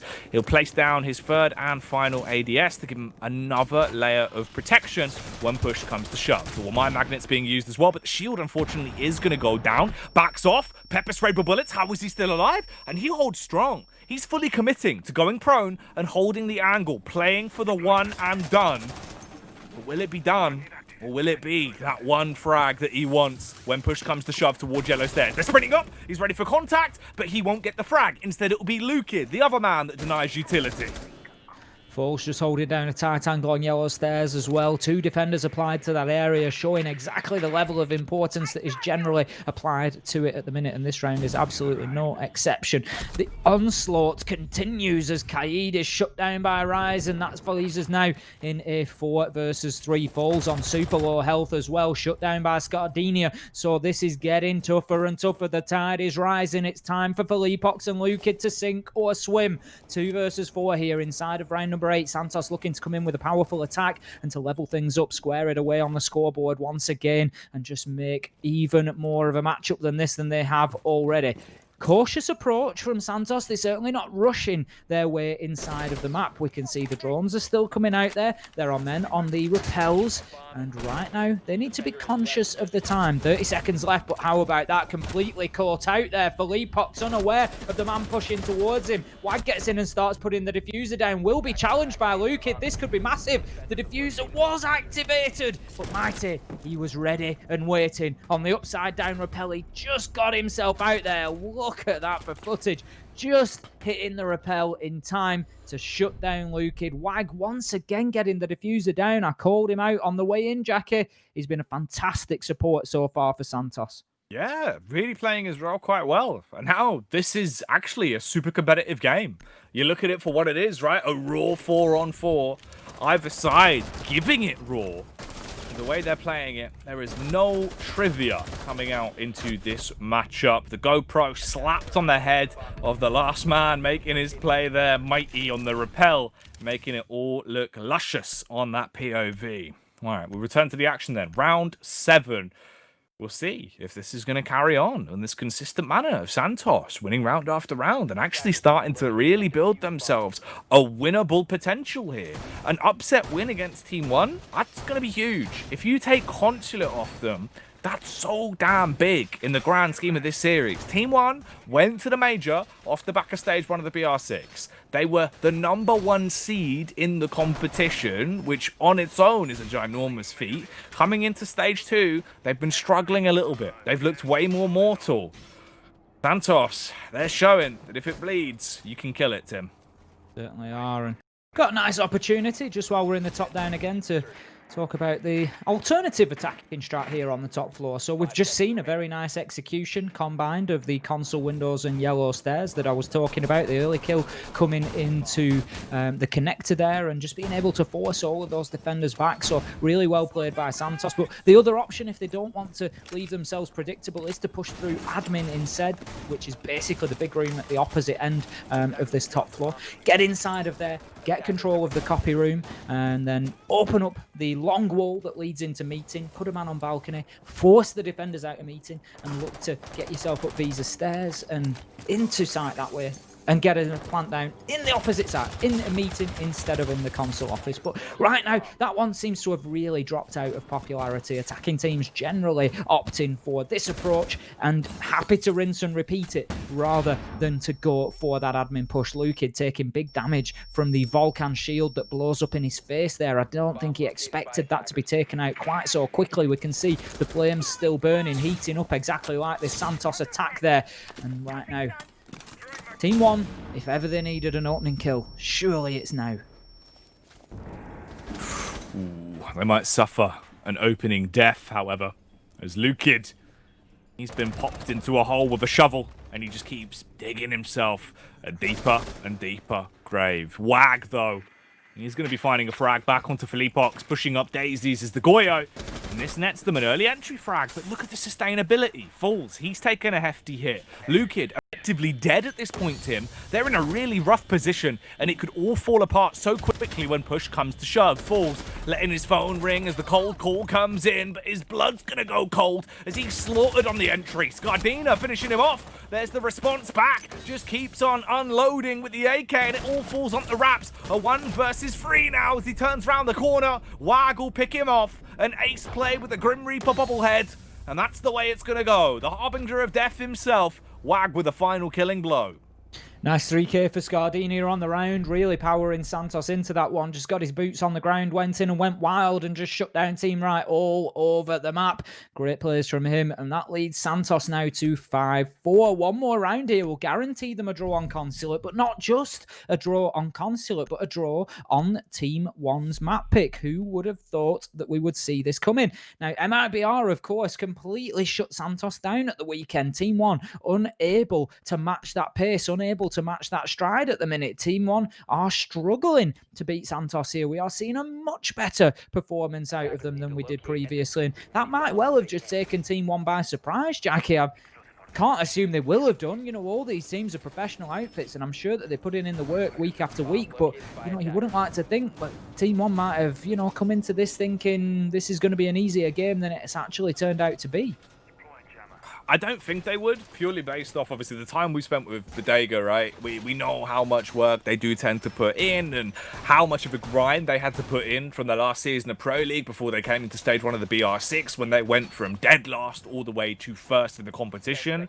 A meteoric rise from there. Why would you stop now? Surely it's just got to be Santos outgunning them on the day. It feels like that in terms of a lot of the rounds we've seen. It's been clutch plays, they're hitting their shots, whereas some of the big names on Team 1, they've been a little bit quiet today, Tim. They're showing up now and then, but the consistency that they tend to be able to run with just isn't there. But this pack of Rough Riders, they need to get some speed behind them soon. If you concede another round to Santos, you can kiss your chance of getting Consulate as a map win goodbye. They'll have a guaranteed draw, and that is not a position you want to get into. Team 1, they've made a few mistakes this season already, Tim. You need to win this. The electrical of Cade there, just stopping the Selma breach in charge from Ace. Partway through its journey down the wall, it will open up one line of sight. Oh no, it actually managed to continue. I think they must have somebody upstairs. Santos once again able to deal with that electroclaw, because of course it will take the Selma device off the wall if given the opportunity. But no, shut down the Wamai Banshee on top of the black car there. Could make things tricky for Santos to get in towards the plant spot. Of course, it's worth remembering that the slowdown effect from that Banshee is graded, so it's 25% within the first radius, and then as you get closer that is increased to 50%. But the opening kill once again goes to Santos. How many times can I say that, Jackie? Lukid shut down this time around, and Santos have got almost 100% success rate on the entry, and that is hurting Team 1 now. There is absolutely no question. I did sort of muse it out loud at the beginning of this one that they have struggled on the entry, and maybe that is the difference that we are seeing and why they are not top of the table again, why they are struggling in terms of form, and they are just being beaten on every single angle right now. Dude, they're just out-aiming them into a lot of these firefights. It literally just comes down to the raw gun skill at the minute. And they're slaughtering them. Felipox bites back, though, making this round a little bit more of a bombastic affair. Dropping the Nitro on top of them and blowing away one man. But the switch to the revolver, as this game's looking like a revolving door for Team 1. They've come in one side, and they're going to be going out the other. As Santos, they need one more frag to lock down round 10 and give themselves a guaranteed draw. At that point, it'll be one more round to win it. The 1v1 there of Cyprus taking on Raps, and it favours the man with the FAMAS. The diffuser went down in amidst all of that. It was an uphill struggle for Team 1 there at the end. That is going to be a guaranteed draw on Consulate for Santos. And I think that is a surprise for most of us. But what a game this is turning into. This is absolute wall-to-wall entertainment right now. They are really wailing on each other. But it is Santos ultimately managing to land more blows at the minute. And Team 1, they're just looking punch drunk. They are looking punch drunk right now. Oh, damn. They need to sober up soon, Tim, or this game's going to go by in a blink of an eye. It's effectively over at this point. It's 6-4.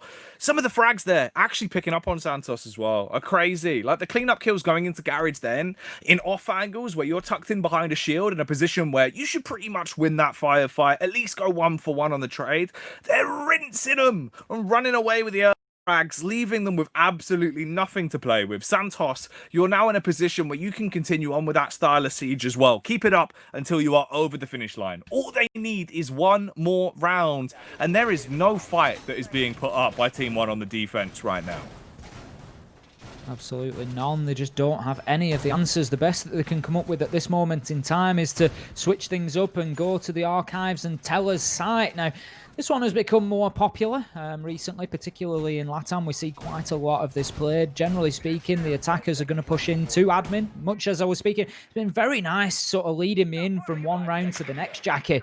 We had the double console pick, which allowed me to explain yellow stairs and the admin push. And now the admin push is particularly relevant here because the attackers will likely try and get control of that area so that they can work vertically down, apply pressure into visors and tellers in particular, which is the upstairs bomb site of the two on this split bomb site. And then that's generally where the plant tries to go down. The defenders, they will keep a few alive down in archives and they'll be looking for some vertical denial. So they'll be trying to put those nitros to good use. They've got one in the hand of Raps, one in the hand of Reduct, and one in the hand of Felipox. So that just goes to tell you how important that strategy is for them. And for now, they will get right up in the faces of the attackers by pushing into admin as defenders just trying to hold them out of there.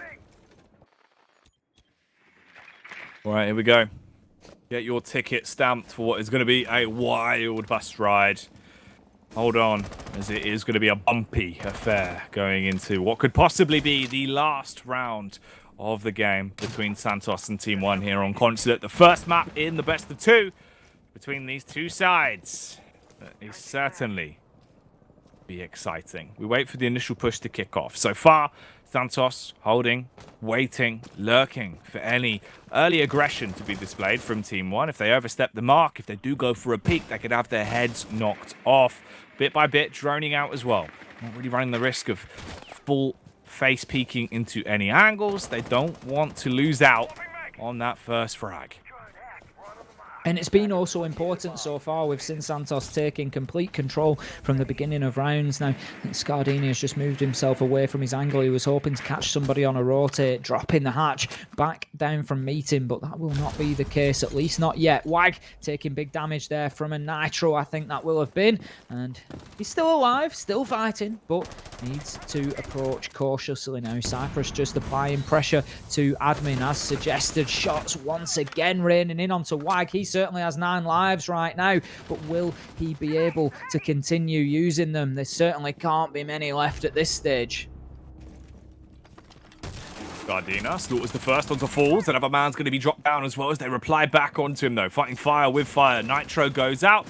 Oh, it's a bit of a over-explosive weight to finish him. Leaves it on the ground as well. So Raps rotates off. We're now in a 4v3. The fuser's going down, but they clean up. This is a manageable position. It's a tight round, 3-on-3. Wag fully commits to getting the diffuser down. This is where the time comes into play. 40 seconds. Another man falls. There's a trade from the Mozzie. Gets the upgraded pistol into the back of the head there, bludgeoning Mighty and making it a winnable position. A 2-on-2. Ace is so low. If he doesn't hit his shot as soon as they turn the corner, he should go down. Detonates the Nitro to try and leave them guessing, but they're not going to be rotating from Spiral. Instead, they walk into the unknown. He gets a free frag, not clearing the close angle. Lukin in a 1v2, finds the first hit, but he's still got so much more to do. 10 seconds, jumps on the diffuser. Cyprus, I don't think he's heard it. I don't think he knows. He needs to peek. He's got 1 second, or it's going to go the way of Team 1. Got to question Cyprus's position in there. He was absolutely nowhere near a location that he could impact on that diffuser, and it gave Lukid the perfect opportunity to get in there and disable it. Good decisive action from him, just locking himself in and going the whole hog. Now, you're going to look back at that round if this ends 6-all, Jackie. You are going to look back at that. There's no question. Wag got himself a great kill on the Mozzie to begin things. But from where Cyprus was, he was at least 3 to 4 seconds from being able to impact on that diffuser. There didn't seem to be a vertical angle opened up above it, so there was no option for him to pressure from there. Obviously, he's got to be careful that he doesn't just throw his life away, but there has to be a strategy in mind at how you can quickly access that diffuser and make a challenge, and it just took him far too long to get down there. Oh, mate, Tim, P is for post plant, and that is not a pretty one. That's one that is really going to be haunting you. That's rough, dude. It's just an angle that's super unfavorable to be left in when it goes into a 1v1. And bear in mind as well, let's talk about that wag frag for a minute, right? Like, he shouldn't have got that. 9 times out of 10, that's kind of an angle that you would clear coming in. It's just that the Mozzie gave him a fighting chance. He peeks up. He had literally no HP to play with. He was on like 15 HP or just something crazy, right? They had won the round off that point. 2v1, you should be able to get the trade, at least play off each other's contact. Instead, I don't know, he was still 6 years away. There was no room for him to hear the audio cue as well, so you don't know when he's on it to try and swing. Just roughed him. It just feels like a bit of a poor post-plant positioning from them there. And one that, as you say, that's going to tilt you. If you lose this game, well, if you draw this game 6-6 rather than a 7-5 win, and you could have maximized your points here against Team 1, that is going to be annoying going into the second map. It's not going to be easy, that much is for sure. And, you know, to extend the questioning, Jackie, I'm not sort of, you know, 100% certain that this was the situation, but it's certainly worth consideration and maybe even a look back in future. So the kill from Wag onto the Mozzie, to me, looked very decisive, almost as if he knew that he was there. So I now question, was there a drone alive in and around that diffuser that's fed that information into Wag? Because at such low health, that's not a challenge that you take on lightly. But he popped up and he knew roughly exactly. Maybe he heard him. Maybe it was a sound cue and he was confident that he was there. I don't know. But it just seems like there is a possibility that there was a bit of information coming in from a drone. And if there is, then again, that's got to be immediately available to say he's on the diffuser now. Lukid is disabling. And, you know, again, it's just another question that needs to be asked in a very strange sort of no man's land that Cyprus got found in there. Yeah, just a bit of a weird one. An anomaly. I think that's probably the fairest way to describe that, right? It was a bit of an anomaly on the post plant. We'll move on, though. We all make mistakes. Yeah. You know, I'm terrible in the post plant usually. No, don't sell yourself short, mate. I've seen you in ranked, Tim. You can do some damage. This actually could be some damage to Santos, though. I've just clocked. They've lost another man. We've had a player dropping out of the side of Santos, and they're also suffering casualties as well, Tim. This round's going from bad to worse, but at least there's a bit of a fight being put up by Cyprus. The pistol coming out, he'll draw the sidearm and shut down a man. He's actually equalized it. From a position where they were down a man through no fault of their own, now they're in a head-to-head 3-on-3 for what will decide if this is going to be a draw or a victory. Tim, there's a lot riding on the next minute. Certainly is, and the seconds tick away, and they only tick in one team's favour right now, and that is Team 1. And Cyprus on low health. There is certainly a lot of work to be done. They're going up against 3 full force operators in Philippox, Falls and Raps. They have not lost a point of damage yet. And there is also, of course, as we said, that time just ticking away ever so slightly. The sand is running through the hourglass here. And they find themselves closer and closer to giving up the potential for 3 points that they had. Of course, you know, we look at the Rise dropout. It's not ideal for them. Had they been able to convert that last round with the diffuser down, they wouldn't be in this position. They would have been home free by now, but they have to work with what they've got. And they're moving down, checking the corners, trying to force their way in for a rear attack here, but I'm looking, they are also on yellow stairs. Great kill from Scardinia, looks to get himself a second. What a beauty through the soft wall, 1 versus 2 as Raps cleans up Cyprus, but that is the minimum HP that could be lost by Santos in this situation. Wag once again showing his prowess with the diffuser, looking to get the plant down, and the kill will come in. Scardinia goes massive for his team when they need it. 3 kills on the round, closes things out. That was close to Santos, but they've just managed to win them a 4v5 to take it over the line. Oh, dude, for a second there in that last round, it looked like he was going to be able to take the peak from the X-ray, I couldn't quite tell what position he was planting it in, if it was just in front of the van or just behind it. I thought he was going to be able to swing and get the kill onto the diffuser. End it right there, go 6-6. A hell of a comeback. Honestly, Santos, you can see it reflected right here.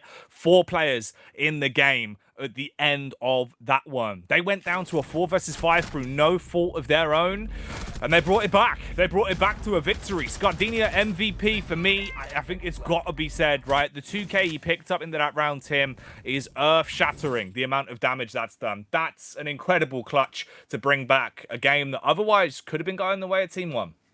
And the thing is, that's not the only time that Scardenia has come in with a multi-killing around there. I remember at least another 3K, and I think another 2K as well. He has been very influential in that game, and that is beyond what Santos needed. I was going to say it's exactly what they needed coming in off the back of the MIBR game, but it isn't. That is beyond what they needed. They have come through and taken a map away from Team 1.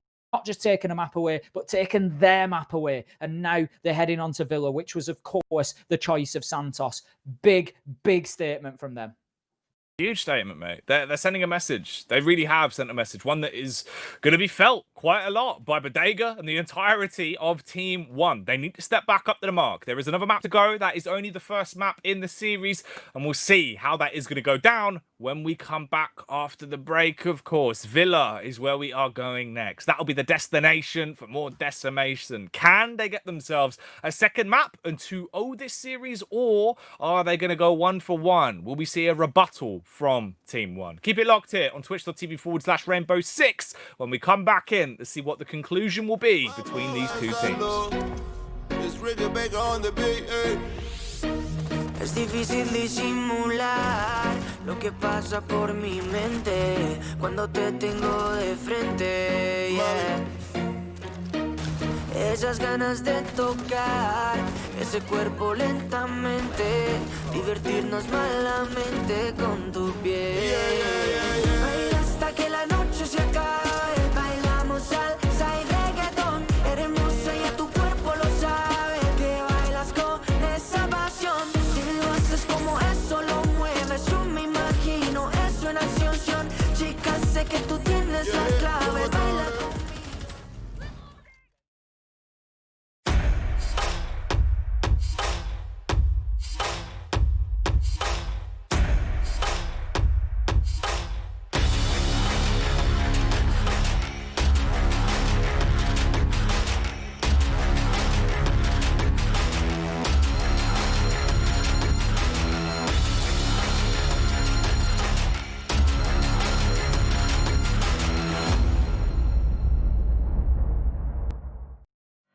Join Face It, play Siege, win prizes. With 45,000 Ubisoft credits up for grabs every week in the EU Open Cups. Join the action at fce.gg/R6EU.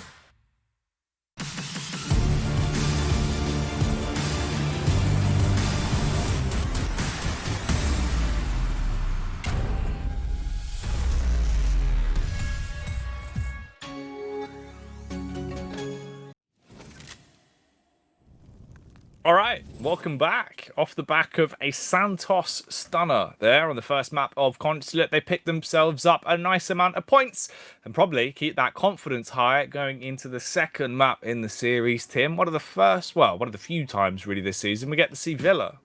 It is. Team 1 are going to be stunned coming in there. You know, that's absolutely for certain. And the fact that they're now coming into Santos's map pick where we've seen them play really well and aggressively. Let's not forget those defensive roams that we've seen out of Scardenia on here a number of times. Fingers crossed for the Oryx pick coming in, Jackie. Let's have a bit more of that action. But Team 1, they are there for the taking right now. They've really struggled towards the end of that. The problem for Santos is whatever the issues are that are causing the drops for them, they could really do with sorting them out. I know it might be out of their hands, but that could hurt them in the long run. Mate, they need to remedy it. If it's not fixed coming into the second map, then, oh man, the damage that could be done could really plague them. It was getting rough, quite literally down to the deciding factor is it going to be a 7-5 or will it be a 6-6 split in the final round there? That could have all been affected by one man dropping out of the game. We'll leave that in the past for now, though. We'll hope that we are on to brighter and better pastures for them as we do go into the second map in the series. Villa is kicking off now. The operator bands start to rain in then. The first one going by the by will be Thatcher. Very popular pick, quite often seen. We have had recent nerfs to Thatcher. For those maybe not aware of either side of it or aware of one and not the other. Originally, Thatcher used to destroy electronic gadgets. His EMP grenade would come up and everything in that radius would be completely destroyed. We saw a few changes through some new operators, people like Maestro when they came in. So Operation Parabellum onwards, we started to see where Thatcher was only disabling those electronic gadgets, but still destroying the others. Well, that disparity, that's been sort of leveled out now, and the EMP grids will only disable electronic equipment. So after a period of time, they flick back to life and the wall will be re-electrified or the camera will reactivate. So Thatcher, very, very powerful, still very popular ban. Capitao Mirror following up, and Valkyrie, nothing too drastically different from what we've seen so far today, Jackie. No, not at all. Makes sense. As we go into this one, then Team 1, you're going to be starting off on defense. We'll have Santos on attack for the second map in this series. Now, Santos, they have the opportunity here to make up the series they had last week where they went 0-2 in record time by getting themselves a 2-0 victory tonight over Team 1. It would patch up all of the damage that was done from that previous series. It would mean that they can get into a bit of a better position in the standings. They can try and keep themselves as far away from relegation as physically possible, because of course that's one of the bigger factors as well. It's not just about what teams are going to the major at the end of stage 2. It's what teams are going to be left in that danger zone, down at the very bottom, a position where they will have to fight for survival in relegation. Heading to Aviator Games, we can see, I'm pretty sure with the last patch as well, we had lighting changes to Villa, Jackie. I'm sure that I read that I think somewhere. so, yeah. It's just certainly a little bit more sort of film noir, I think. I think the saturation has been changed on the production a little bit as well. I think there's been some adjustments there. I just remember Villa looking quite different last time. Oh, looks like clarification for that. Obviously, it was a bit of desaturation that had gone on directly in game. I had heard that. There was a lot of talk about, obviously, lighting changes or what it was. That makes more sense, though, if that's the reason behind it. You'll notice it's a little bit darker across the board from what I had taken away playing it. So we're heading to Aviator Games for round 1. That will be our first defensive site and a very popular one now. We're going to have a south stairs set up there. So generally what we see is an attempt to prevent access into the study area in particular. So the area, the room off this balcony, essentially, through that single door that you're looking at. You would normally try to push in there, but you can see here very nicely Falls is holding an angle from behind that deployable shield in towards that room. So he's going to prevent the push coming in from that side. To counter that, the attackers will usually try and aggress onto those stairs and try and push up from the bottom and clear him out so that he will no longer be in that position, and access can be gained from the study. Now, interestingly, it looks like Santos here are going for an all-around approach as well, which I like to see. Send a couple in from Trophy Statuary side on the opposite side of the map and just apply pressure to both directions, because otherwise what you tend to find happens rather, is that the defenders, they recognise pretty quickly exactly where the pressure's coming from, and you've got 5 guns aiming in one direction and it's very difficult to push into, whereas this way your attackers have a bit more space and a bit more freedom, and the defenders, they have to keep spinning on the balls of their feet trying to turn this way and that, and it just makes their life a little bit less comfortable.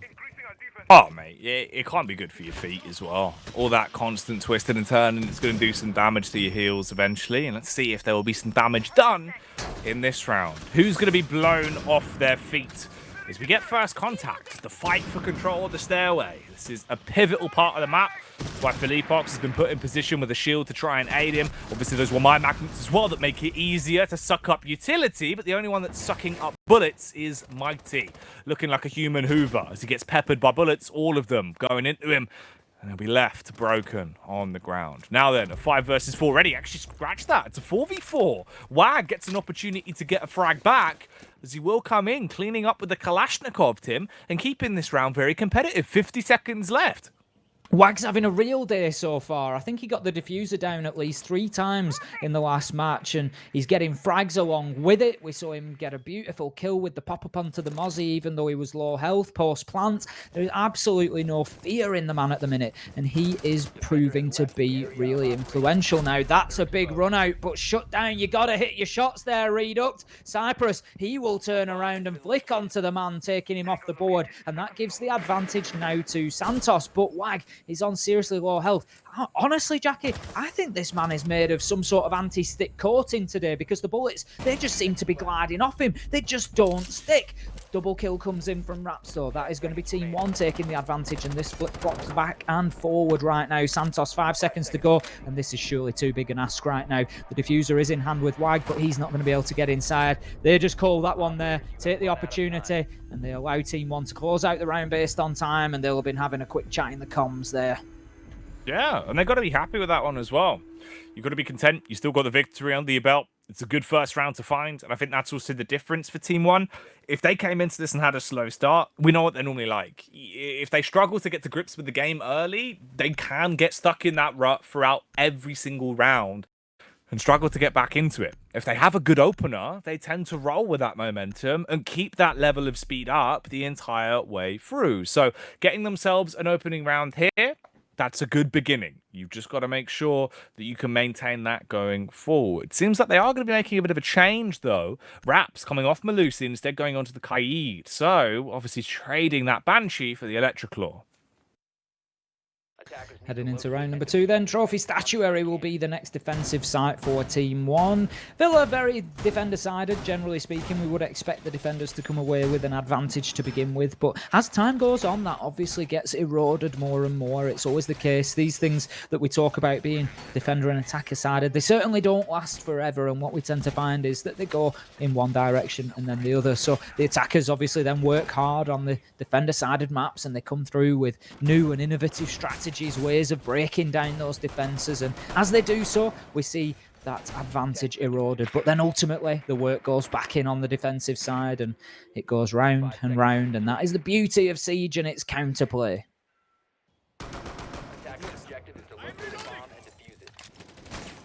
Okay. Second round then. Santos, what have you got for us? What didn't you reveal in the first round that you can bring out now coming into the second? If you're just joining us in the series, we have currently seen Santos get a victory on Consulate, beating Team 1.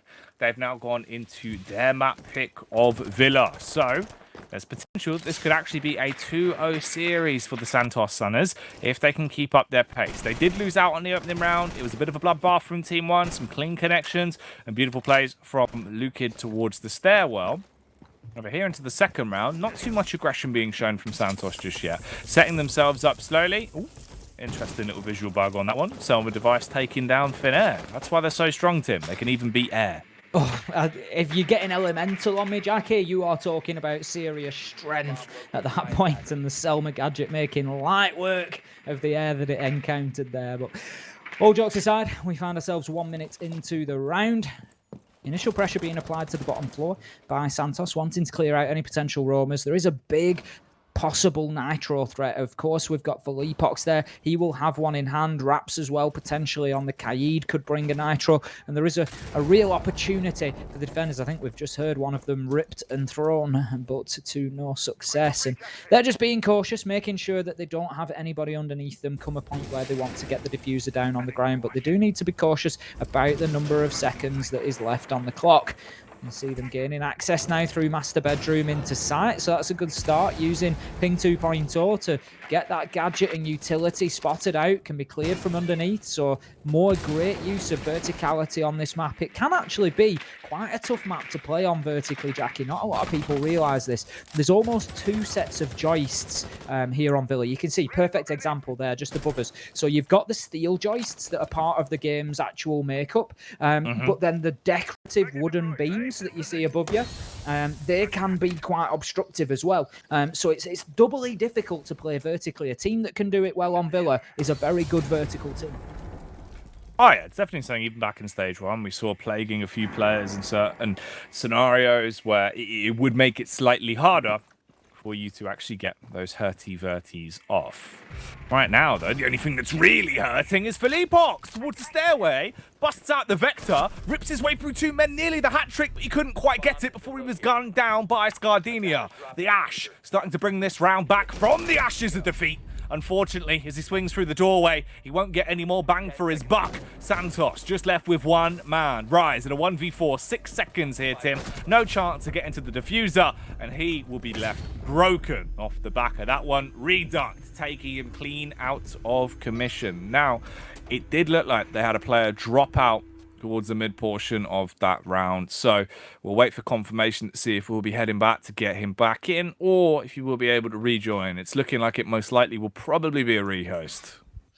Certainly causing problems for Santos at this point in time. And the thing is, as I say, the longer that this continues, the more difficult it becomes for them, because not only is it then the breaking momentum, like I say, it becomes a mental game then. Is that going to happen again? Are we going to be in the same situation? Now they're dropping out in the middle of the rounds. You know, we saw it at the back end of Consulate as well. They were still able to go on and get the victory there, but it's certainly not a dead cert at that point, and it's really starting to hinder them. And whatever the problems are, it is very unfortunate for them, because this Santos team, they look great today, and without these, you sort of think, could they get this over the line? But right now, Team One, they're looking like Santos have come out and hit a hornet's nest with a stick right now, Jackie. See, that's not good, because the thing is about Hornets, right? Obviously, they just sting for the sake of it. They'll take you down. Whereas Bees, they only sting at defense if they're scared for their lives, Tim. So, you know, be scared of Hornets. If anything, absolutely. Bees is out of necessity, as you say. Very fascinating creature, the bee, Jackie. Yeah, we get quite a lot of them in the garden, got quite a lot of flowers that they're attracted to. So I've been trying to teach my little girl not to be scared of them, and that, you know, within reason, you can have a little look at them and they're just going about the business. There's, you know, no major problem. Obviously, apply caution at all time. But yeah, fascinating creature, the bee. Yeah, no, they're good lads, to be fair. You know, no qualms with a bee. The wasp, you know, I'm more wary just angry, of. just an angry. They are. The wasp is an insect living in a world of soup with only a fork. Man, there you go. Just an angry insect. Just livid at the position he's been put in. Just Gosh. angry. I found a wasp nest. When I was renovating the shed, I found a wasp nest that had been built. It looked like a golf ball. And I was like, yeah, they just chew up like wood and paper. They just like mulch it up and then like make a paste out of it. Yeah, they spit it out like wallpaper paste into a weird like paper mache room that they live in. Did it have any sort of pattern on it? Was it like, had he gone for some floral wallpaper, or what? It kind of looked like, you know, like a wood finish where you get like the little swirls, like in like cedar wood and stuff like that. It looked like, first I was like, what's going on here? Some sort of weird golf ball. And then I was like, oh no, wasp's nest. The thing is, you'd be surprised by how many wasps you get in them sometimes. I know a friend who found one. It was, I don't know, probably about 5 inches across. And he went to move it, he said, and just like hundreds of wasps started pouring out of it. Like, yeah, they were not happy. You don't touch them. You don't avoid touching them at all costs. That's never going to be good. Get the experts in. Yeah, you do. You get someone round, get them in, you know. Don't hoover them as well, because they'll live in the bag. Definitely don't take a hoover to them. That's probably dangerous, I reckon. If anything, that would probably annoy them more, I reckon. I don't think, let's put it this way, Jackie. I don't think it'd be a solution to the problem. No, probably not. Hopefully, we get a solution to the problem of Santos suffering with dropouts as well. Obviously, because at some point, it's going to become an issue where, at this point now, they've called for 4 rehosts throughout the course of this series. I mean, you're going to run out of pauses. It's not, you know, there's not an unlimited supply, Tim. Eventually, you are going to be left in a position where you're going to have to come up with a solution here. This is it, and you know, obviously there's a degree of sportsmanship that Team One, they are continuing on at this point and happy to get back into game and get it played out. But like you say, they're ultimately, you know, there will likely come a point whereby you have to say, look, you know, this isn't happening in its current form. And like you said, that is also going to weigh on the back of Santos's mind. You know, are we in a position? Obviously, we saw Hurge drop out because of internet problems the other day. Alpha came in as the coach. You know, it's whether Santos have got the availability of somebody to be able to fill in like that, or, you know, we'll see how it progresses. We'll bring you all the information as soon as we get it. But, you know, as soon as we do get everybody back into the lobby, we'll be back to this game. And it's a shame, really, Jackie. It's a big shame that it's sort of being marred by this, if you will, because it's been such a fascinating, exciting game. Santos have really brought it here today. And I just want to see them get in the server and have that solid performance, especially after the other day. They need it, and it'll be more competitive for the league to see them come back and fight like that and to build that confidence. And so it's just a real shame that they're struggling with these issues today. Oh, it is. It's rough. It's rough, especially when you win the first map as well, and you're in a position where you could get a 2-0 out of the series. You know, you could make up for everything that went wrong in your last series. It's the dream scenario for them, but it feels like every waking moment, this dream's turning more and more into a nightmare with the issues that are now starting to slow down their game, but also just their momentum. It also eventually it does start to get on your nerves as well. That's the other aspect of it. It genuinely can just be a bit frustrating. It can tilt you. This is it, you know, if the issues are with, you know, 1 or 2 players, you then think, you know, the other players, like you say, they're sat there cooling down, they were hot 5 minutes ago, and it starts to become potentially a little bit of a frustration for everybody involved, for the players who are struggling as well. You know, I'm sure all they want to do is get in the server and get the game played out. So, it's a tough one. It really is. And it's not something that Santos deserved today. It's not something any team, you know, ever really wants or deserves. But Santos have just come out so strong on the back of that last matchup that I really just wanted to see them have a clear path to a good performance.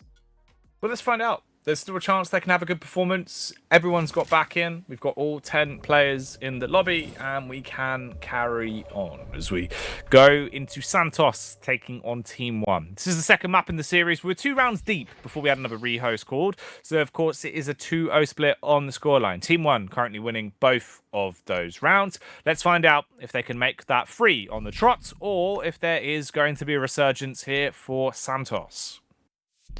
Just a quick check of the names across the bottom there to make sure that we haven't missed any little substitutions coming in from Santos, and that will not be the case at this point in time. We've got Wag, Mighty Rise, Cyprus and Scardenia all present and correct, loaded back in, and hopefully that is the back we see of any technical issues for Santos, and they're able to just come through here and play consistently. Now, given that Team 1 have had 2 successful defences, we have seen them play Aviator and Games, we've also seen them play Trophy and Statuary successfully.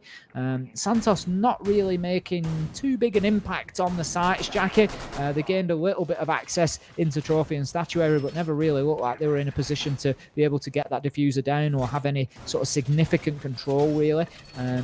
This time, we're going to be heading down to Living Room and Library, which is an interesting one. It's always a bit of a choice between the downstairs sites. Both of them have their strengths, and we either see Living Room and Library, or we see Kitchen and Dining. Now, generally, Kitchen is the more popular of the 2 sites. It's the more commonly used, but Library is always an interesting one because obviously we don't get to see it too often. Now, we're going to see some vertical presence, I would imagine, Aviator and Games, because if you weren't aware, the sites downstairs actually mirror the upstairs sites quite well. So if you're ever wondering about that when you're in a game yourself and you think, I'm attacking onto Kitchen, where do I need to go to attack it vertically, then think about the matching sites. So Trophy and Statuary matches up reasonably nicely to Kitchen. Generally, you're going to use Bathroom and the Astronomy Room particularly to get your vertical angles, but it's over that area of the map. And then for Living Room and Library, you're looking at Aviator and Games in the corridor there, and in and around that area will get your vertical angles into that side. Right.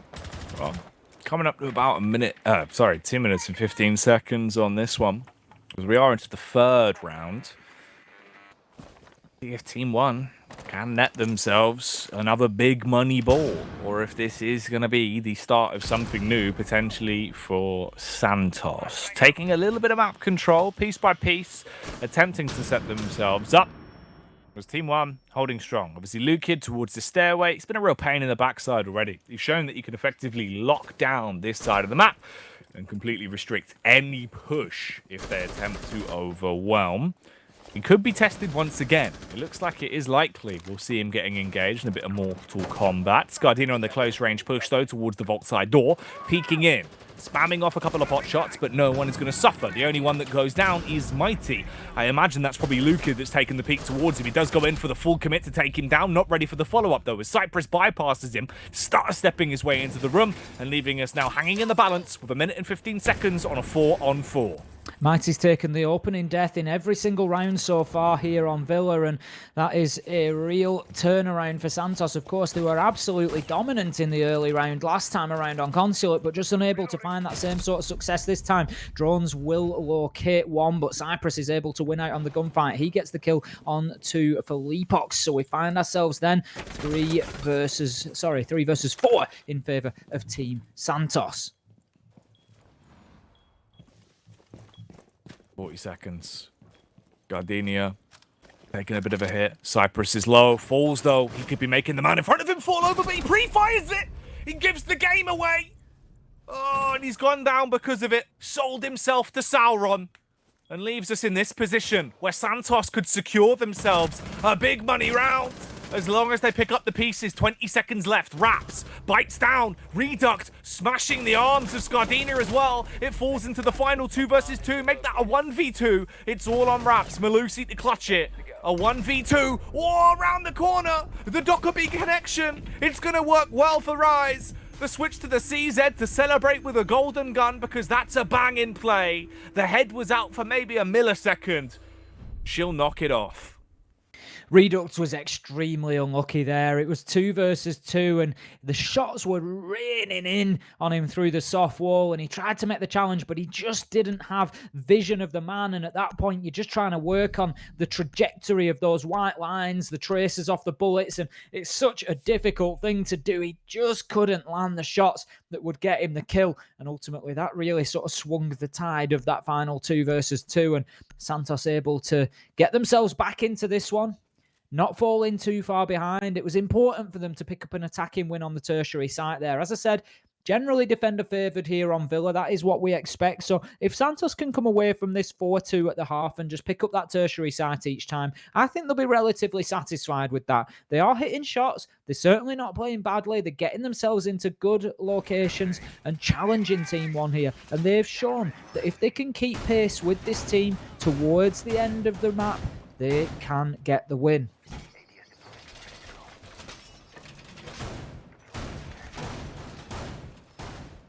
All right. I mean, they've shown resilience. They've shown it doesn't matter if you're in a clutch round. You're in an awkward position. If you've had to fight your way through about 5 rehosts, they're still showing they've got the resilience to keep the game going. And it will keep going. Into the 4th round then. Team 1, you lead with 1 round so far. Will they be able to get more out of that? It was looking clean on the initial 2 rounds. It goes down to a bit of an awkward 2 versus 2 there that eventually finishes in favour of Santos, netting them their first and a stepping stone into this map. They did win back on Consulate as well. So if they get a 2-0, that is going to be vital for them. However, Team 1, you need to try and equalise. Walk away with at least the 1-1 split minimum in the series here, because they need those points, Tim. Team 1, although the storyline, when you look at it, is going to be that Santos, this is a huge upset win if they take it. It's also the fact that Team 1, they've not had anywhere near as good as a season so far. Stage 2 has been a bit of a struggle for them. If they need to get the points, which they do, they have to go 1-for-1 here minimum in this series versus Santos. So this is a very rough loss to take.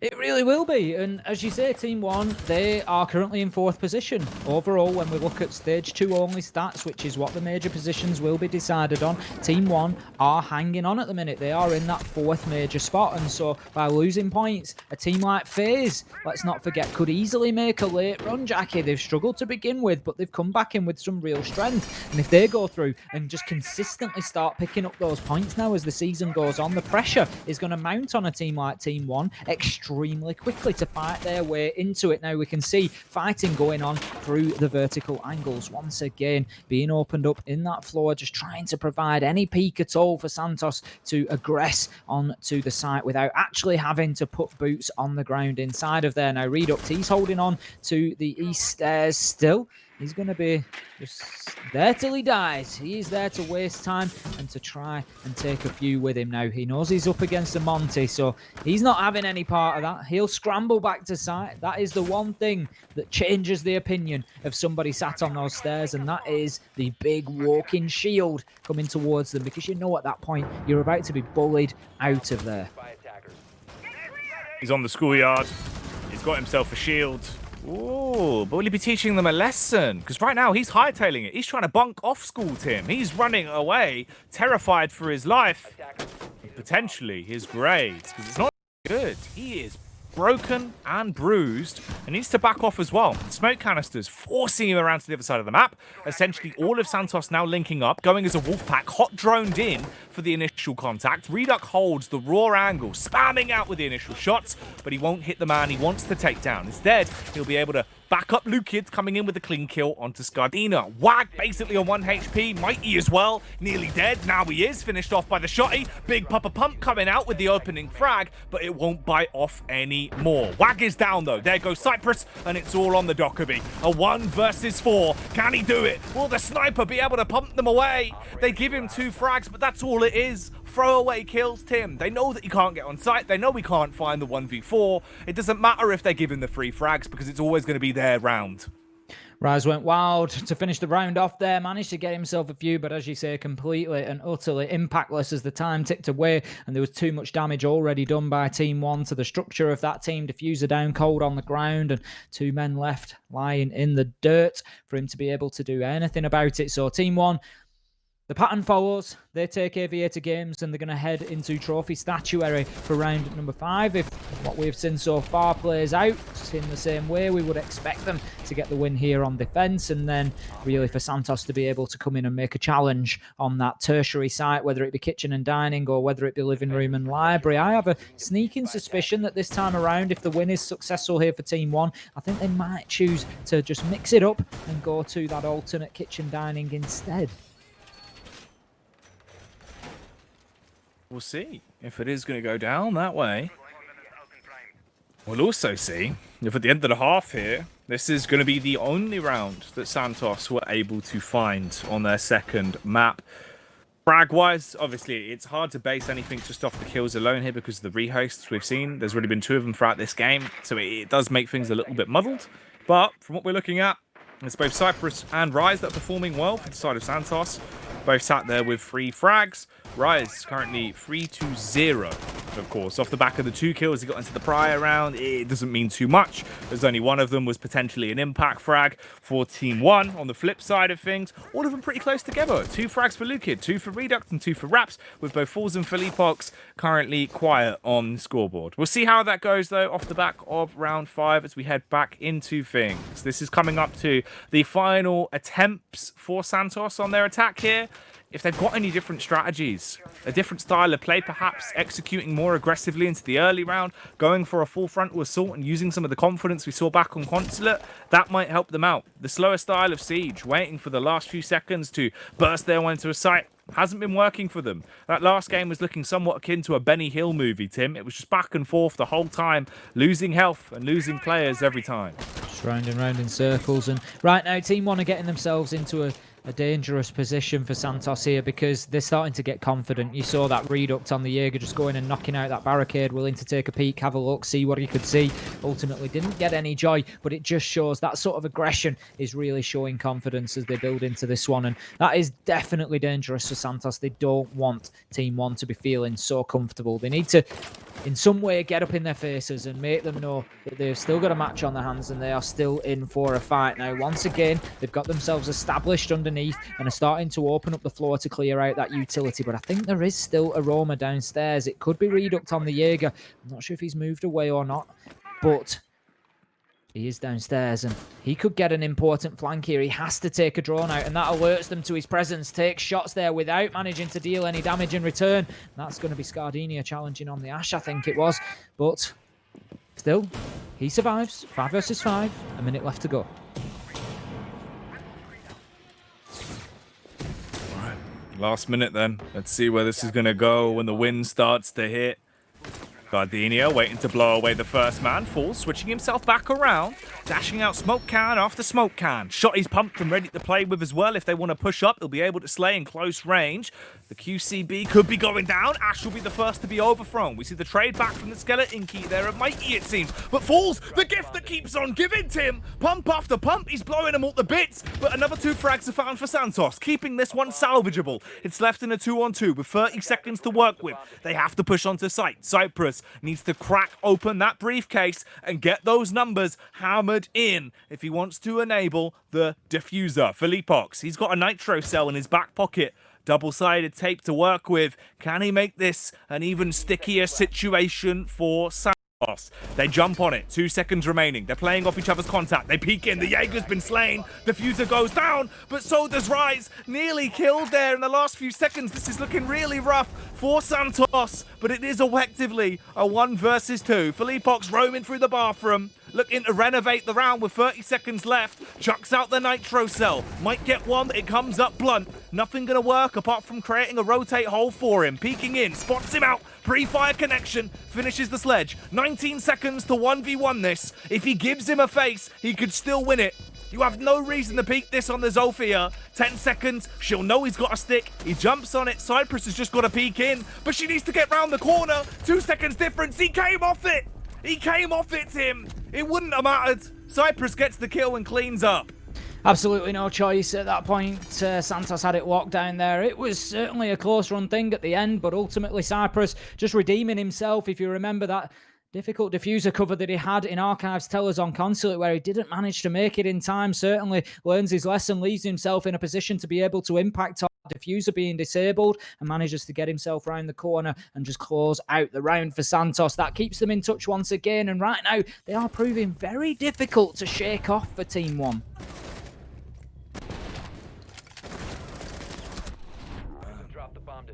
God damn. All right. Yeah, this has been a hell of a game so far. Like, the consistency of it, being able to keep mental fortitude up between the rehost, it's crazy how close this has actually been. A 3-2 split on the scoreline right now. This is it. This is your last stab in the dark, Santos. Get yourself that equal scoreline. The best possible position you can put yourself in. It's in their hands for one final time now, Tim. And we'll see if they'll be able to achieve it when we get back into this 6th round. Oh, it's crazy. Like, obviously, we're seeing a bit more of a better performance coming out from Cyprus. There was the odd moment thrown in there where it was looking tight. I thought Falls was just going to blow them all his way well with the shotty. It was only the 2K towards stairs over by Astronomy. It looked like it was going to be the hat trick, to be bluntly honest with you. The push through bathroom felt like that was just the 3rd frag in what would have been a great 3K with Big Papa Pump. Wasn't meant to be, though. But we will see if there will be a 3rd round here for Santos. It's been a tough day for Team 1 if we look at it from that perspective as well. As you say, Falls looking for all the money in the world, like he was going to have a great session there moving through bathroom as well. But just unfortunate for Team 1. It just never seems to quite fall in their way as much as they need it to. It's been difficult for them. Like you say, kills not landing where you might just expect them, and on another day they absolutely would. But ultimately Santos are taking full advantage of that, and who can blame them? That is exactly all you can do. Now the man's going to be careful here. There is an angle. Surely you've got to get the kill there as soon as you see the feet of the man, but he's able to get away with it. Once again, Reduct just coming up without the kill, and as I say, that's exactly the sort of luck that we're talking about for Team 1 here. The opportunity is there, but just not able to get those kills that on any other day they might be able to secure.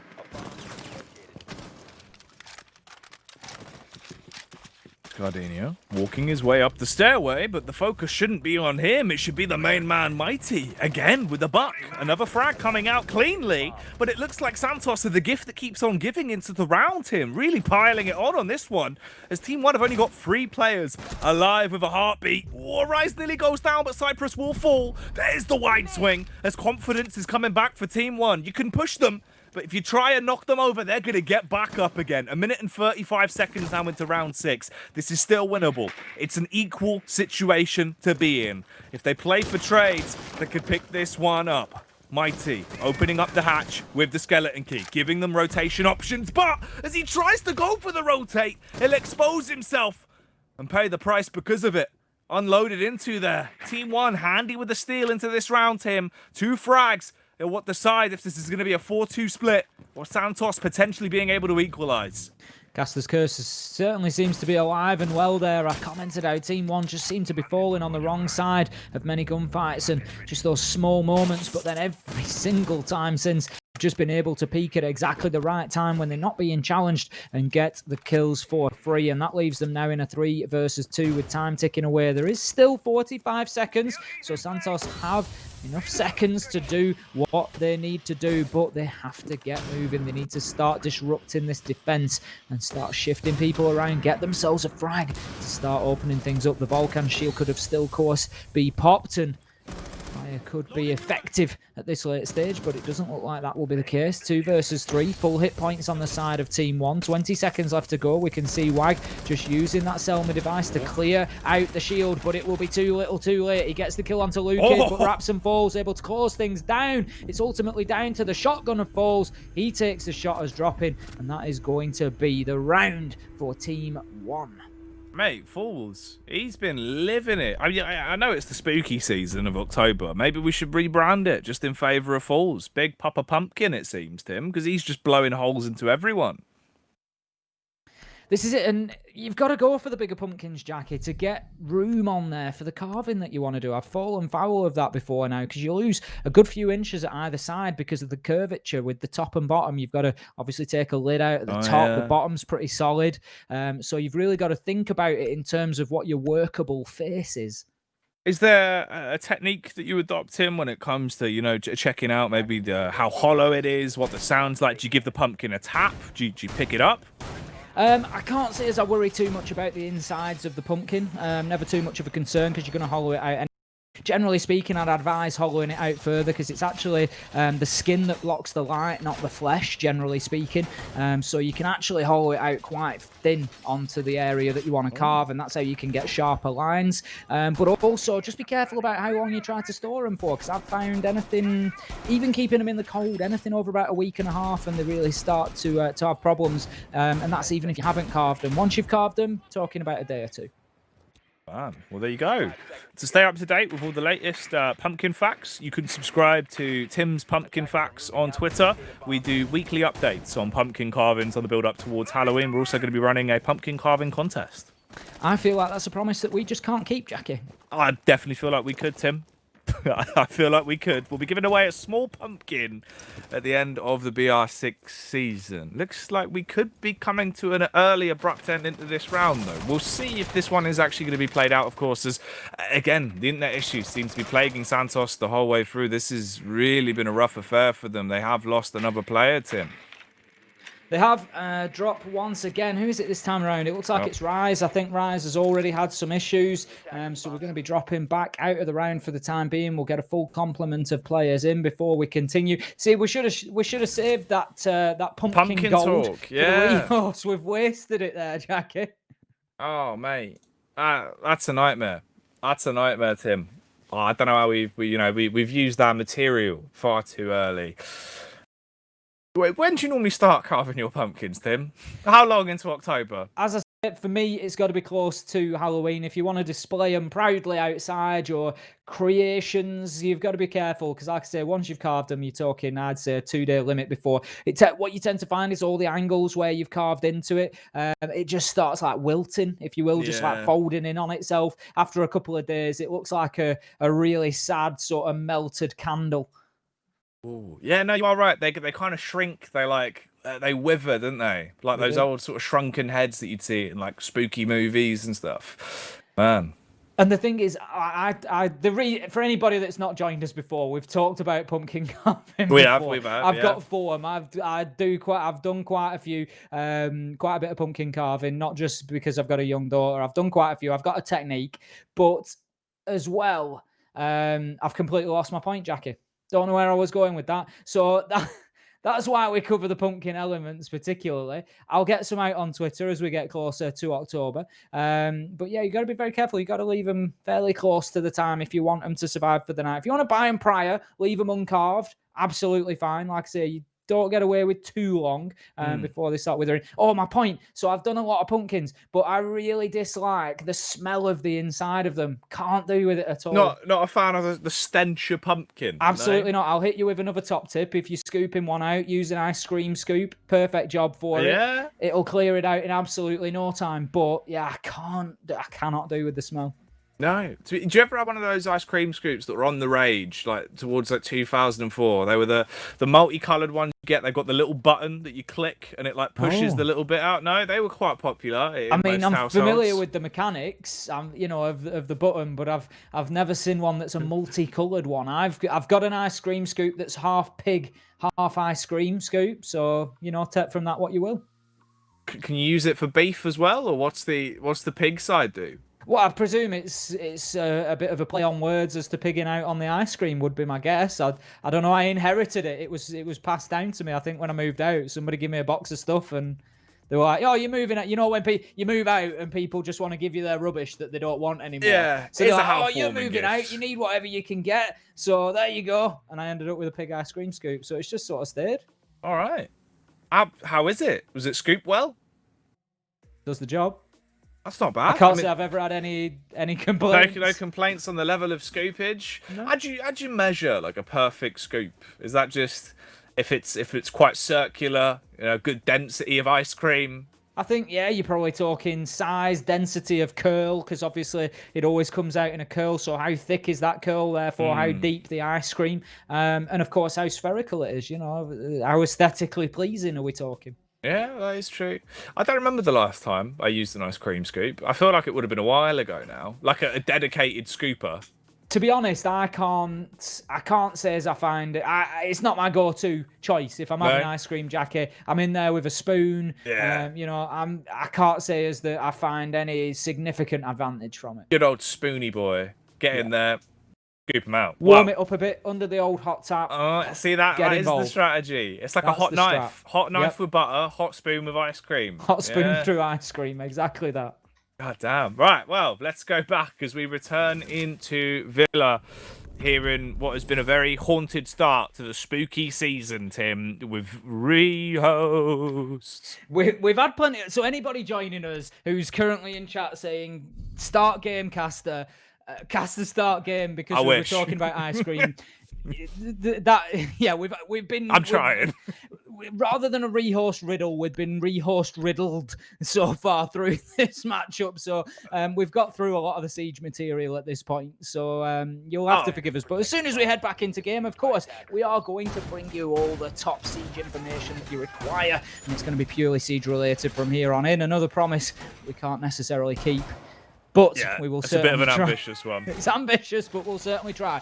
Team 1 versus Santos. You join us in map number 2. If you look up at the top of your screen, our wonderful production team, they put all the answers to your burning questions. Just like, who won the first map? What was the score? Well, the first map was picked by Team 1. It was Consulate, and we saw Santos take the win, 7-5. So you can see by the little golden square next to the Brasileiro logo, that is denoting that Santos, they got the first map, and we head into Villa now. Team 1 have the advantage. Santos, they have some sort of technical issues going on. Rise drops again. It's not looking good, Jacket.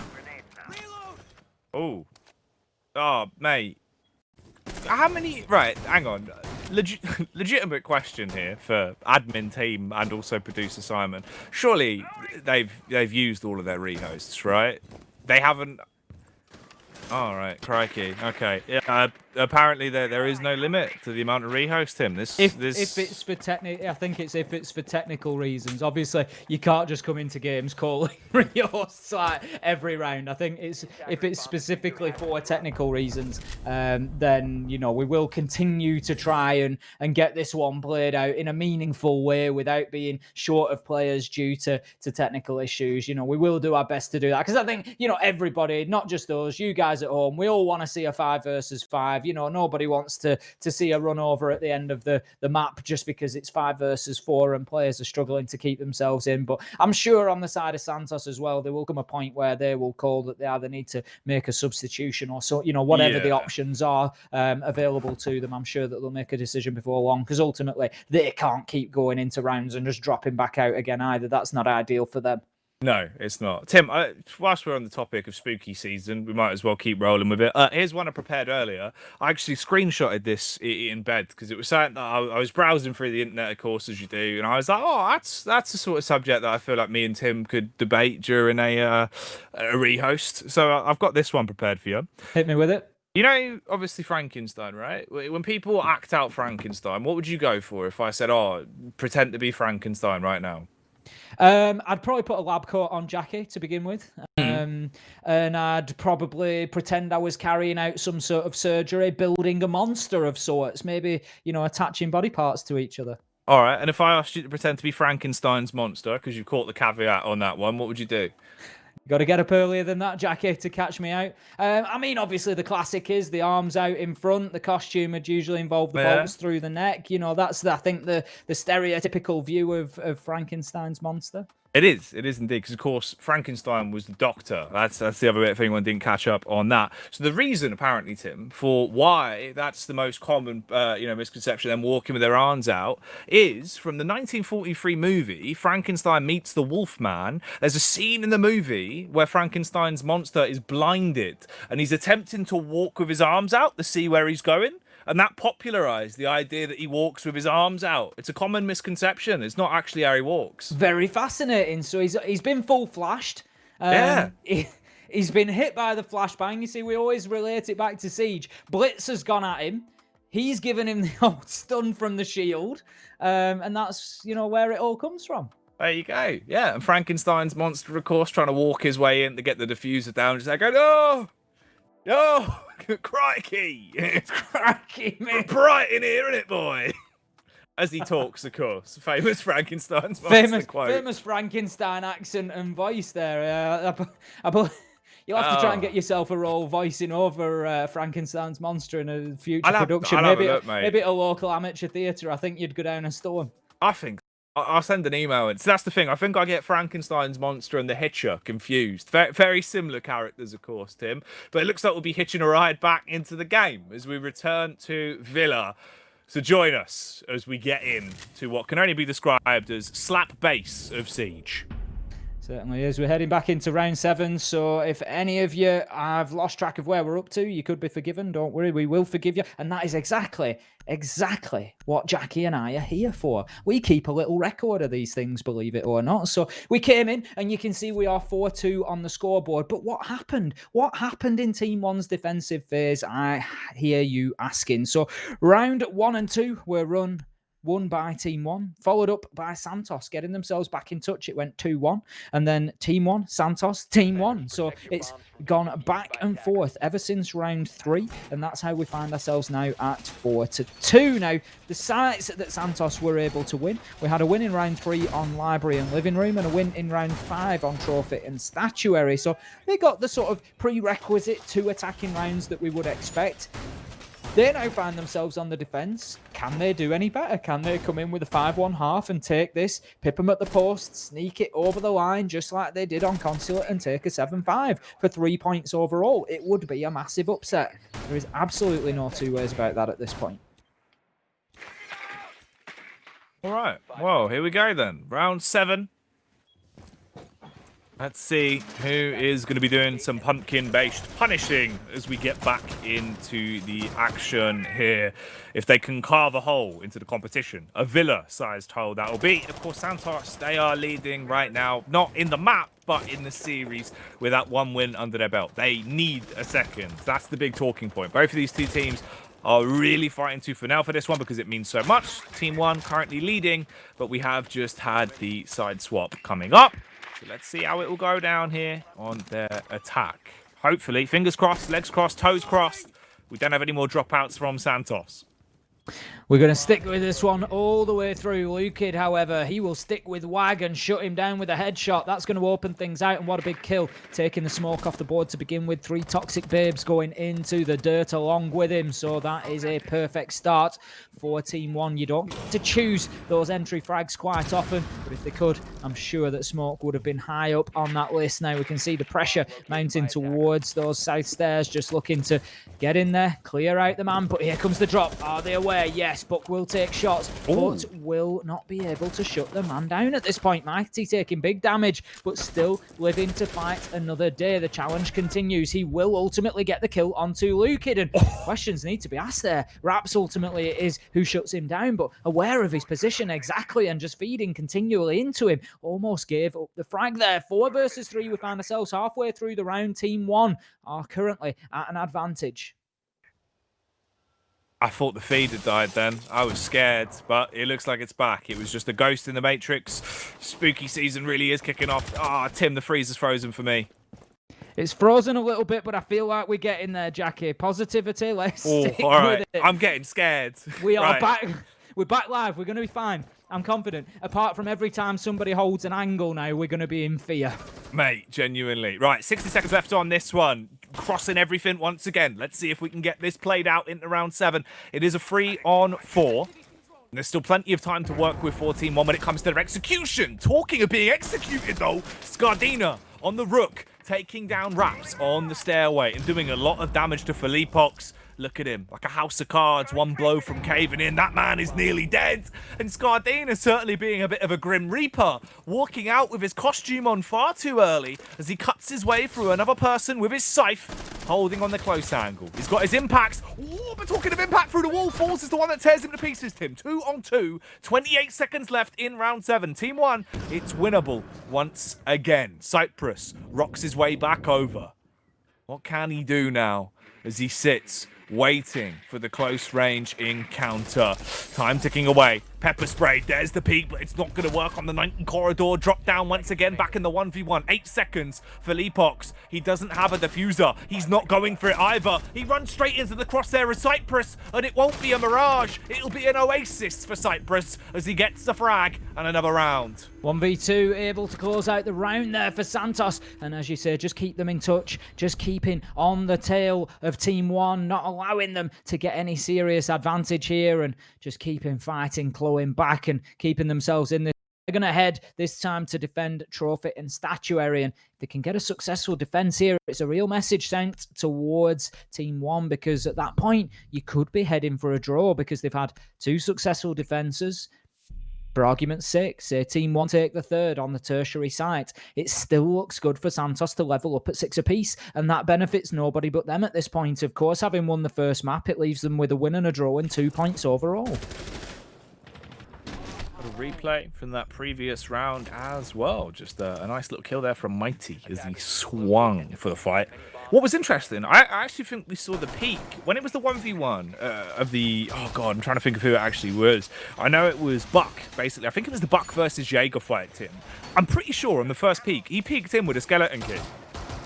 Yeah, I think you're right, and that's never... It's never a good angle to challenge with a skeleton key because the range is too long. You know, if you want to kill from the skeleton key, you've got to be up close and personal in order to get it, and even then, it's still a risky one. But certainly not an anti-personnel weapon. It's much better at deleting walls than it is operators. But like you say, even at that point where the mistake is made, it just still seemed quite a soft challenge. He just moved across into the middle of the door, wasn't really pre-fire in, and just seemed to put himself on a platter for Mighty. Yeah, it was a bit of a weird one. I sort of just saw it off the back of the peak, and I was like, that was literally just one shot. It just felt like he thought maybe he was pushing him up close. Could have misheard the audio cues, potentially. Just thought it was something I'd bring up. It was a bit of an interesting one. Anyway, into round out. Round out? God, I don't even know where I am anymore. These rehosts have sent me into a different universe, Tim. I'll take it, Jackie, don't worry. I am here to have your background. Number 8 is where we find ourselves, and it is 4-3 to Team 1. Santos fighting hard at this point. They are defending Trophy and Statuary. Now, the attackers taking a bit of a slower approach here. 30 seconds in, 40 seconds in as the clock ticks away, and not too much immediate progress. Drones are moving in, so they're looking to gather as much information as they can. Cyprus here, holding an interesting location. I'm always keen for the opposite side push, if you will. So Trophy Statuary, get yourself in through Aviator Games and just apply pressure from both sides. Don't feed all 5 men into Master because there are only so many angles that can be held from there, and ultimately it is a waste of gunpowder. So Cyprus, he's trying to get himself right up in the face of those attackers and let them know that they are not comfortable, they are not safe. This is not a villa where they can have a wonderful holiday, Jackie. They are going to be confronted, challenged at every single step of the way. And talking of the challenge, Here comes the gladiator himself. He's ready. He finds an opening kill, launches through the window as well, and starts to claim map control as territory for Team 1. And they want to defend their lands, and they're not going to be giving it up easily. But the Santos guard walking their way back up the stairway and gets slain once again. Reduct, ripping apart Mighty. Suddenly, Santos only have 3 operators left. The triple threat, and they show that they actually are a threat. Oh, the pixel peek from Wag, but it won't connect. Tries to switch back across to take down the drone as well, but no connection is found. They're really outnumbered now. But time could be a little bit of a double-edged sword for either side, especially if it funnels them close in towards the Nitro. Lukid effectively taking 1 step back, watching it detonate. A single drop of sweat will fall from his brow, but he'll still be alive for another 45. Fancy footwork from Lukid there, keep himself in the mix here, and Wag just trying to challenge on that tight angle on the window. He knows there's a man out there. He's got the option to drop the hatch if he wants, but if he does so, it's going to leave him with a lot of difficulty to get back onto site. He doesn't have the Nitro in hand, so there's no vertical option available for him. Felipox gets one, but this is a big flank coming in from the Kaid, and that will be 2 versus 1. Now, we have had one of those substitutions, Jackie. Did miss it on the names. Falls, it will be ultimately shutting down Ravida, but he has joined us and has a big impact very nearly on that round. God damn. All right, clean. Team 1, they get themselves a critical pickup. So obviously Team 1 in a good position here, 5-3 on the second map. 1 more round is all that they need to have the draw in the bag. If they get another one on top of that and make it 2-7, then they can shut down this series, and it will be a 1-1 split across the board. We'll see, though, if that is going to be the case. As Santos, they've been looking damn good. Obviously, the only unfortunate issue is with their coach having to come in because the internet issues were just getting worse, it seems. Assuming at this point it was an internet issue rather than a hardware issue that was plaguing them because of the consistent dropouts we've seen with multiple rehosts throughout this map and the prior. They had made the decision to bring in the coach. That's never a great move. Obviously, any point where you have to deviate from your full 5 and you have it up a little bit and bring a coach into the lineup, it's better than having an all-out sub that's completely out of your organization, because at least he'll understand the strategy. But a lot of Siege comes down to confidence and how handy you are when it comes to your firepower, and normally coaches are known more for their brain than their brawn.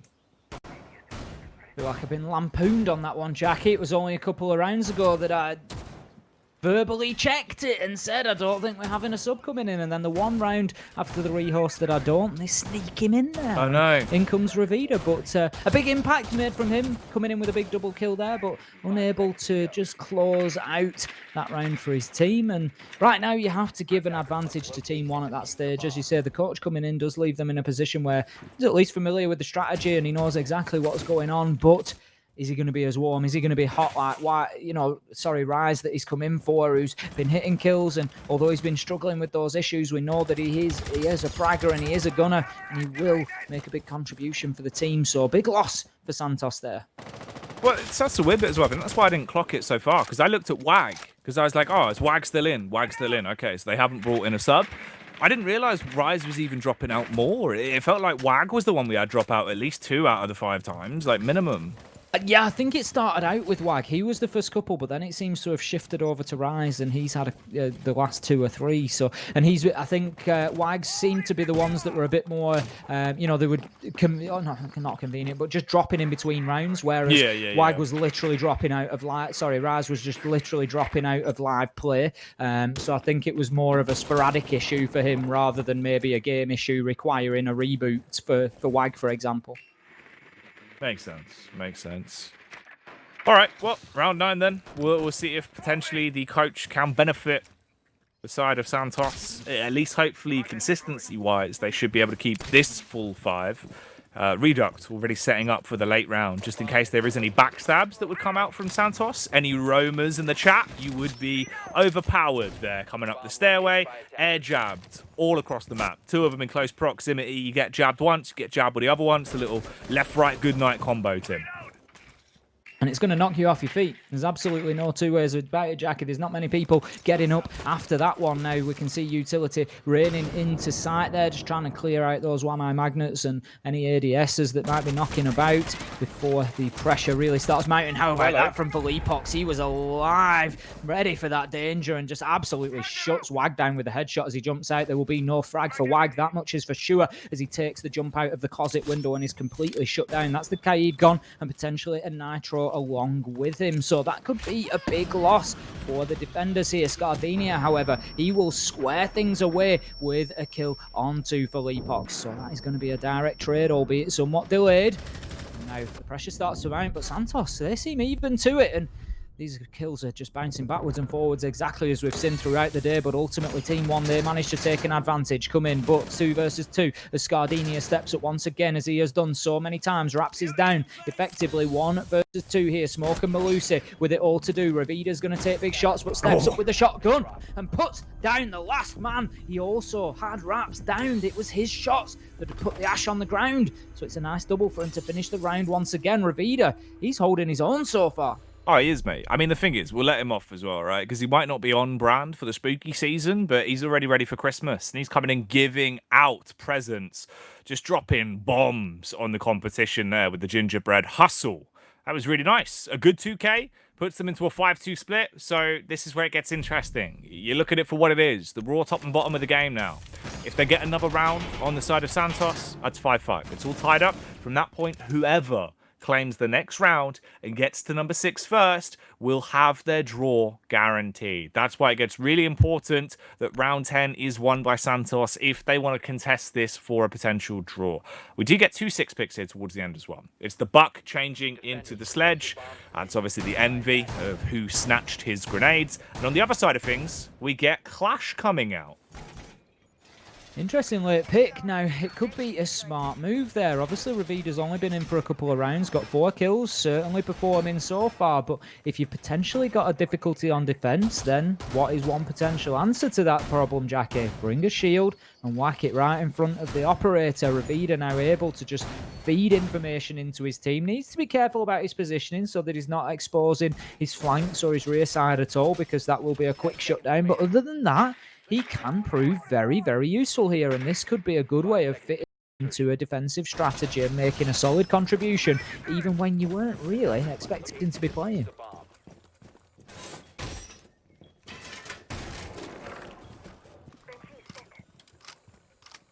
All right, round 10. 5-4, game's really close at this point. Gardena already on the late round roam. Makes sense. We've seen Malusi fall more into that role. She's very built for it. You get the free speeds, you get the nitro cell. There's a lot that can be done. Going into round 10 though. Slowly does it into this one. Not too much early aggression from Team 1. Has mostly been the late round clutch scenarios that we've had to see. Ravida just positioning himself in the 90 corridor there once again, as I said, just trying to provide any information that he can, but also watch for that trophy statuary sided push, which we can see is coming in from the attackers. We've got Foles just heading there into master bedroom, and just as they did last time, as we've seen the attack on this site before, is to get themselves surrounding it and just work from both sides. A little bit of pressure from Study, a little bit of pressure from trophy and statuary, and just make the defenders' lives difficult. Don't allow them to focus on one direction. Don't allow them to feel comfortable holding their angles. Let them know that there's going to be a push coming from any side when they least expect it. But the clash of Ravida could be particularly important, because whilst he remains out there in the 90 corridor, it just slows down that push coming in from the trophy statuary side. The problem that he does have is that it's Zofia that he's up against, and that's a direct counter to Clash, of course, with those stun grenades able to move the shield away. Ooh, the close range combat favouring Felipox as he turns the corner. Has a bit of an awkward car crash there, but still makes it pay off. And now we're in a 5-on-4, almost at the final 60. Looks like there could be a chance for this Clash to do some damage if she can stay alive. That could become a big if, as we're seeing some close encounters. Pop shots being taken up the hatches and towards those vertical angles. We're down into the last 45 of the round now as well. A long-range firefight being taken. The Clash getting pinged out as well. They know exactly where she is, but Mighty trades it on the Orc of the Wamai, leaving us here in the 4-on-4. Fall's timing is everything if he wants to try and knock up the Clash shield to allow his teammates to peek out, get the shots off at her feet. Doesn't actually set up with anyone else to go for that trade play, though. It's going to be really awkward to deal with her if it is just a one-on-one, and they're so fragmented. This 3v3 could be a really bit of a rough ride to him in the final 15 seconds of this round. Ravida's just going to push up and hassle the flanks now, using that electricity to slow down the push, mark out his opponents. That will be the Ashe moving into Vault now, and I think they've got somebody around the back of Clash finally. Will be shut down, and in the nick of time, Team 1 managed to sort out the problems there, straighten out their footwork, and get the double kill that they needed. Fall's coming in and just cleaning house there to finish things off in the Vault. It will be a snatch and grab, and he will leave with the round that guarantees them a draw. Okay, well, Team 1, that's now your opportunity to actually get the victory here and win this map. So it will be a 1-1 split on the scoreline in terms of the overall series. That will be Santos getting the win back on Consulate, and it will be Team 1 that will get the win here on Villa, if they can win that last round, that is. We do have a replay from the prior round. Ooh, it was the drive-by, the close encounter of the first guy in there. An unfortunate one as he walks into him. Bit of a car crashed him. Talking about spookiness and scaring, that is one of those where that is a flinch, you know, when you walk around the corner. That's just absolute fear, as there's somebody right in your face that you don't expect. Bit rough. Surprised there wasn't a panic knife on it. Oh, mate. The wicked Skeng man, the blade coming out, and a bit of a fluster. Game's looking a bit flustered, though. It's crazy to think that the best player that's really been performing off the back of the rehost is the coach for Santos as well, with him stepping into the role, right? This is the only round where he didn't really have a firearm to work with back on the shield as well, and that didn't really work out too well. It did delay, which is a big benefit, but now he's got himself back on the Clash again. We'll see if this time it will be any sweeter, or if it is still just going to be merely a delay tactic rather than a round winner. Yeah, I think his job as a Clash was carried out reasonably successfully. He wasted an awful lot of time out there in the corridor. It was just, you know, the rest of the team were just unable to find the frags onto the operators that were being hassled by the Clash. You know, ultimately, you can't expect the shield to do both. And whilst it got left longer and longer, it allowed Team 1 the time to think on their feet and come up with a solution, and that was just to burst their way into the Vault and just basically completely ignore the Clash. We'll just go around you instead. And, you know, they knew that Ravida couldn't push too far forward to try and challenge onto the flank at the point of Vault, because then he's easily encircled and dealt with. And so ultimately they played him well, but Ravida, still a solid round for me, I think. Oh man, he's come in clean. Like, he's had some really good plays since he actually walked in. Considering he's a coach as well, that's why it has so much more weight to it.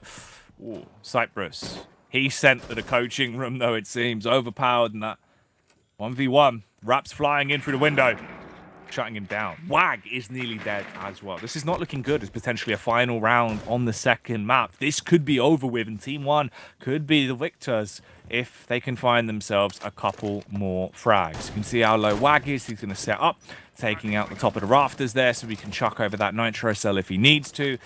Having that prepped, ready for when the carnage hits. Bit by bit, they're going to slowly advance their way further forward. Philippox, can he backstab onto this Clash here? Surely he's heard him. It feels like he has adjusted.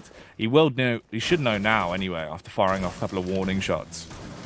Ravida getting himself into a tricky position there, as you say, with an operator on either side of him, but manages to dip his way back into sight. Scardinia gets a kill onto Reduct. That will square things away for us. 4 versus 4 now, as we come in towards the final minute of what could be the final round here. If Team 1 are able to close this down, and with shots like that, they'll close it down no problem. Lukid taking the head off Scardinia there. Absolutely decimating the man as he moves into the round now. 4 versus 3 advantage for his team. Drones will rain into sight to try and gather any information that they can find, but right now it's all about getting moving for Team 1. They need to start putting themselves into positions to pick up these crossfire kills and to get another couple of defenders off the board, and that is not going to help matters as Mighty, he shuts down Lukid on the long angle out towards the study door. For Philippox, he gets the late trade, and we find ourselves 3 versus 2, but there is still a Clash crash in action here, but not anymore. As Felipox aggresses into sight, it's Wag on the shotty. He gets one, but then takes shots to the back. That's going to put him in the dirt. That's going to be the end of the round, the end of the map.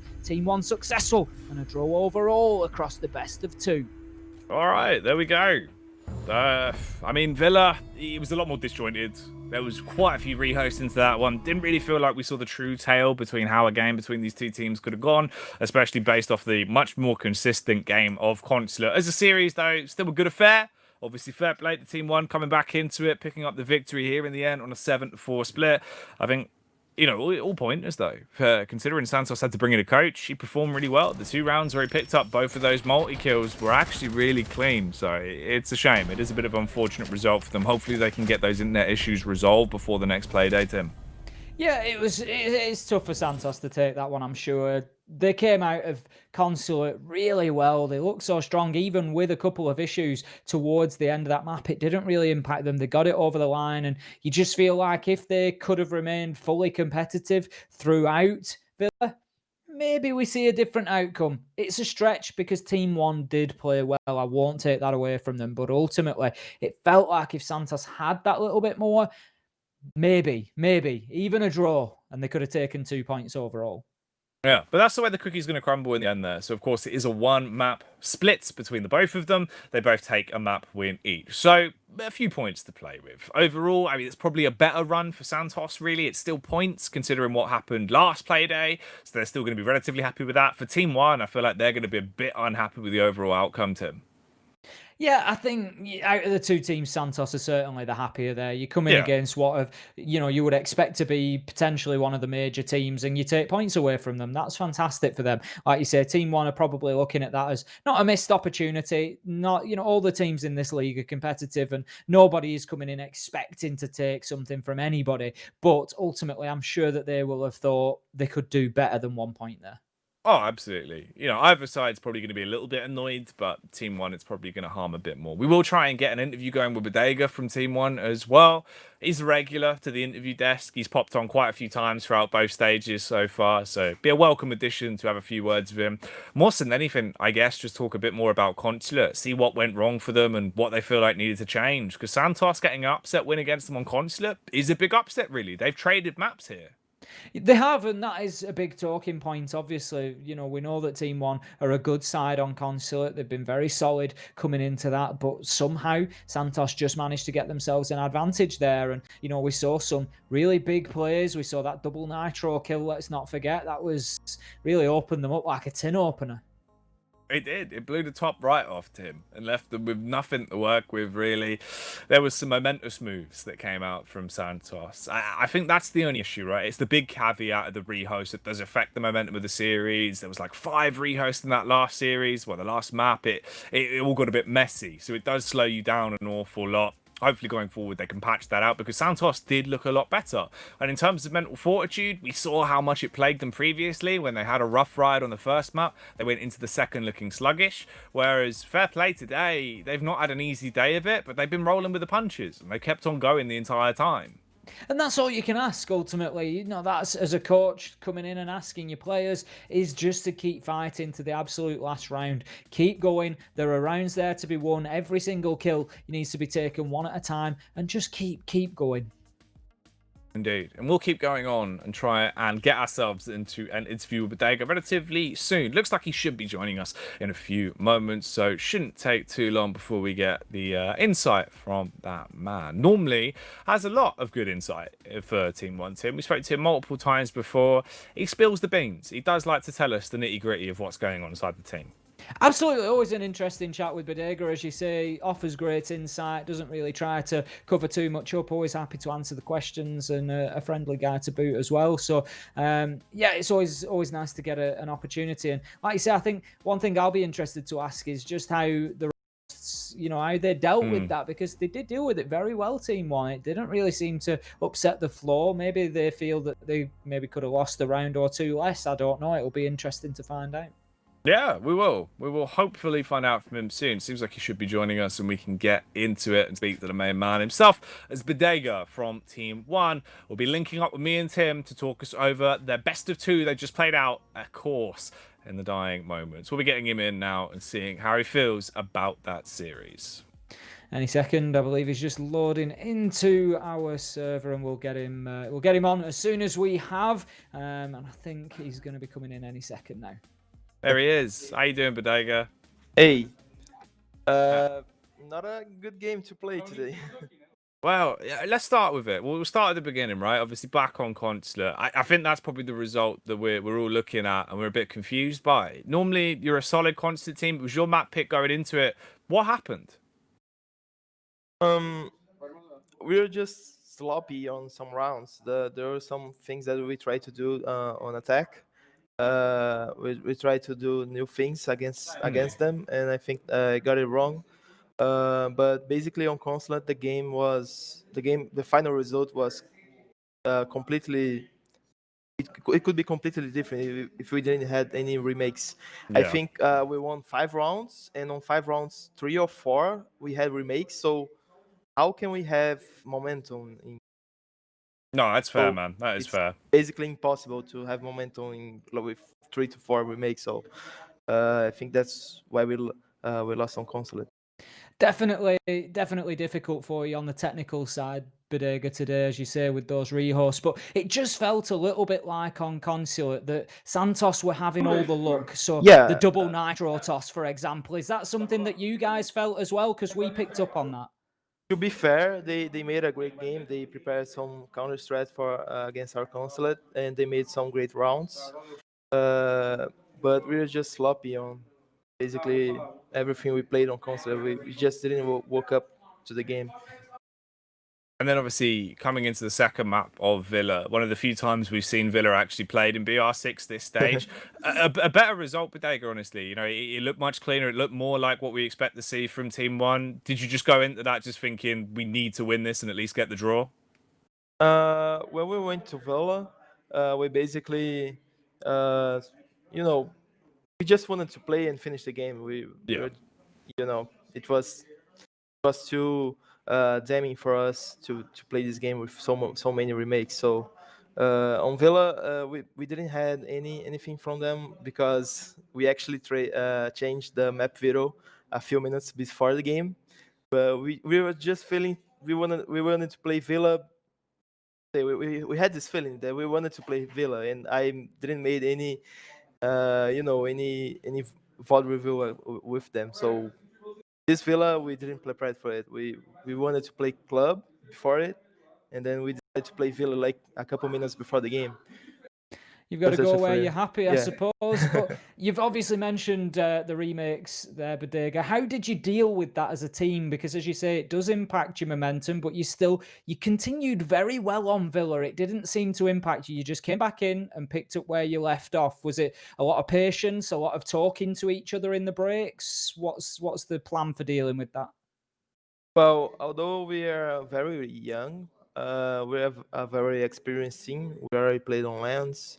We already played on finals, on many finals. So we're experienced. We know what to do when it has remakes. So we just kept going and playing.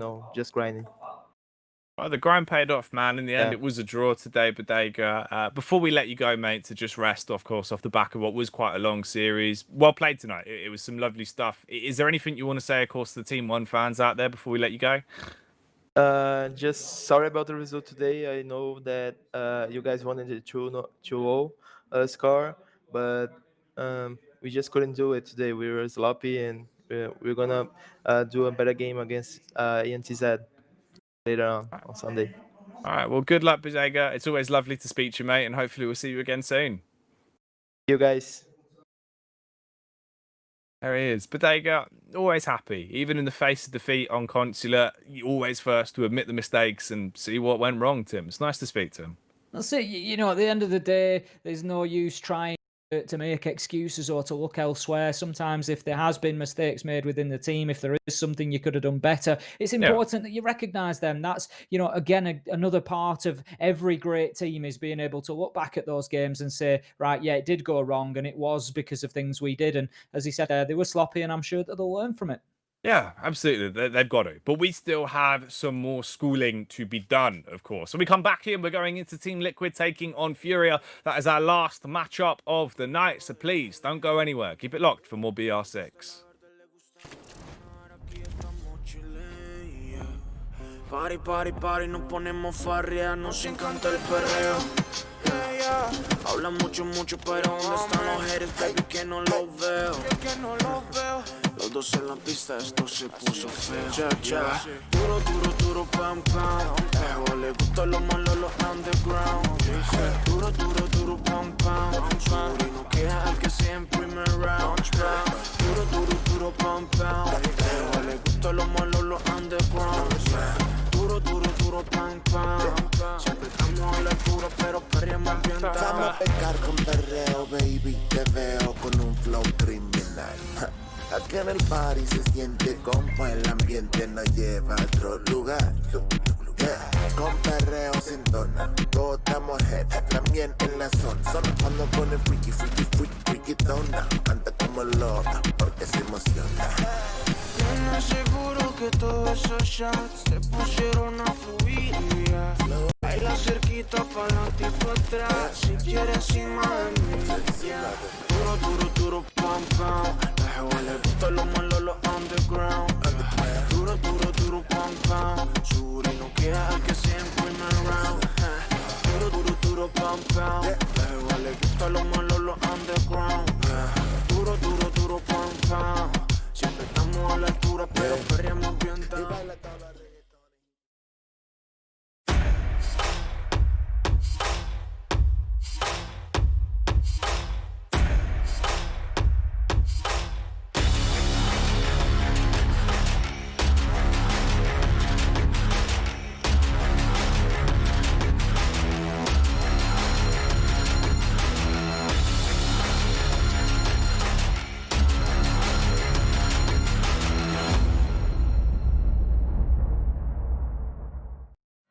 Join Faceit, play Siege, win prizes. With 45,000 Ubisoft credits up for grabs every week in the EU Open Cups. Join the action at fce.gg/R6EU.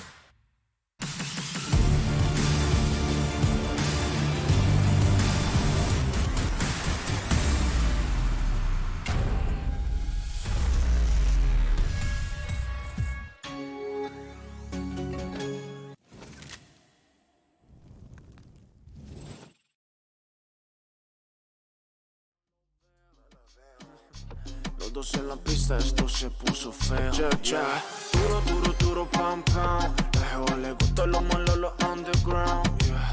Duro, duro, duro, pam, pam. Suri no queda el que sea en primer round, yeah. Duro, duro, duro, pam, pam. La jeva le gusta lo malo, los underground, yeah. Duro, duro, duro, pam, pam.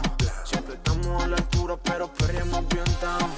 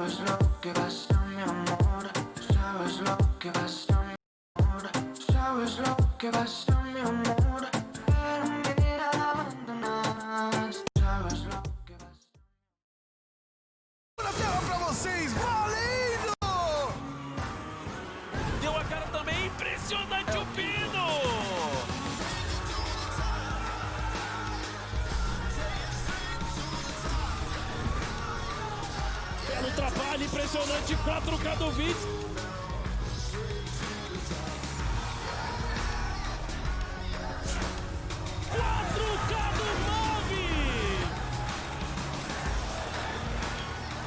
Olha a recuperação! Que show de Rainbow Six!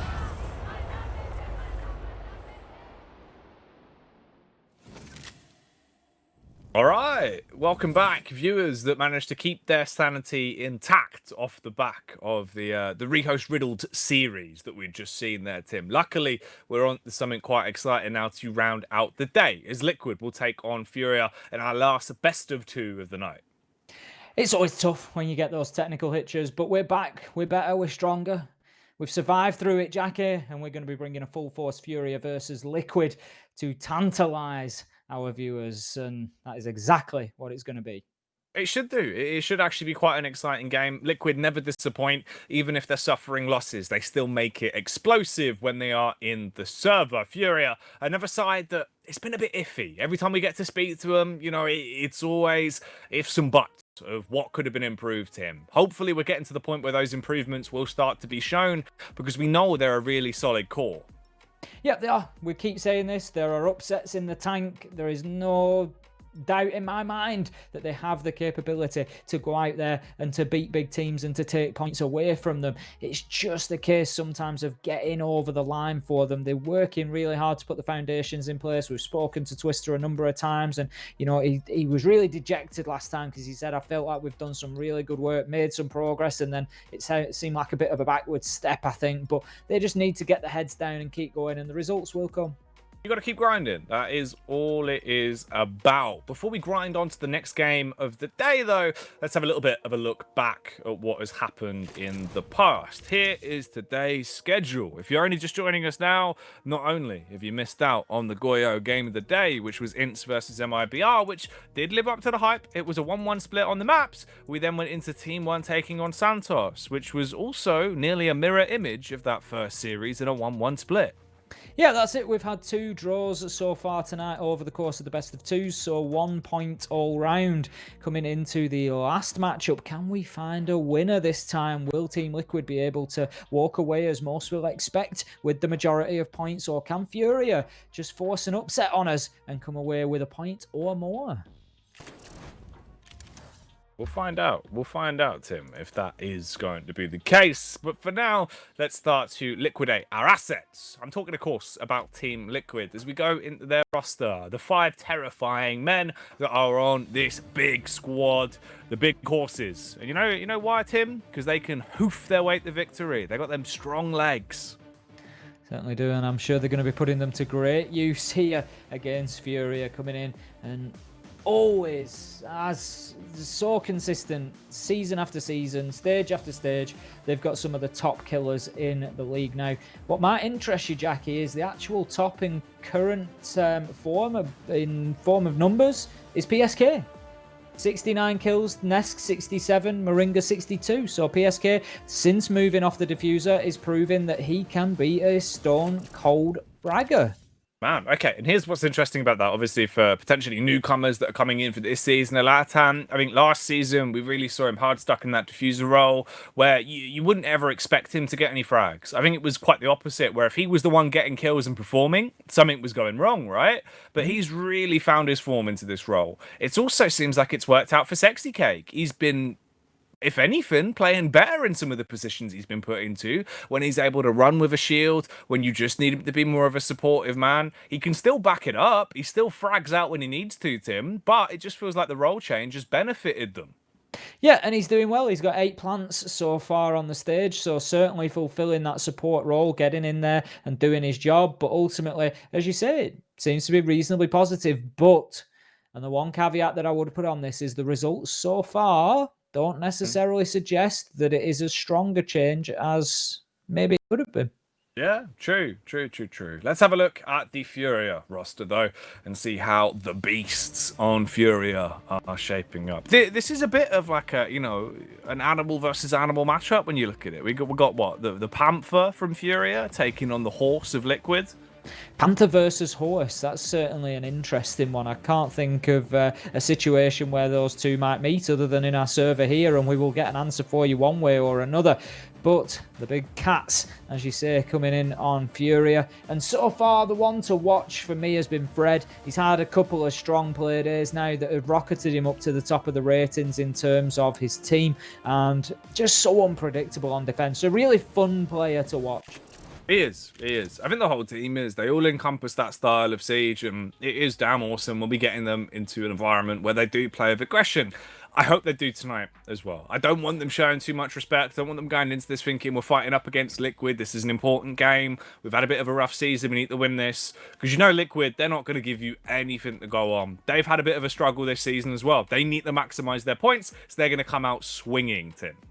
They do. They're not in the top spot. They've got an opportunity to fight back against MIBR. They've obviously dropped points tonight, taking only one against Ints to begin with. So there's definitely an opportunity here for Liquid to reassert dominance, fight their way back up the table, and make a statement towards securing that major spot. So they're going to be keen to do that. But Furia, again, they've just seen Santos pick up 1 point. They can't start to lose too much more ground. That puts Santos, I think, on 8 overall. And it leaves Furia on 6. So they're a win away from them now, and they need to be chasing that down as soon as possible. The fact that the fixture comes against Liquid, that's just bad luck for them. It doesn't change that need for points. It doesn't indeed. But let's point our way into the map bans. The veto, of course, where we can decide how this is going to go. Tim, between these two sides, based off what we've already seen, how do you reckon this is shaping up veto-wise? Right, this is going to be my wildest selection yet, Jackie. That's what I live for. Yeah, this one, I can't even believe that I'm going to say that it'll be between a choice of these 3 maps, but there is logic behind it. So Villa consistently banned out by both teams, so I would expect us to not play Villa. I'd be very, very surprised if we end up going there. Now, Consulate and Cafe, they are popular bans for Furia. Clubhouse is a popular ban for Liquid so far. They've taken that out quite a few times. So I am going to feel as though the teams might just stick with those popular bands, and so I'm going to throw as Coastline, Oregon, and Theme Park. Ooh, okay. I know. Coastline, Oregon, Theme Park, yeah? I'm going to get 0 here, I'm certain of it, but I'm going wild, I'm going off-brand, I'm off-roading it. Let's find out. Let's see if the 4x4 is going to work out, Tim. If you'll be able to maintain pace. It looks like we are going to Clubhouse and then Cafe. That is rough, mate. It was a bold pick. I'm happy to take the L on that one. Sometimes I come in and I so often say Clubhouse, Oregon, Cafe. You know, sometimes you just got to take the big risk, Jackie. To be fair, Tim, I think every time you go for a pick, it's always a bold pick. Very true. Right, very true. That's our. I'll give you that one. I thought it was pretty good. You're allowed 1 per stream. I'll give you 1 per stream. You've got to get it in there every time. Every time I think, you know, you're climbing up there, the self-esteem's getting in, you've got to go for the little jab. Just every time. Just in case people don't realise. Oh, mate. Well, that's the thing. It might blind them. And he sweeps through his hair, sweeps his hand through his hair as he says, you're just rubbing it in now, Jackie. You might not notice. The hair, it's been slightly cut. Just a general slight trim. Nothing major. I always notice, Jackie. You are cheeky, aren't you? You saucy boy. Always notice. I can't miss it. Right, well, hopefully we're going to be noticing some high-quality Siege when we get into this one, Tim. In terms of the bands we got to work with, I'm pretty happy with both Clubhouse and Cafe. I think this is looking like a relatively good veto for what we got. I love a bit of Cafe. I think that's got to be said. Clubhouse, it lends to an exciting style of Siege, especially in Latam as well. A lot of angles where you can get those early encounters. So, I mean, between these two teams, we've actually done pretty well. Yeah, Clubhouse is always an exciting map. It's one that I enjoy. Probably second to Consulate for me, I'd say. You get a lot of roaming going on. Those top floor roams are always really interesting for the Church Arsenal site and just how the attackers go about clearing them, because you always end up with lots of gunfights, and that's why I enjoy those roam clearances. It's very rare that the defenders just drop back down to site and give it up too easily. They always, for some reason, seem to stick around and fight tooth and nail for that area. So always exciting, as you say, as well. The hard breach. I'm a hard breacher at heart, so always keen to watch just how that develops, getting the hatches open, getting down there onto the Church Arsenal wall. You've got Dirt Tunnel, you've got East Wall, Hot Tub Wall for gym and bedroom. There's lots of hard breach opportunity. And some maps we don't really see too much of that. If you look at Coastline, for example, as a contrast, barely any hard breaching goes on. There's not really any need to at all. So that's one of the reasons that I love Clubhouse. It's got that nice little interplay between utility and fragging. Oh, yeah, there's a good link over in the way it plays, right? It encompasses a lot of what makes Siege quite unique compared to some of esports in the FPS genre. It brings that vertical play into the forefront. It brings all of the... Bring? What is that? What is bing rather than bring? Tim, it's been a long day of rehosts. I've started to forget words, but luckily, I think me and you, before we started to forget the alphabet, we did record ourselves, of course, the alphabet of Siege. So, if like me, you started to forget some words, this VT will help you. Let's get into it. A is for attack. There are two sides to every game of Siege, attack and defense, and each side has its own objective to try and accomplish within the 3-minute round timer. The attackers, they are trying to stop those defenders from blowing the world to pieces with the bombs that have been rigged up inside the map. First and foremost, they need to get themselves safely inside the building, and once they have, it's about gaining as much map control as they can and then using that to get the kills on those defenders and also get into sight and activate that diffuser, which is carried by just one of the attackers. That will disarm the bombs and save the day. There is of course plan B, which is to just kill all the defenders, and that will be the same outcome with a round win for the attackers. A is for attack, Tim. Of course, now everyone's up to date. And S is as per usual for small. There he is, our resident fan of Furia. He loves them. So I thought I'd bring him on, just give him a little bit of limelight before the game kicks off, Tim. This one's looking to be a banger, mate. I love the colour choice there. I don't know if that's Have you noticed that? Yeah. Oh, you see, I notice it. I notice it all, Jackie. I notice it all. Yeah, I didn't know if that was purposeful or just sort of a happy coincidence, but yeah, very on brand. Well, see, I tell you what it is. One or two reasons. I thought the colour scheme actually does work out with Latam, and seeing as he's becoming a bit of a fixture, he blew up on Reddit, didn't he? People seem to love him. Yeah. So I thought, you know, I might as well get him a collar that matches. Also, I've gone ahead and I've ordered him a Wu-Tang clan nameplate that's got his name on it and my phone number. And I thought the yellow collar with the black fur, he's got yellow eyes as well. It all kind of works out. It's all on brand. So, you know, Wu-Tang cat coming at you, Tim. I'm all about that, Jackie. That's some serious love getting shown there. So we've got A for attack, S for small. What could B before? I can't think of anything on this stream that B could before. I have no idea. I mean, it's definitely. I'm not racking my Ace brain. has hair. Like, it couldn't be that. That's far too off script, Tim. Racking my brain. Oh, mate. Right. Well, hopefully we can get into this one, and we won't be going bold before it starts, Tim. Is it? We do have all 10 players in the lobby. I mean, it must be a nightmare, to be fair. What happens if it gets cold? You know, like when you have a haircut and you're like, oh, it's cold out here. I can feel the wind in the sides. Do you ever sometimes go out and go, oh, it's a bit warm in the old sun? Yeah, I mean, yeah, you know, it is something I need to be careful of. Don't want to be burning the old noggin. Can be very sore. Have you thought of adopting the farmer's cap as a sort of protection? Absolutely not. No? I think you'd look quite good in a farmer's cap. I reckon you could pull it off. Do you think? Yeah, I reckon it's your sort of style. Like little farmer's cap. I feel like you're trying to bait me into doing it. No, I think it'd be a good look, mate. You sat at home, farmer's cap, watching a bit of Emmerdale, you know. I reckon that's a bit of you. I'm not too sure it is, but I'll tell you what is a bit of me, Jackie. A bit of me is Liquid versus Furia on Clubhouse, and that's exactly what we're about to get. We're heading right into the game now. We've got that lovely cinematic to start us off, having a look over the Clubhouse in Germany before we get into the operator bans. They will start raining in thick and fast. It will be Furia to pick their first attacker, who will go by the wayside. I'd give a guess that Maverick's going to come in first, and Thatcher will possibly follow, although Liquid have been really leaning towards the Monty and Clash combo on the bans. I have indeed. Now, I do agree with you as well, Tim.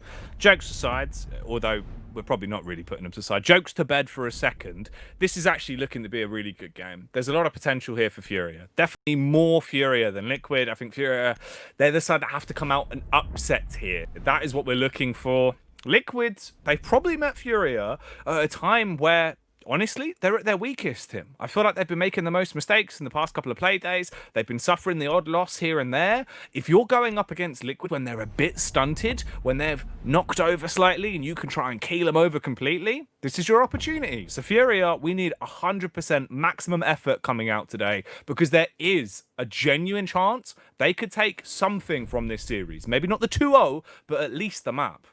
I agree with you. I think, Liquid have shown us over the last 2 play days that they certainly are there to be beaten. It's strange because the kills are still raining in. If you look at them as individuals, they are getting frags left, right, and centre, but they just don't seem to be putting the results on the board. Ultimately, it's been a strange one for them. Really, it's been hard fought losses that they've had, but still not as many points as necessarily possible. Having taken that draw against Ints as being the big one that stands out, really. But even sort of on an individual map basis, it's certainly been closer than you might have expected in some of them. Now, an interesting Ash ban coming in. Obviously, a little bit of a target there towards the side of Furia, but I don't know who that hurts more because, Nesk usually plays an awful lot of Ash. He's coming in on the Zafir now, but that could seriously impact on Team Liquid as well. There is potential. Seems like we've actually got a tweet coming in as well. Hang on a minute. Here we go. Laura, the not so good gamer, close brackets. I've been waiting for this match for so long. Hashtag VR6, hashtag Latam, hashtag Siege. Well, Laura, do not fret. The wait is over. We are getting into it. We're going into the opening round, of course. If you're just joining us, strap in, get yourself with your gamer seatbelt in your gamer chair, and get ready for some gaming as we go into Liquid taking on Furia. Liquid, of course, will be on the attack for the opening round of Clubhouse. We got Furia on defense for this one. Let's see what the play is going to be. Very heavy control set up towards Garage here, Tim. We've got 3 players out there. The Wamai, you got backup as well. This could be a hard-fought fight for Garage control early on. Certainly could be. And interestingly, I've just been having a look at the stats there. I'm looking at that Ash ban still, Jackie. And if I look across the side of Furia, you've got Novice, 51% pick rate on Ash. You've got Fred, 32% pick rate on Ash. So neither of them are a resounding majority, I think it's fair to say. And they are the highest pick rates for anybody on the side of Furia. So it doesn't even feel like a significant target ban, realistically. I mean, if I'll have a flick over and I'll have a look at Nesk by contrast out of interest, just to see how it impacts on him. Now, Nesk, interestingly, is at an 86% pick rate on Ash. So I'm at a bit of a loss with that one. Yeah, it is a bit odd. It almost feels certainly like seems one of to those impact them more than it impacts Furia. Furia are quite familiar at playing without Ash. That's what I was going to say. It's one of those, when you look at it and you're just like, hang on a minute, have you somehow got these bans backwards? What's gone on here? It definitely is a bit of an eyebrow raiser, but we'll take it for what it is. We'll roll with the punches. I mean, there's got to be some kind of underlying thought that's been put into it that maybe isn't being told on the surface. So we shall see. 1 minute and 25 seconds left in this opening round so far, though. It is, at the minute, a raw 5-on-5 still. The only damage that's been done is on the Fred towards Garage. A little bit of a tag. Now, the angle that he's playing in, we haven't seen much success from tonight. There was a lot of peaks in favour of the attackers to wean him out, but here's the difference. He's got backup. Him and Lender are playing together, and they're actually fighting the angle. You can see they're taking the peak. This is so much nicer. You get that peak as advantage. You can swing in. You're guaranteeing yourself a higher percentage of being able to get those frags. Wants to try and adjust to get another Wamai this down to protect his teammate, though, and that's where it all falls apart. They were watching an angle each. As soon as he adjusts his vision from that doorway, Tim, he gives them an access point, and they run away with it. Nesk and Sexy just teaming up for the double kill there to swing things back in the favour of Team Liquid. They have lost Palu, however, so that is going to be at least some of the hard breach capability gone. They still have Sexy Cake with the Selma devices and yet to get him into any real position for them to pay dividends. Now we can see that Garage catwalk control has been gained. Sexy Cake will have Diffuser in hand and ready to move in behind the server stack and try to get it down, but will need to gain a little bit more control before that happens, although he does give it a whirl at this point. Out comes the Toxic Vape canister, and that is why I was saying a little bit more control was required, because Miracle still had that utility alive and was able to take Sexy Cake out. Now, the second attempt is going to come in. Moringa dashes into the breach, picks up the diffuser, and starts to get it activated on the ground. The Goyor shield working against the defenders that time, unable to move forward and challenge, and that will be the diffuser successfully activated, and that is a fantastic shot from behind the bomb chassis. Moringa just deleting highs from the round there with a beautiful headshot. Miracle in a 1 versus 2, low health shut down by Moringa, and that is going to be round Moringa and round Team Liquid.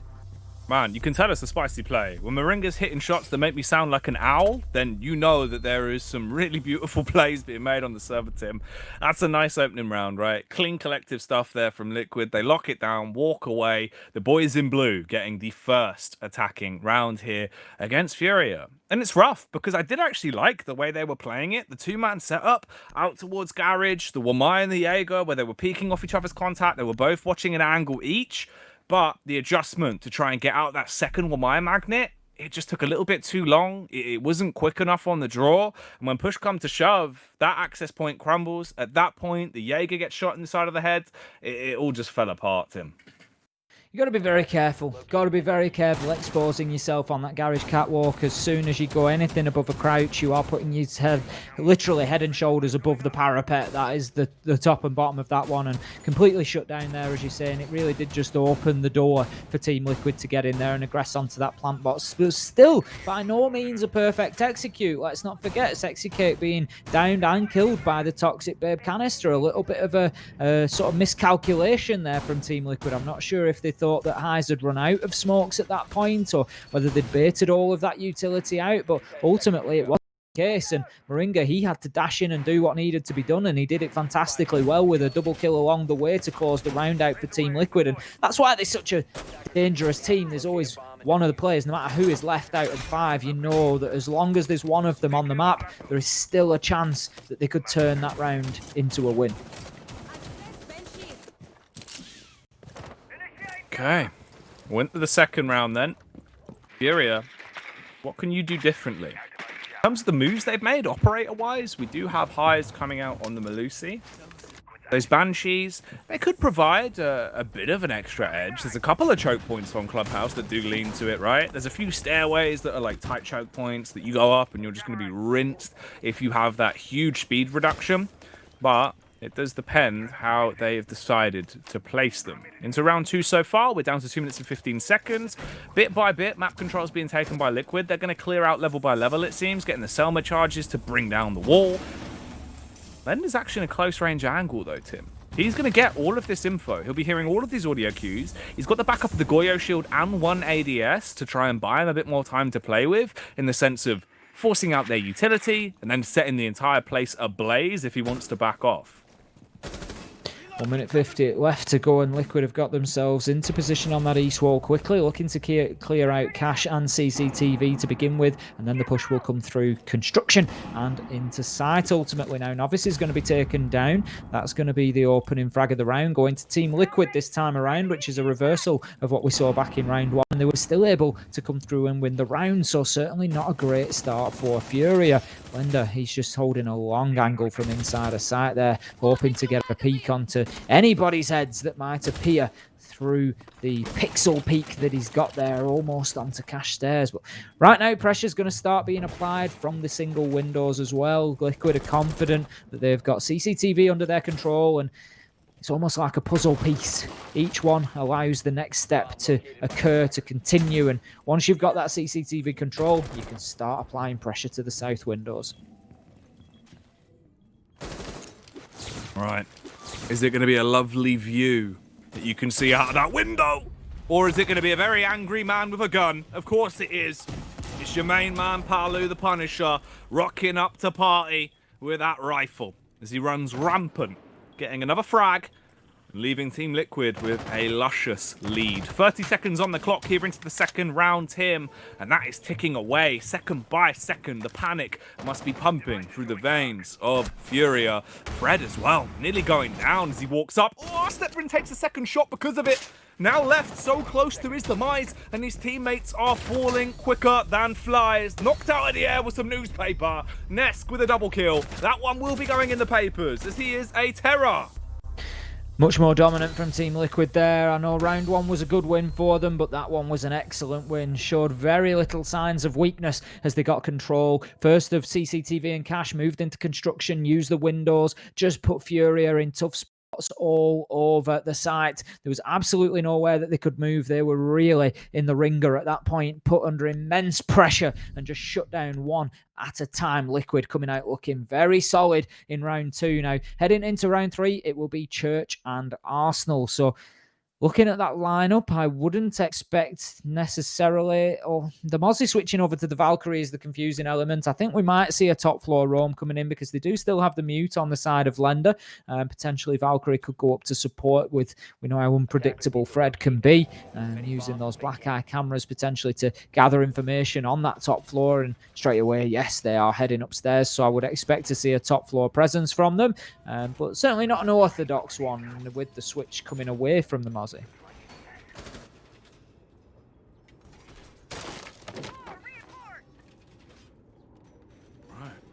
Third round, Liquid 2 for 2 so far on their attacking runs.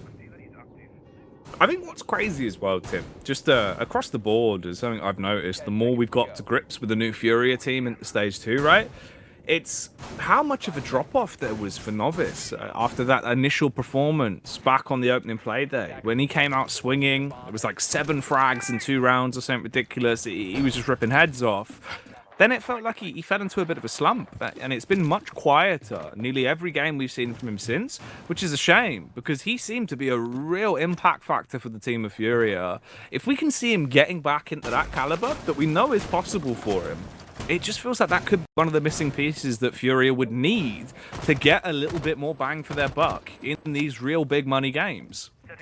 Top floor clearance beginning from Team Liquid, just using the windows to shoot off the utility, preventing the Selma breach from activating. So that will be the mute jammer cleared away and access gained in through the hot tub wall. We can see there is one roamer just on the far side out towards CCTV and Cash, but I think they may well have dropped down to lounge already and be heading back to site, which if the entire Furia presence is now going back towards site, that's not really a fantastic use of that utility up on the top floor, because obviously you're expending mute jammers and other utility up there to try and support you in that roam, to waste as much time as possible. If the sum total of what you waste is 40 to 50 seconds, effectively Liquid wouldn't really have been in the map and established by that point anyway, or there or thereabouts, before they were taking any sort of mid-floor control. So not too sure about that one. I think Furia have given up the top floor a little bit too easily there.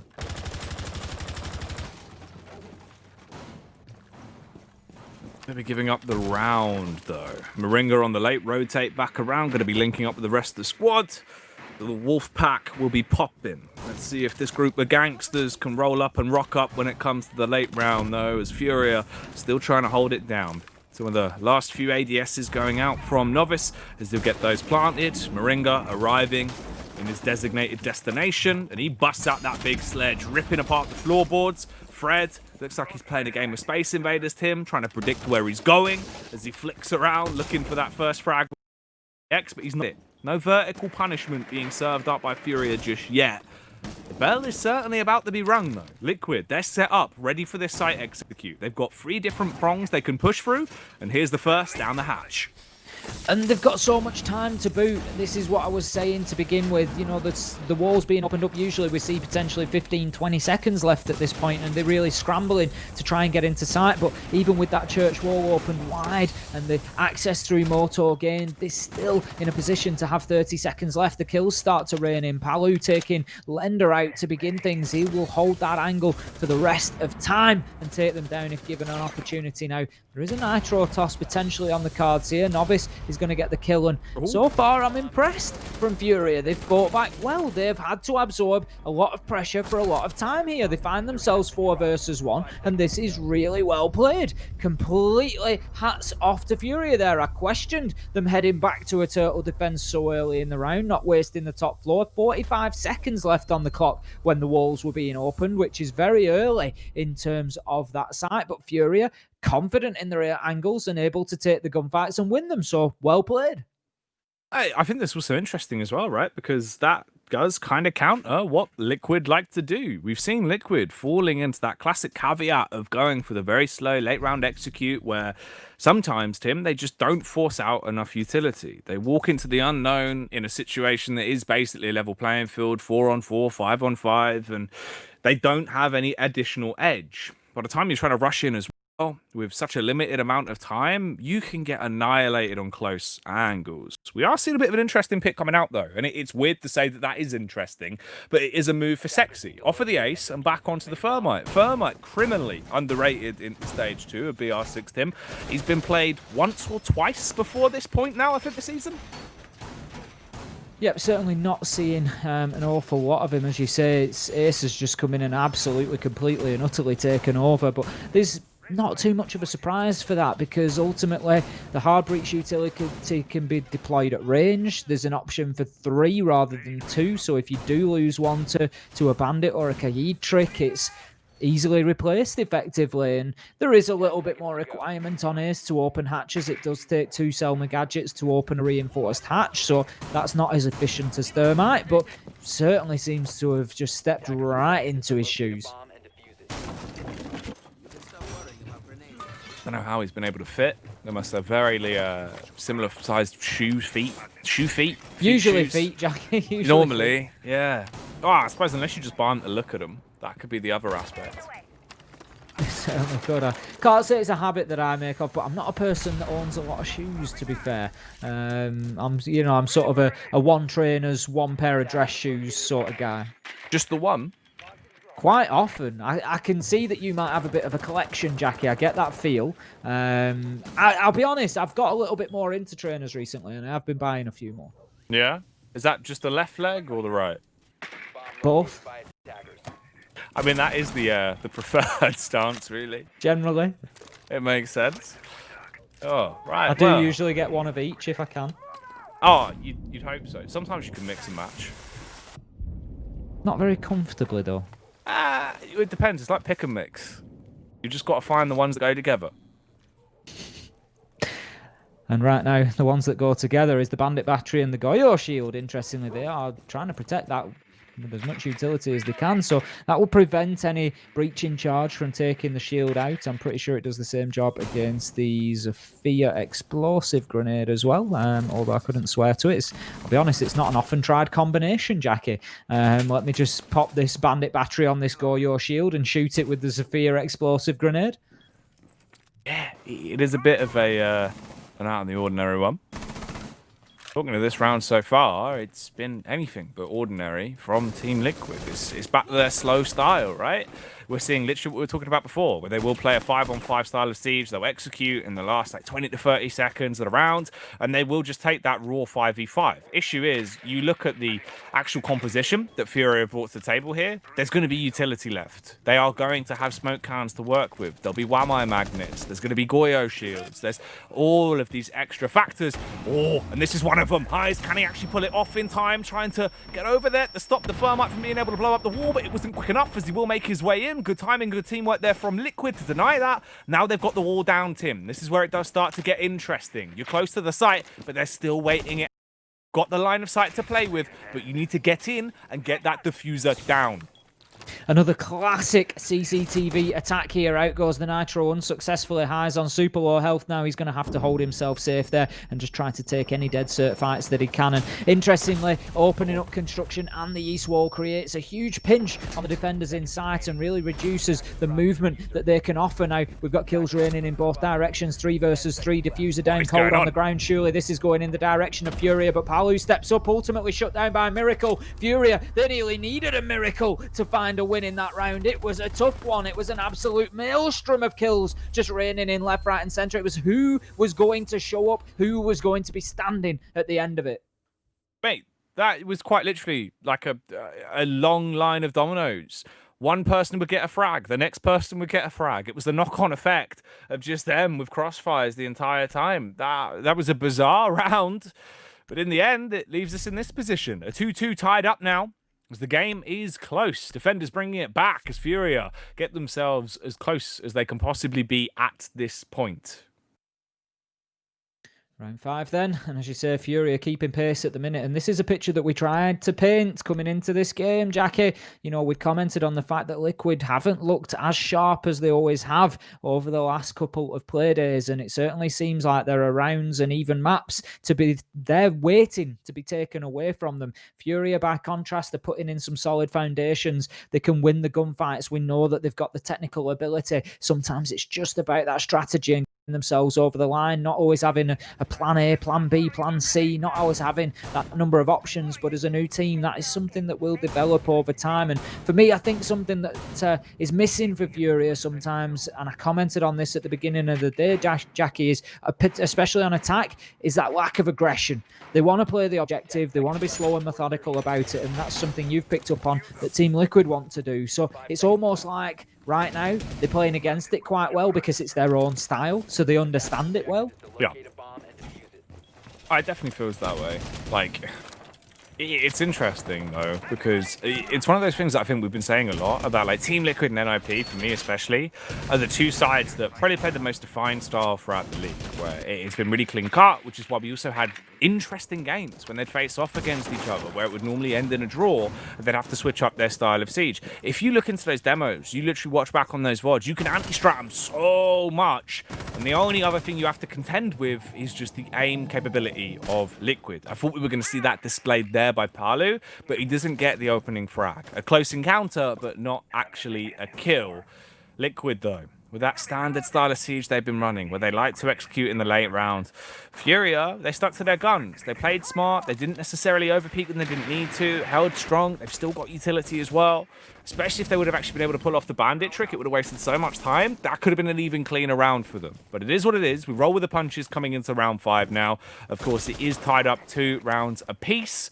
And we'll see if Team Liquid can get any more out of this initial half. They're already starting to tear down the walls, and Palu getting them set up for a bit of an execution to take map control. Fred doing some serious work on the black eye cameras there, just putting his Valkyrie gadget to maximum effect and trying to gain any advantage that he could. But right now, Team Liquid are not approaching the south side windows, so there will be no information to be gained from it. And the pressure is mounting on those in construction, and we can see Novice just dipping away there, choosing to live to fight another day, get himself back into sight. He's taken a few tickles of damage there, about 27 down, and still in the fight, but needs to be cautious about those head-to-head gunfights because he could quite easily find himself losing one. Now, Team Liquid, they've got control of CCTV, so as I said, once that happens, they will tend to push forward and try to aggress onto those south side windows. It's exactly the same attack as we saw last time around, and that's something they need to be careful of because it could make them predictable. Now, here's a huge run out from Fred. He's going to get punished massively. He's lucky to find himself just escaping there with his life, being able to get himself back in through strip bathroom and up to sight because the shots were raining in on him then. Like a thunderstorm. More akin to hailstones, where they were battering him around, and at this point you can see the damage that's been done. You're not getting that out easily. Classic Team Liquid execution coming up at this point in the round 5. We're seeing the early telltale signs of it, but this round is nothing anywhere near early. This is deep into the late round. Final 20 seconds now. Lender watching towards the window. Ooh, but it's actually going to be the shot from the depths below as Fred rotates in, finds the angle and shuts down Sexy Cake, taking a slice right out of him. Palu trading back on the highs, leaving us in a 4v3. PSK fully committing to getting the diffuser down. Should be able to do so. Fred, it depends on his rotation. So close, but not actually going to come up top trumps with that encounter. Couldn't land the shots. They group, but look how low they are. Furia, you might still have manpower, but you just don't have the sustainability, and they are suffering because of it. Even when you're watching the angle, Moringa's going to walk in and leave you massacred. He is the human blender, and all that is on the floor is a fine Furia-based paste. Moringa's gone big at the end of rounds a couple of times so far today, and he really is coming in clutch for Team Liquid. Neskit is who's able to finish round number 5 off for them. That is going to put them back in the lead, but almost as if we'd gone back in time to stage 1 there with PSK getting the diffuser down, Jackie. I know, he's rolling back the years, wasn't he? Well, at least rolling back the months, Tim. Yeah, certainly wouldn't go that far, but PSK showing that old habits die hard as he gets in there and successfully makes that plant just to make Furia's life even more difficult. But Jim, it's always a tough sight. It's one that they would be more than happy, I think, coming away, with a 50-50 win rate. They haven't achieved that today, so you've got to look at that and think there's maybe some improvements could be made there for Furia, but they've given it a good attempt twice, and they're going to be heading back down to Church and Arsenal this time around, and I'm sure that Liquid will apply a little bit more caution this time around. If you remember back in round 3, we saw Furia win this where Liquid were downstairs 5 versus 5, 45 seconds on the clock, church wall open, hatches in their control, and really ticked all the boxes as to what they needed. The one thing they didn't have, Jackie, and I harp on about it time and time again, and anybody who's heard me talk about this site will have heard me mention this, and that is they didn't have anybody, Team Liquid, established in blue tunnel or dirt tunnel. And that is a big problem for them because the attack just becomes too one-dimensional, and that's exactly what we saw. Furia were able to aim all the guns in the same direction and just hold them at bay and just take those fights onto the main stairs, onto the breach, and to just keep them back where they were. And Team Liquid, they need to learn from that, and they need to adapt. They need to come down and they need to get control of one of those areas, because at that point it spins the defenders round in circles and makes their life very, very difficult. You'd be very dizzy off the back of a play like that. Fred trying to make some heads ache, though, as he sets up that Banshee, putting himself into a position to not only delay, but potentially get an easier frag if he wants to go for a bit of aggression in the late round into this one. As we go back in, round 6, coming up close towards the 2-minute mark. Liquid, is it going to be the same style of play? Will they be switching it up here? Or what's the move going to be? Breaching charges going down early, as though Selma devices will be chucked onto the hatch. That has gone off without a hitch as well, and given them that opening. Moringa already put on renovation duty as he's ripping up the floorboard bit by bit. Fred, ooh, a smart read. Gets the pre-placed nitro out. He's hoping that as soon as he sees any close work done with a hammer, he could have detonated it. Felt like maybe there could have been a bit of a gamble there to wait a few seconds longer, but does commit, doesn't actually get anything off the back of it. Oh, I mean, he does get something off the back of it, Tim, but it's not a pretty gift. It's a bullet straight to the face. Certainly not what he was looking for out of that situation. I'm sure Moringa doing great work once again. He's having a fantastic map so far. One to watch as we move into the second half after this round. But Fred, he was unfortunate with the place. He did take some damage off Moringa, but he stepped in and hit him with a headshot to teach him a lesson. Don't try the pre-place on me. It's not going to work. And as you say, maybe a second or two would have been the difference if Moringa had moved further. But it's always difficult to call because ultimately he could have gone the other way. So right now, Team Liquid, they've got themselves down to the church wall. Paolo is down there. He can open up his favourite line of sight, which is small hole, one set of Excaros pellets, the bottom left of that church wall as you look at it, and then he'll get himself prone on the main stairs and just hold an angle right the way through sight and let his gun skill do the rest. But for the time being, he's happy to just hold his position and wait for his teammates to get into the correct spots. Now, out comes the Toxic Babe canister. That's making life difficult, and here comes the drop into sight. So a nice little bait there. Palu plays at the church wall and distracts while Sexy Cake moves in and gets that diffuser down, and all of a sudden we found ourselves in a 4 versus 1. PSK, Moringa and Nesk all getting kills for themselves. Heiser's got a ton of work to do, but he's got the gun. He has the Alder. He just needs to go in and hold mouse 1. He gets the first kill, but he's got another 3 to find, and this is surely too big an ask for him at this point. There's information raining in, letting him know. The hard ping's coming in, telling him exactly where these defenders are located. He's guessed correctly that there's one on main stairs. Gets Palu in the back, brings it to 1 versus 2. He knows there's another man down there. The hard ping's giving him the information, but he's just unable to find the angle through the soft wall. He needs to find his way around the back of the boxes, but time is ticking by. It wouldn't matter. The Sexy Cake shuts him down, but he only had 2 seconds, Jackie. It was too much to ask, but he certainly gave us a bit of tension along the way. Oh, he did, mate. He was certainly starting to turn it up louder with the Alder, but unfortunately in the end, he was silenced. They mute him and finish off that round. It was a nice kill, though, onto the stairs. Lovely little frag to find, but it won't matter in the grand scheme of the game. 4-2 split then with the way it goes. And now we'll get to see what Furia can do going into our second half here in round 7. What tricks have you got up your sleeves? What is going to be the play? Looking at the actual composition we're going to be working with, Novice, no stranger to normally coming out on the Ash when given an opportunity to do so. We have seen him a couple of times rocking it, so of course he's just looked for the next free speed that fits his requirements, and he's gone for the Capital. Don't blame him, it does make sense. We'll see, though, if he'll be able to actually pack a punch off the back of that. Miracle coming in with the Thatcher, fair enough. He's been probably the best performer so far in the actual matchup here for the side of Furia. 5 frags to 4 deaths. Can he keep that up? Now he moves over to the big SAS Charmer.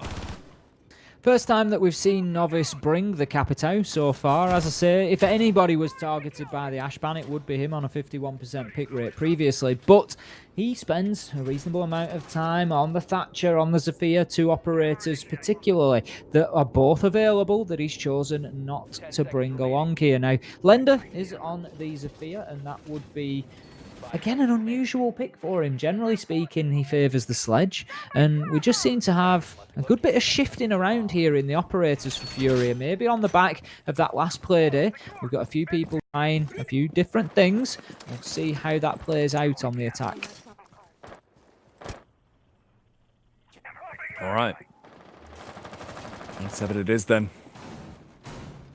Wait to see what the play is going to be. Nesk on the roam, by the way, on Vigil. If you haven't seen it before, if you nuke the BR6, or for some reason nuke the C in Team Liquid, in which case, how have you managed this? He is ridiculous. He can do so much on the Vigil. We've seen his roam previously, even here on Clubhouse, pay off massively. The groundwork he can achieve in the early rounds will come back to save you massively when you get into a late round situation. Also, Liquid, you've seen this though, Slow. You've seen how they like to turtle up and like to play when they're on attack. That also translates really well into a lot of their defense when we have them on these kind of maps. They've been adapting more of that strategy-heavy style of Siege. They've been trying to walk away from what has otherwise been quite frag-heavy.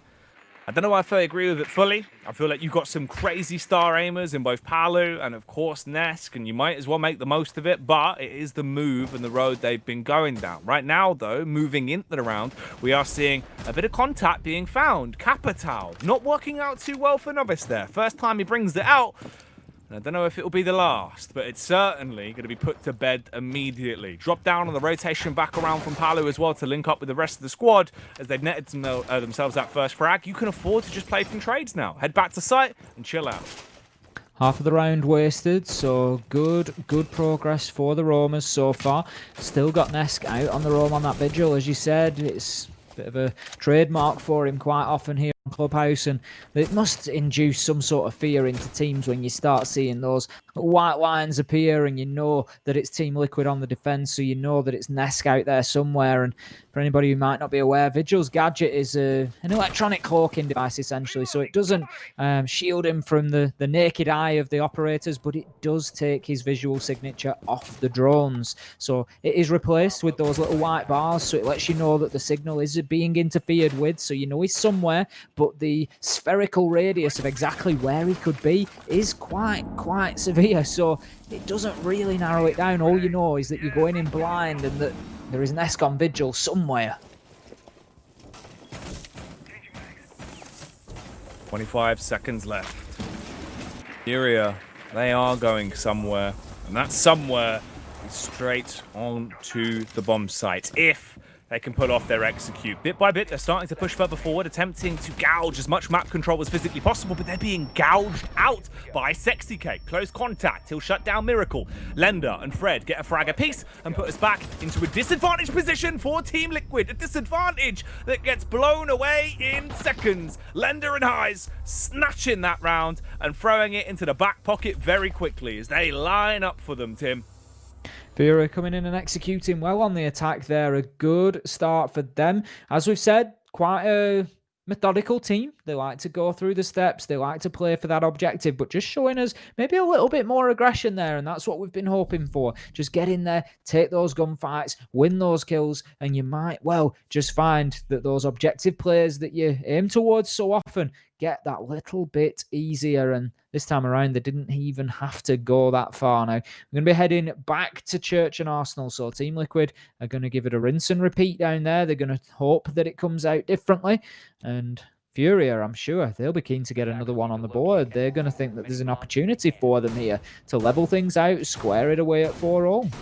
Issue is, though, is it going to be like putting in a pink shirt in a white wash, and then at that point all your clothes are ruined? Doesn't matter how many times you put them back in, they're still going to come out pink. See, I've got a theory about that, Jackie, that it's all about fear. I'm not one to really separate colours that much. I know that might come as a surprise. Quite a methodical person, but I just tend to chuck them all in. My wife goes absolutely mad, and I can honestly say, yeah, I've not had a colour run situation. I mean, I'm not suggesting anybody goes and puts expensive garments in the washing machine and chucks a red sock in to see what happens. I don't go that extreme. But yeah, I don't tend to bother. I tend to just chuck them in together. My clothes, at least. I don't risk it with the others because I don't want to get into trouble. No. I see. I mean, I feel like that's the thing, Tim. My wardrobe, there's too much vibrancy. You throw something in, it's going to get ruined. You have to be very specific about the washes. You know, you must have to do about 12 washes, Jackie, with your wardrobe to keep all the colours separated.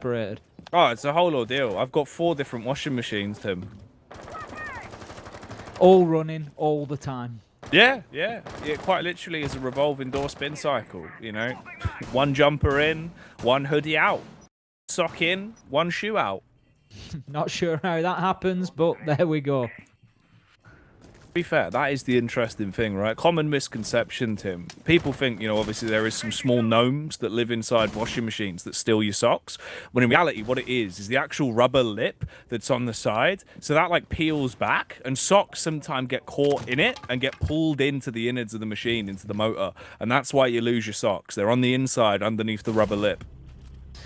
And Furia just getting pulled into the defence of Team Liquid at the minute. Moringa sucking in a kill there. That's going to be the big entry that gives Team Liquid the advantage that they'll be looking for here this time around. But if we remember, last time out, same attack, and ultimately Furia were able to just rein in a couple of kills right at the end and swing things in their favour. So the job is certainly not done yet for Team Liquid. There is a lot of work to continue, but it's promising for them that Moringa's form continues onto the defensive half. He's had a great game so far. Got the shotty in hand, and he's just trying to make life difficult out in the dirt tunnel. He's ready to get down and dirty. Let's see if it is going to be working out. As at this point, Furia, you've got a bit of a disadvantage to play with, right? You've lost out on Novice early on. That's your Habana being a Hagona. What is your play to get this round back into the palm of your hand? 60 seconds coming up into what will again be effectively a 4 versus 5 full sight take from Furia against Team Liquid's Turtle play. Sexy Cake running the risk of looking for a hurty-verty, trying to find a frag through the kitchen. He does have impacts to work with, so if he needs to, he can dash one of those out to give himself a larger area to play with. He's actually been punished. A couple of stray bullets have connected onto him, so he's backed off and is just going to be hiding out for now, watching back over towards the doorway. Rotation from Fred, heading back up towards the high ground, though. Here's the only issue for me, Tim. Furia, they're cutting this one really close. By the time they decide to finally go for this push, they're going to have like just about 17 seconds left. I don't know if that's enough against a squad like Liquid. And I think that's one of the problems sometimes for the approach that Furia bring to the table, but they go absolutely bursting down the dirt tunnel, take out Moringa, Fred follows up with one onto Palu, and all of a sudden it's Furia in the driving seat, but time is going to be the big enemy here. It's the 6th man for the defenders, but not as the kills rain in. It doesn't matter. Flawless round, was it? No, I think they lost one, the opening kill onto Novice, but still very close, and what a great execute from Furia there. It was just a case of run and gun, get in there and make any impact you can, and what an impact it was, Jackie. I think that was all the kills inside about 7 seconds. Oh, mate, genuinely. Stop, drop, batten down, open up shop as Furia rocking up like the pack of rough riders, running away with that one, speeding off into the distance, Tim. That's a surprising resurgence. I thought it was done. When we literally see them with 17 seconds left with 2 players sprinting towards a shotgun, cocked, ready to unload in Dirt Tunnel, I'm thinking, okay, this is at least a 1-for-1 trade, if not a 2K for Liquid. At that point, you're left into a 4 versus 2. Round's done. But they switch it around entirely. Clean up on the Dirt Tunnel entry, frag after frag, just dashing their way through, putting them laid out on the ground, and that is a big sight to take control of against Liquid as well. Sends a bit of a message, and as you can see off the back of it, they're going to be moving on. All tied up, Tim, 4-4 split here. Furia making Liquid look mortal. Sends a huge message, as you say, taking Church and Arsenal away from Liquid. It's not a site they will have expected to lose twice, but Furia come in with different attacks each time and ultimately take it down to gunfights, and they're quite happy to win them now. Looking at the setup that we are getting here from Liquid, that's an interestingly placed shield from Sexy Cake. I think he's just trying to block the angle from the east wall through the rotation onto Garage Catwalk, so ultimately he's trying to protect himself and allow himself to stay back there on the Garage Catwalk for as long as possible. There'll be ADSs no doubt, and his magnets as well to prevent the throwables just being launched up on there, but 2 ADSs inside of Cash, so it could be a little bit light on Garage Catwalk. It's going to be an interesting area to watch and just see if Furia choose to try and clear it out, just how well Team Liquid are able to hold on to it, because I'm not sure whether there's enough resource in there or not.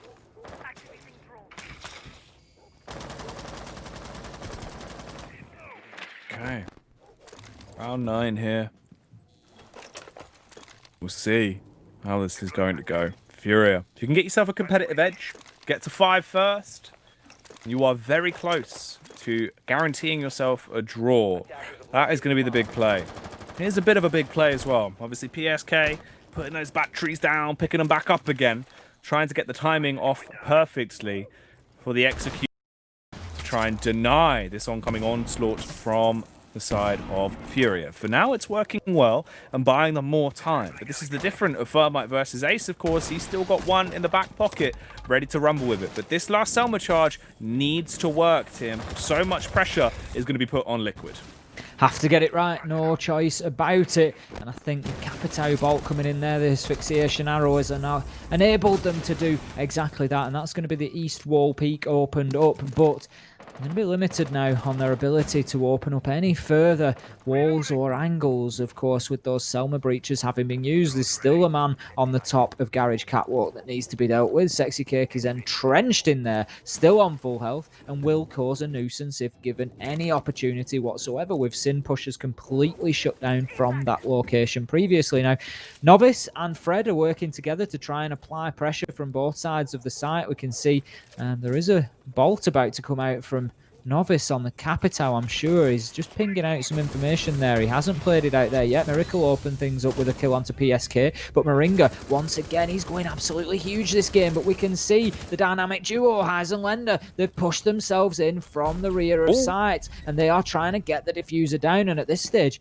it looks like Furia are going to be taking the lead here. I can't see Nesk fighting back from this 1 versus 3. Diffuser down on the ground. There's an awful lot of work for him to do. He's going to move his way up the Garage Catwalk and across, see what angle he can get. But Furia, they've had plenty of time to set up the post plant here. He looks for anything he can find. First man will challenge from the desk. He gets the kill. That's a beautiful replay. Coming in from Ness, gets the headshot onto Fred. 1 versus 2, but he's got about 15 seconds left to find both of these kills. Takes shots out into construction, will not be successful. There's a man underneath. It's not going to take him though, as Highs, he shuts down Nesk, and that is another round for Furia. And right now, Furia, they must be feeling pretty high. They are flying high here as they take the lead against Team Liquid and look unstoppable on the attack. Man, I was thinking, right, if there's one of those situations where you need a player to somehow pull out a clutch in that manner, it would be Nesk. It would be Nesk, right? Like, he's the one that would show up, do the unthinkable, but he gets himself one tasty little morsel of a frag, Tim, but there wasn't anything else that he could achieve. At this point, then, it is a 5-4 split.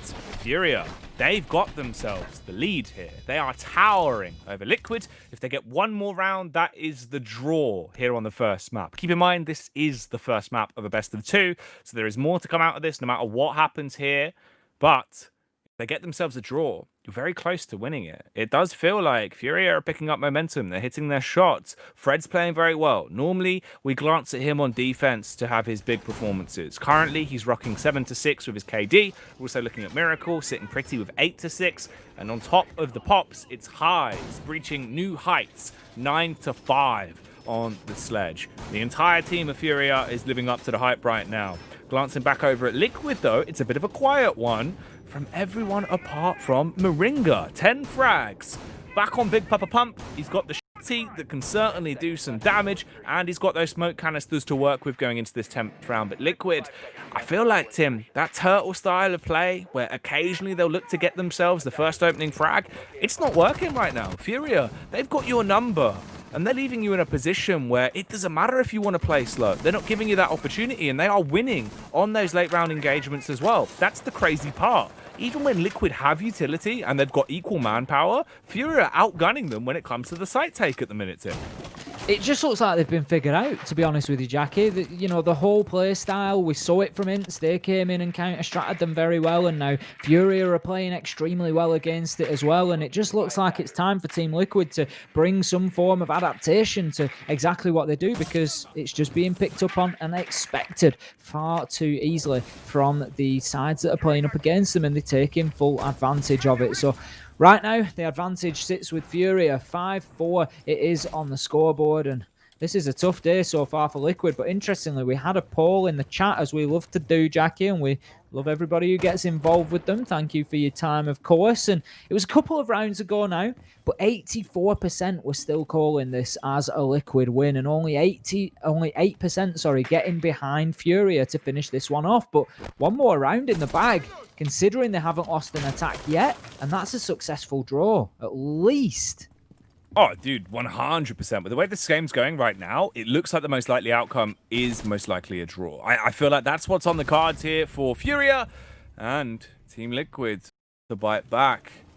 They do come out with the first contact into this round. Sexy K swinging on the Valkyrie. This is ideal as well. This is Team Liquid breaking away from the slower, more stagnant style of Siege that we've seen in the past couple of rounds. Sexy's actually really risking it for a bit of a chocolate biscuit as well. Playing close on the angle towards the windowsill. Double concussion goes in, so he is dazed and confused. You can see his kneecap, Novice. Oh, Tim, I thought that one was going to be a bit of an awkward encounter. But he does flick across, breaks his knees, so now it's much more easy for him to wear shorts. I thought the opportunity was just going to pass Novice by there, as he just couldn't seem to get the angle onto the Valkyrie, but out comes the Bandit trick. That's going to deny Novice now from getting those X-Kairos pellets successfully detonated on the bathroom wall, and that could be a big factor in this round, because it is going to enable Palu to stay alive and active in the round in his preferred location, inside and around of that shower cubicle, and could make him very, very dangerous. He's got the Nitro in hand, could be coming out here. There is a kill, but not from the Nitro. We get one in either direction. Ness gets Novice, and then he's traded out by Fred. We find ourselves 3 versus 2 as Palu gets in on the action, and this is what I was saying, by being able to stay in his preferred location inside the bathroom of Master Bedroom there, he's just making it very, very difficult for Furia, but they fight back. They continue pushing just exactly as they have throughout this matchup. They've not got the door covered though. PSK able to shut down from there. Have to be careful. Miracle just unable to cover Fred as the diffuser was going down. You've got to watch the door. That's where it came in from. His man's right in the line of sight there. Oh, dude. All right. Well, game's tied. Liquid, they bit back. That was their only opportunity to keep the game close, and they have done so. We've gone the whole margin for error now. Either side sat pretty on 5. Whoever wins this one puts themselves into a position to have that guaranteed draw already laid out. Then at that point, it's not too far-fetched to say they can get another round. That's why it's so crazy as well, though, that Furia, they made it to 5 rounds first. They were looking very competitive into this game, but we've seen the change of pace from Liquid. They're willing to fight. They're willing to go blow for blow into these encounters and are actually taking a lot more risks. I think that's the better playstyle to have. When you're getting red so hard against a squad like Furia, where they're just outplaying you on the late round 5v5 when you're trying to turtle, you need to do something drastic. And going for those wide swings, letting Sexy come off the leash a little bit and play for those more aggressive peaks, he knows he's going to hit those shots. He's so confident into those rounds, Tim, and it worked. Now guaranteed to see all 12 rounds here on Clubhouse, 5 apiece, and it is the first to 7, of course, best of 12. So if we find ourselves at 6-all, it will be a draw, and we will head into map number 2. With neither team taking any real advantage out of Clubhouse. Our second map, of course, will be Cafe. That is Furia's choice. And right now, if they could take a draw or better here, I'm sure that they will be confident heading in there that they can take something away from Liquid overall. And if points are dropped against Ints and then dropped against Furia, that is certainly not the best week of competitive Siege that Team Liquid will ever have had.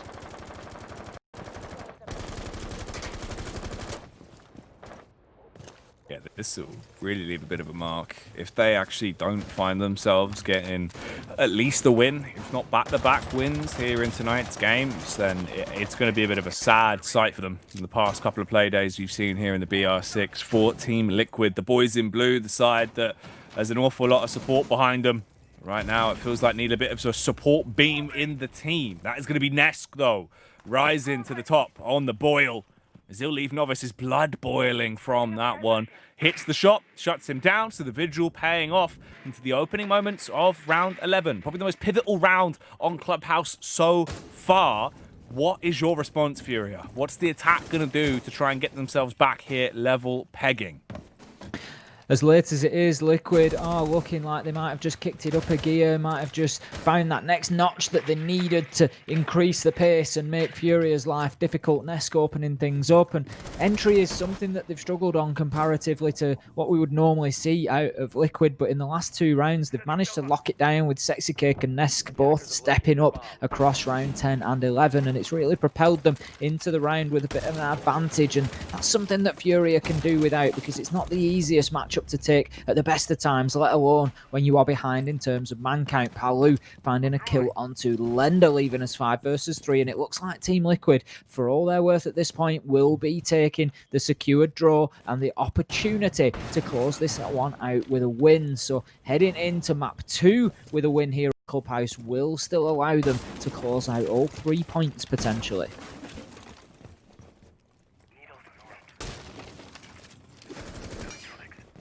Time ticking away.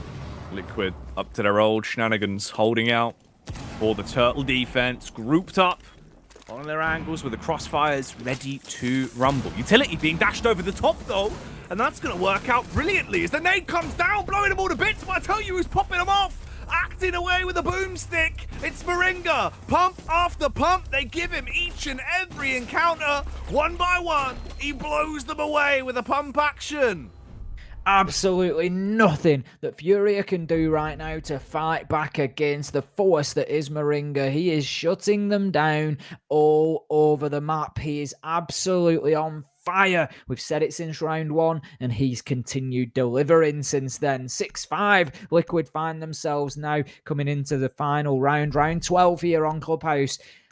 As I say, Liquid seem to have just kicked it up a gear over the last couple of rounds, Jackie, and right now they are feeling pretty good for this, but heading up to CCTV, we saw them play it in round 9, and they were unable to secure a victory on there. So they're going to have to do something that they haven't done inside of this matchup so far, and that is successfully defend CCTV and Cash. If you remember last time around, it was just a flood of players from Furia rushing in from construction in the last few seconds and just gunning Liquid all over the site. Just absolutely every angle they could find, they had it covered, and it was well played from Furia. So they need to pay a bit more attention to that construction side this time around.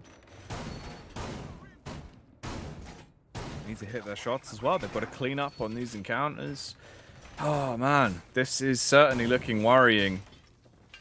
Furia, a risky position here. Do or die then. It can either be a draw or a victory for Team Liquid. I can't believe the plays with the shotgun as well. He's been on that smoke nearly the entire half, Tim, and he's been backing it up. Every time we look at Moringa's stats, they're getting more and more bloated. And this is one of the important factors about Team Liquid. If Palu's being a little bit quiet than normal, when he does have 8 frags as well, and Nesk's being a little bit more quiet, when he's also got 9 kills, you need someone like Moringa to rock up and show you how to party with a boomstick, and he's doing that. His best Evil Dead impression into that prior round as he just rinsed them all with a shotty, Tim. That was lovely. It was certainly groovy, baby. Absolutely no stopping him whatsoever, and this time around Furia need to be more careful of the Bandit of PSK. If you remember last time around, he was able to successfully bandit trick the wall. It didn't cost them the round in the end, but it did cost them a couple of those Selma charges, and this time around they need to make sure that they get him cleared out and moved one way or another. Last time it was the Capitao fire arrow that did the job, but obviously no Capitao on the board this time around, so they're going to have to think of a different plan, whether that's Lender underneath into Lounge, opening the floor up with that explosive grenade, or possibly they're confident that they can get this done through the drone hole again with those stun grenades. But Fred needs to be careful here because it looks like he's going for the overlap across both panels, and that's risky because PSK could apply from anywhere, but he's going to apply absolutely nothing as a nade finds its way onto him, and this will be the opening kill. Perfectly timed from Furia, and what a great start from them. They're fighting hard for this draw.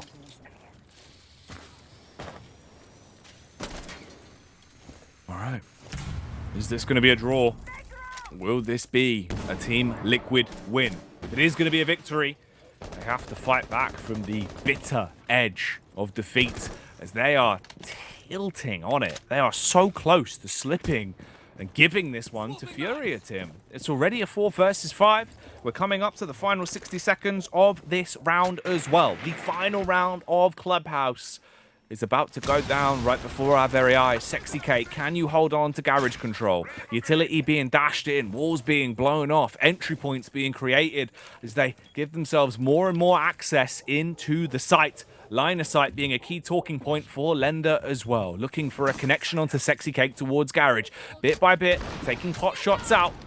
And realizing there's still ADSs in play. Novice might be the one to actually secure it. Concussion's going out. Are we going to see the swing from Sexy? It doesn't seem like it. And that's the 4th time today we've seen that peak favor the attackers, Tim. You never get the opportunity to bite back. It always works out for the peakers' advantage. And now this is looking peak. A horrible situation to be in for Liquid. It's got to be a draw. It's a 2 versus 5. Palu and Nesk, the last 2 remaining defenders, with 15 seconds on the clock to try and defend it. If you wanted 2 gunners left, it would be them. They're normally hot off the presses in these encounters, and the Nitro is warmed up, but he can't detonate it. He's dead. It's all on Nesk. A 1v3, 1v2, as he's blowing them all away, giving them gunishment. Gets the reload off as well. Swings wide once again, looking for another encounter, but they bypass him as they peek to the left, sprinting out of there, creating distance between him and them. 27 seconds left on the diffuser before he needs to get this disable off. Paranoid, but still peeking. Can he play his cards right? Goes for the fake diffuse, hoping they're going to peek up so he can actually get the headshot off. Wide peek! Correct play to make, but couldn't hit the shot. Fred the Bread with a victory. The breadwinner himself on the Thermite. Goes in, gets the diffuser on the ground, does everything that his team needs of him, steps up and gets the final kill as well. Nesk really having us on the edge of our seats there, made a fantastic attempt of it. He could see the rappel line moving across that half roof. He knew that he didn't just have a man on the feet, he had one on rappel as well.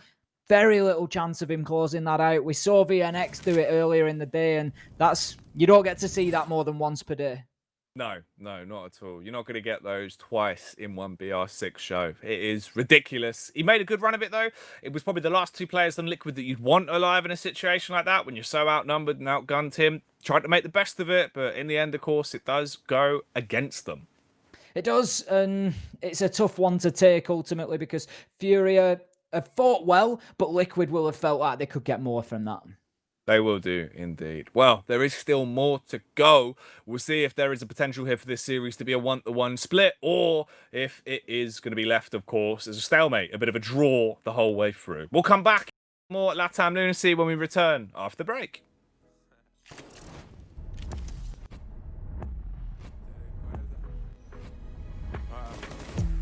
Recuerdos míos de esa noche, cuando yo te tuve aquí.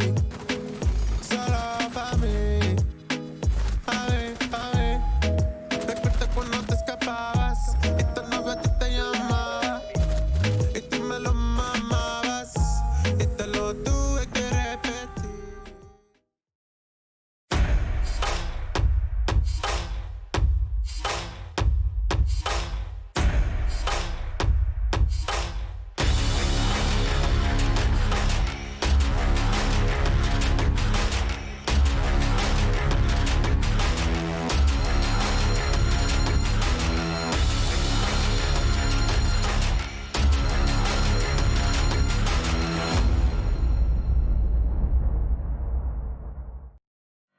Join Face It, Play Siege, win prizes. With 45,000 Ubisoft credits up for grabs every week in the EU Open Cups.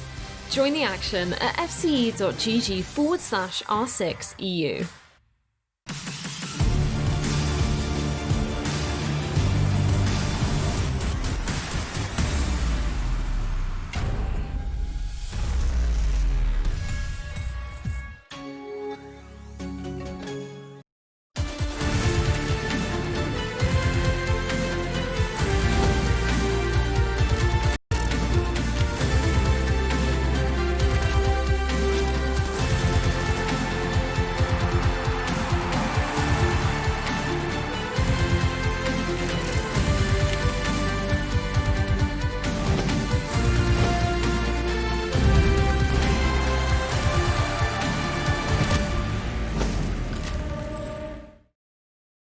Hello and welcome back for potentially one final time tonight as we of course go into our last map of the day. Liquid taking on Furia. It was a 6-6 split, a draw there with no one coming away with a map win on Clubhouse, Tim. But there's still a map to go, mate. There is Furia fighting against all the odds there to just keep themselves in this, getting a draw out of Team Liquid and now having the opportunity on their own map pick. What can they bring to Cafe? Can they bring a huge upset? We'll find out. We'll see if that is going to be the case, right? Going on to Cafe, it's spicy. It still should hopefully follow over to be a very... That one from the get-go the entire way through had a lot of twists and turns to it. We saw the standard style of Liquid. We saw them having to adapt a little bit. The main thing we saw was Moringa just blowing them all away, pump after pump with a shotty. That was pretty litty. There was just no stopping him, is the top and bottom of that one. He really did make a mess of them with that shotgun, but ultimately, it still wasn't enough to take Liquid over the line, and he just needed one or two of those other players to step up and have impact in a couple more rounds, and maybe they would have got their 7-5, but ultimately, Furia, they kept fighting and kept themselves in it, and they've impressed me there. They've really shown some tenacity and good fighting spirit. They have done. They have done. The claws came out for the Panthers, but they still need to pounce on their prey in this last matchup, Tim. Let's speculate a little bit. We'll start to theorycraft about how Cafe is going to go down. Based off what we've seen there, Tim, what's your prediction for this last map of the night? It's tough to say because this isn't the Liquid that we are used to seeing, to be fair. They certainly haven't looked as sharp. I don't know, what particular change it is that's left them struggling, but they're not getting rounds over the board that we might normally expect them to. They're finding themselves in more and more of those 1 versus 2, 1 versus 3 situations at the end of things. Now, we haven't seen Furia on Cafe yet, which is another interesting factor here because there's nothing for Liquid to go on. Is a bit of a problem for them, and by contrast, you could say the same. We haven't seen Liquid on Cafe at this stage, so it's going to be brand new for both teams, and it's just about who can adapt best. But right now, my big concern is Liquid's playstyle. We keep hearing about how it's methodical, it's slow, it's anti-stratable, and that seems to be something that teams are managing to do more and more often, and the level of aim that they have, that skill of players like Nesk and Palu, it just doesn't seem to be the difference maker quite the same. No, well, it feels like they've moved away from them having to have that real big impact into the rounds, right? But I feel like at that point, it's a waste of that star power. Yeah, you can move into the more tactical style, but when you have a team that's really damn good, when you want to play that buggy style of Siege, where you are looking to basically split and pick into those rounds, let them just rip heads off, they're damn good at it. Let them have that bit of freedom. The late round 5-on-5 site executes, yeah, they work sometimes, but also a lot of the time they go into a raw 5v5 team with no utility brought off the board, and it just does not work. It slaps them in the face. So hopefully they've got something more to do going into Cafe, because if you get slapped in the face, Tim, it's going to hurt. It's just not worth it. Oh, it's never ideal, Jack. It's certainly not what you're looking for in the middle of a competitive game, put it that way. But as you say, maybe there's just a bit of a transition going on for Liquid at the minute. We saw Mav come in, of course, and, he's brought a lot of experience with him and strategy, I'm sure, and there's going to be a lot of input coming from him. But, the question is, has that really completely reshaped the way they're playing, and are they going to come out of the other side stronger? Is this just about, as you say, moving away from that reliance on Nesk and Palu's aim and just getting more into sort of a broader, sort of more evenly spread responsibility across all the players, and maybe a bit more depth to the team as well? Oh yeah, about as deep as a swimming pool. That's what I'm looking for. Oh, what is the regulation size for a swimming pool? Like an Olympic swimming pool, depth-wise? Depth-wise, are you talking regular or diving? I imagine diving's probably bigger, right, than laps. You see, now, I've gone in too big, too strong there, Jackie, because I don't know the answer to either. Ooh. And I've made it sound like I do, but I have no idea. It's got to. I'm sure it's over 6 foot for the regular one, over 6 feet deep, I'd have thought. A minimum depth of 1.35 meters, extending from 1 meter to at least 6 meters from the end wall is required for pools with starting blocks. A minimum depth of 1 meter is required elsewhere. Swimming course and the surface of water, Tim. Okay. I mean, I'll take your word for it. I'm not visualizing that very well. That's directly from me. I mean, I'm not visualizing that very well at the minute, Jackie, and is that some kind of subtle flame? I'm sure that you can understand that.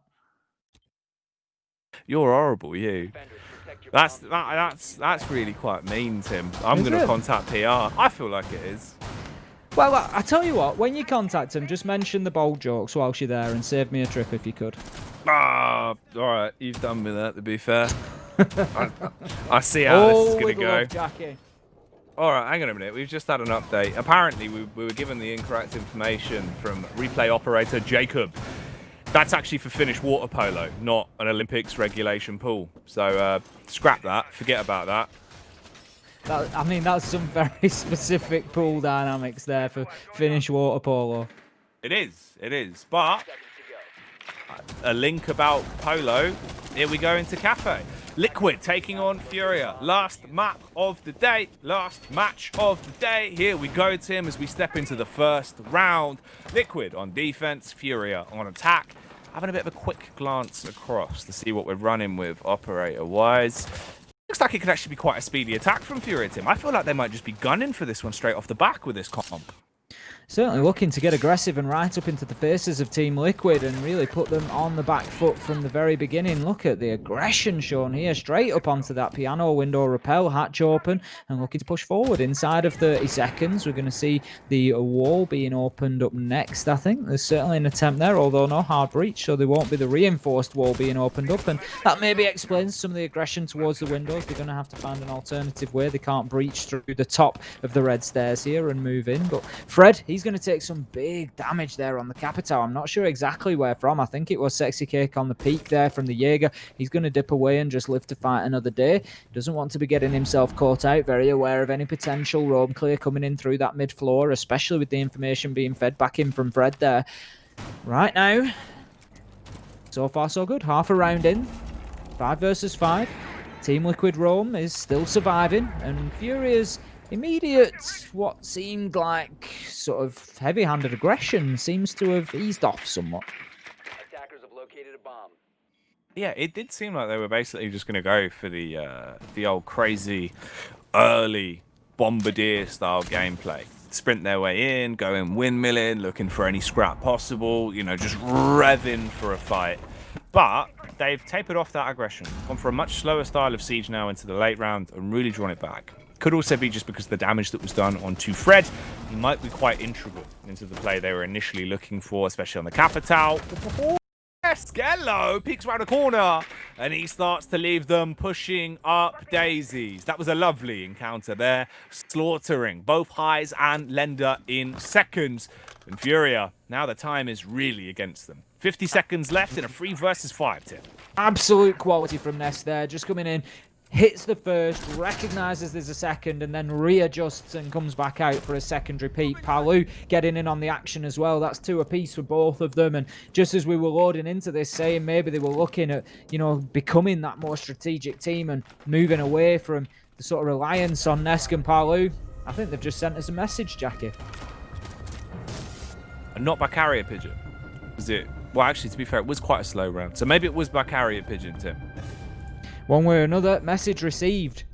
It was, and it was a strong message. I think we've got a replay from that round that we are going to be taking a bit of a glimpse at as well to get you excited for what is yet to come into these future rounds. If you're also joining us, keep in mind this is a game off the back of a draw on the first map. Oh, it's the Nest 2K, of course it is. You can see him bounce back in and then he steps back, he realises there's a second there and there's more kills to be had, and just that's unbelievably quick reactions and movement there. No, yeah, that was really nice. Smart play, good game sense. It's one of those where sometimes you get in a position like that where you get that first frag and it's like, look, it's 5 versus 4. Technically, you don't need to overextend anymore, but if they're going to give you both of those frags on a silver platter, absolutely take it. Run away with it, especially if you're Nesk as well. He's not the sort of player that will have any confidence crisis in a situation like that. He'll just swing, pick up the second, and mop that up in a really nice little round. Also, you got to look at it for what it is, right? Palu and Ness, the big dogs themselves. They had a couple of tight rounds there on the previous map, Tim, coming out strong, though, with a combined ace between the two of them.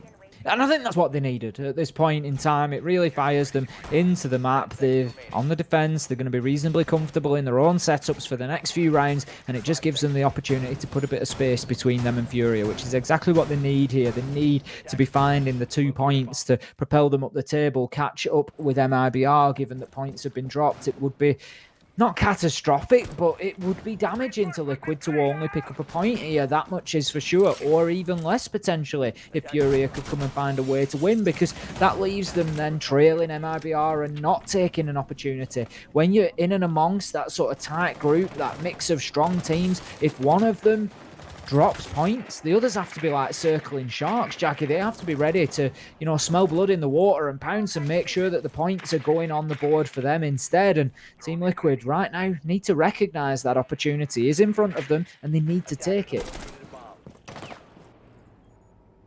Talking of taking, any viewers that are getting exciting about what we've seen in the first map, or potentially what you've already seen from Nesk into this first round, let us know over on Twitter, #BR6. Get those tweets coming in, as it is your last opportunity to do so, as we're coming up towards the end of today's broadcast. This is our last map, but I'm sure this isn't going to be our last round for some great X plays. As we fall back into round 2, about 1 minute and 45 seconds left on the clock at this point.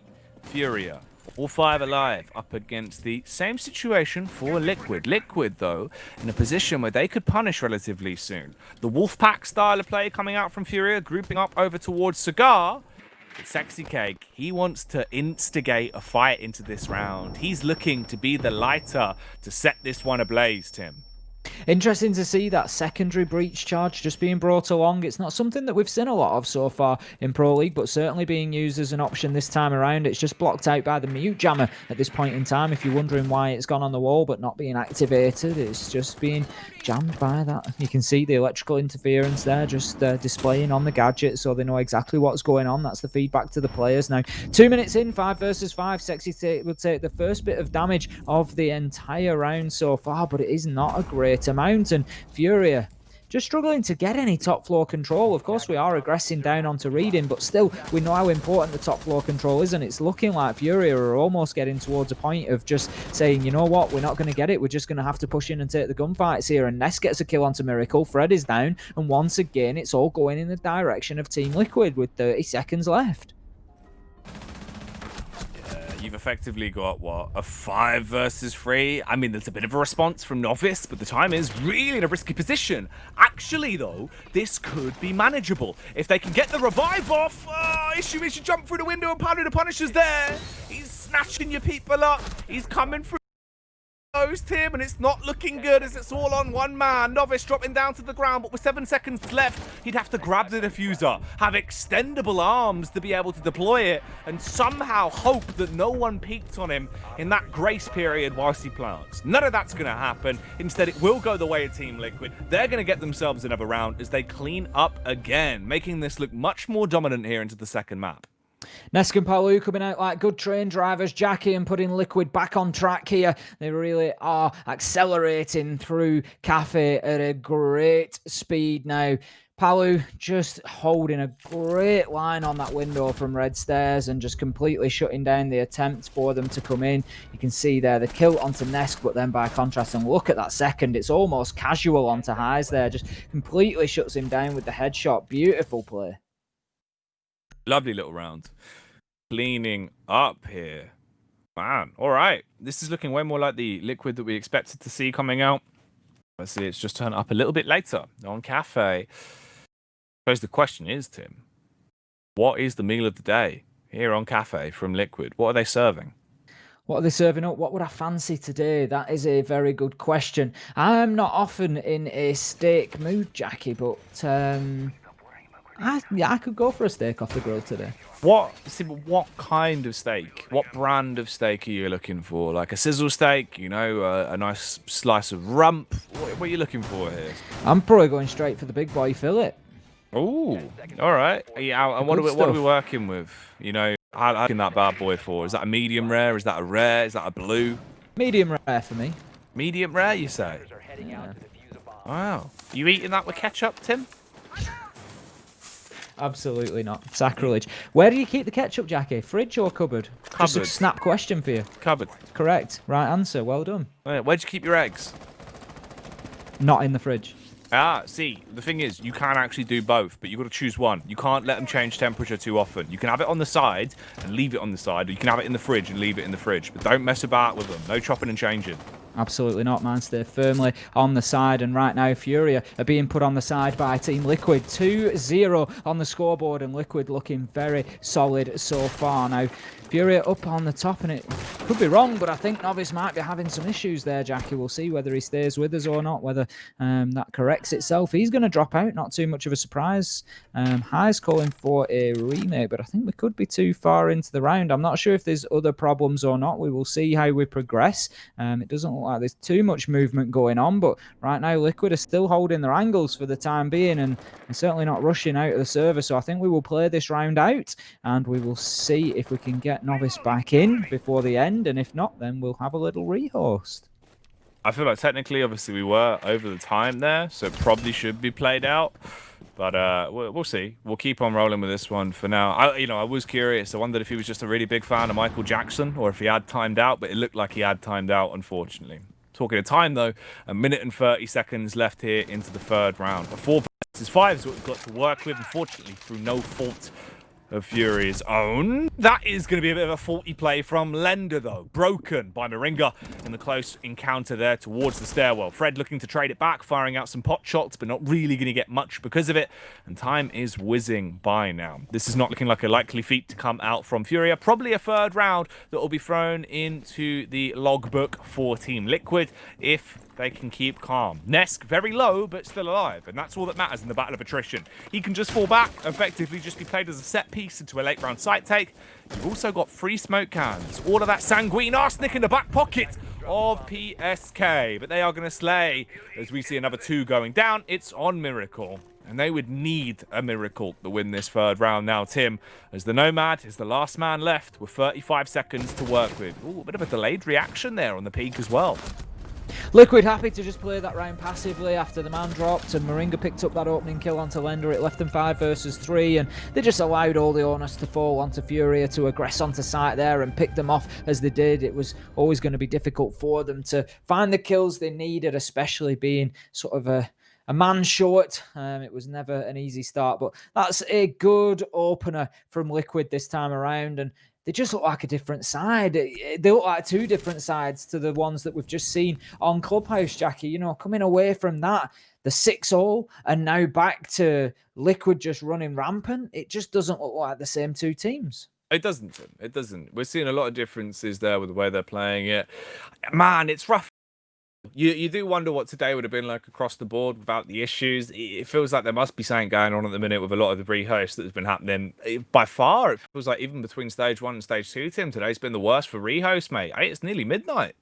Yeah, I'd completely agree. I think, you know, whether there's some, you know, widespread internet issues in Brazil, I'm literally surmising at this point as to maybe something that's impacting multiple teams and is causing problems for us, or maybe issues on the servers. I'm not 100% sure, but as you say, it's certainly something that we've suffered with today. But we'll get back in as soon as we can do, and Liquid and Furia will fight this one out to the death. They'll finish things off, but the break might well do Furia a little bit of good. Just break that momentum of Team Liquid. 3 wins on the bounce, being on defense. That means a complete defensive rotation for them. So they've just switched their way through and now they can just rinse and repeat that. I can indeed. Now, Tim, we've had a few rehosts, but I've been light on the riddles. I've been saving them up for, you know, the longer ones for when we've got a bit of opportunity. It's mostly been pumpkin talk tonight, but are you ready for another rehost riddle, mate? Always ready. All right, well, here we go, Tim. What runs but never walks? And what do you see but never notice? Runs but never walks, see but never notice. Now, I've immediately gone towards something in my head for the first part. Right. But I'm just struggling to see how it fits with the next one. See but never notice. My immediate impression is I've gone towards water. Runs but never walks. So a river or a water, it runs. Right. I'm guessing I'm not right with that. No. Wildly wrong by the sounds of that response. What runs but never walks? That for me is the key. The runs, because obviously it's not running in the sense of running. Not like it. Yeah, it's not like you know, it's not running away. No, exactly. It's just like an engine runs. I think we're more talking along that sort of line. It's a tough one, that, Jackie. Runs but never walks. See but never notice. What are you thinking? It's that second bit that's making it difficult. I'm not sure on this one. All right, Tim. Well, unfortunately, your time is up on the countdown clock. The answer is your nose. Okay. See but never notice. Yeah, well, because your brain tunes it out, doesn't it? Visually, it's always there, but your brain's just trained to not notice it. So I like that one. I'll give you that. I can accept being, I can accept failing on that one.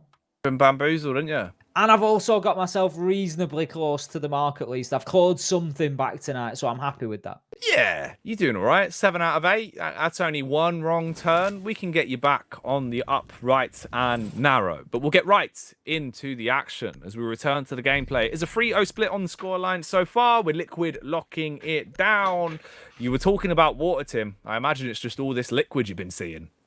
Absolutely that. But I tell you what, you can't help but notice them, because right now they are looking electric here on Cafe. And I'm sure that once again, I said the same of MIBR. I'm sure that they will be wishing that they could have brought this performance to Clubhouse, because it could have been potential points raining on the board, but certainly had much more of a struggle there on the defense as well. Furia were great on the attack on Clubhouse, but just not able to bring the same sort of form forward onto Cafe, and really struggling here. We're going to be heading up towards the top floor for round number 4. Of course, we saw that back in round number 1. Nesk opened things up onto highs. If you remember, there was, I can't remember which way around it was. Was it 3 Nesk kills and 2 Palu, or vice versa? But one way or another, it was an ace between the duo. I think you're right. I think it was the old 3-2 split in favour of Nesk, and then Palu with the 2. I'm almost certain. I could be wrong, but I'm saying it with confidence. We're back in though, Tim. 3-0, round 4. This is where things get scary, for Furia specifically, right? At this point, you've kind of lost the half already, and you need to get something out of it. It seemed like going into the opening round, they looked really confident. It felt like they were basically just going to charge in, windmilling the entire team, the Ruto running their way into the site. But when it came to shove, it just didn't work. They all just got stuck at the gate, couldn't find their way in. It was a bit sad. Now then, in the round 4, what are the changes going to be? Already, we're seeing some early peaks as well. Sexy actually running the risk of just raw facing through the holes in the barricade and looking for that initial peak to come round the van towards the front desk. No one giving him the satisfaction yet, though.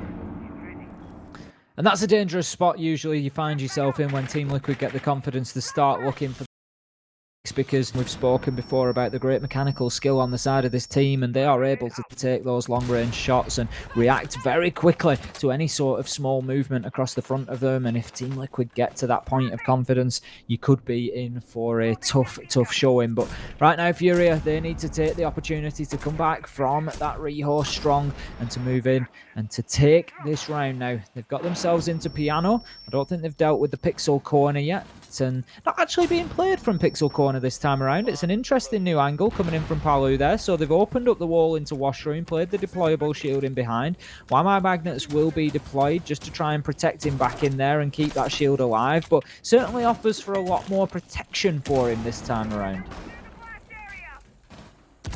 Oh, well, shield's gone. Palu, luckily, still alive though, as he will be backing off, getting out of the way of that sinking ship of the sealed falling down to the depths below.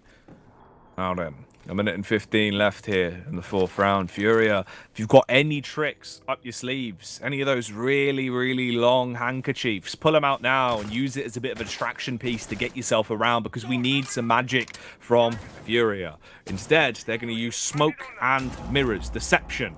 As the Capitao switches over to those smoke arrows, he can fire those out to shroud their entry point. Actually picked up the asphyxiation arrows again. So we'll see if the incendiaries are going to work out a little bit better for him. Close range encounter towards the stairwell here, and potentially a backstab. Lender just walks up. Seems like PSK had no idea that he was so exposed out in the open, but there needs to be a trade on the stairway. If he doesn't hit his shots, it's going to go bad. How on earth has he lost out on that face?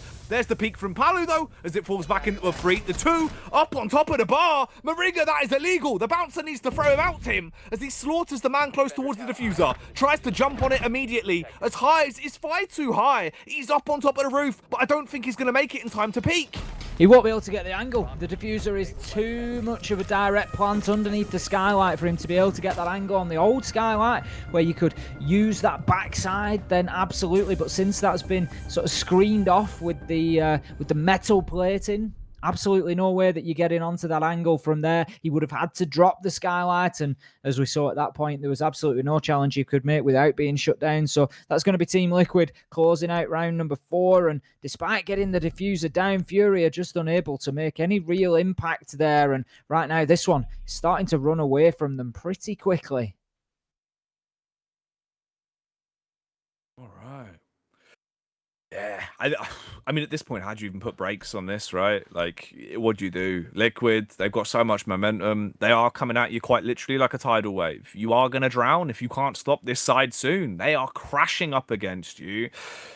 In that round, again, there was opportunities. There was a couple of crazy frags that were found as well where Liquid, they didn't really protect their neck. A couple of situations where they gave away frags for free, essentially, Tim. But when push came to shove in the dying moments of it, they still picked it up. They still locked it down. And they still have gone undefeated on Cafe. Clearly showing that they can cook up not only some tasty steaks in action, but some tasty games. Looking like an absolute treat for the eyes at the minute. Team Liquid coming in, like I say, almost 2 different sides to what we saw on Clubhouse. 4-0, we find ourselves, and now you start looking towards that point and thinking, okay, they've secured the win on the half. It's going to be 4-2 at the absolute best. What can they do now? Can they get 5-1? Can they get 6-0? They're going to be heading to reading room again here, and this is what I said. When they start taking peaks on like that, that is when it is time to worry. Now, Lender, he manages to escape with just a graze from that range. Lucky that one of the bullets didn't find his head, but it is going to be a lesson well learned, I'm sure, and there will be a lot more care taken in round 6 for when approaching the building. Lender, already up to his old tricks, the shenanigans that this man can lay down. At times, they have been a bit of a nuisance. In this round, will he be able to do much, though? As he pushes up early on, peering around the angles, looking for any opportunity to get them an early frag into round 5. It's not going to be given to him yet, though, as Liquid, they're playing fairly grouped up and working together. Bottles rattling. Certainly, the tempo of the game being shaken to the core. It seems like Furious confidence that they had back on Clubhouse has really gone out the window, Tim. I think that's one of the big things that we've seen deteriorate from map 1 into map 2. I agree, they were winning some absolutely great gunfights on Clubhouse, and they were going in, taking those challenges, like you say, with confidence, being the aggressor. But this time around, it just always feels like that aggression is coming out of Team Liquid. They're the ones sort of taking the initiative. There you go, Sexy Kate peeking onto a Selma breach that was in the process of opening, showing that those angles work both ways. Takes Fred out of the game, and that is going to be no but more Selma breaches coming in, as it was the ace that was gone. Now, we can see there's a Malushi Banshee up on the top of the bar, so that is going to impede progress towards Sexy Cake playing out of the back bar storage area.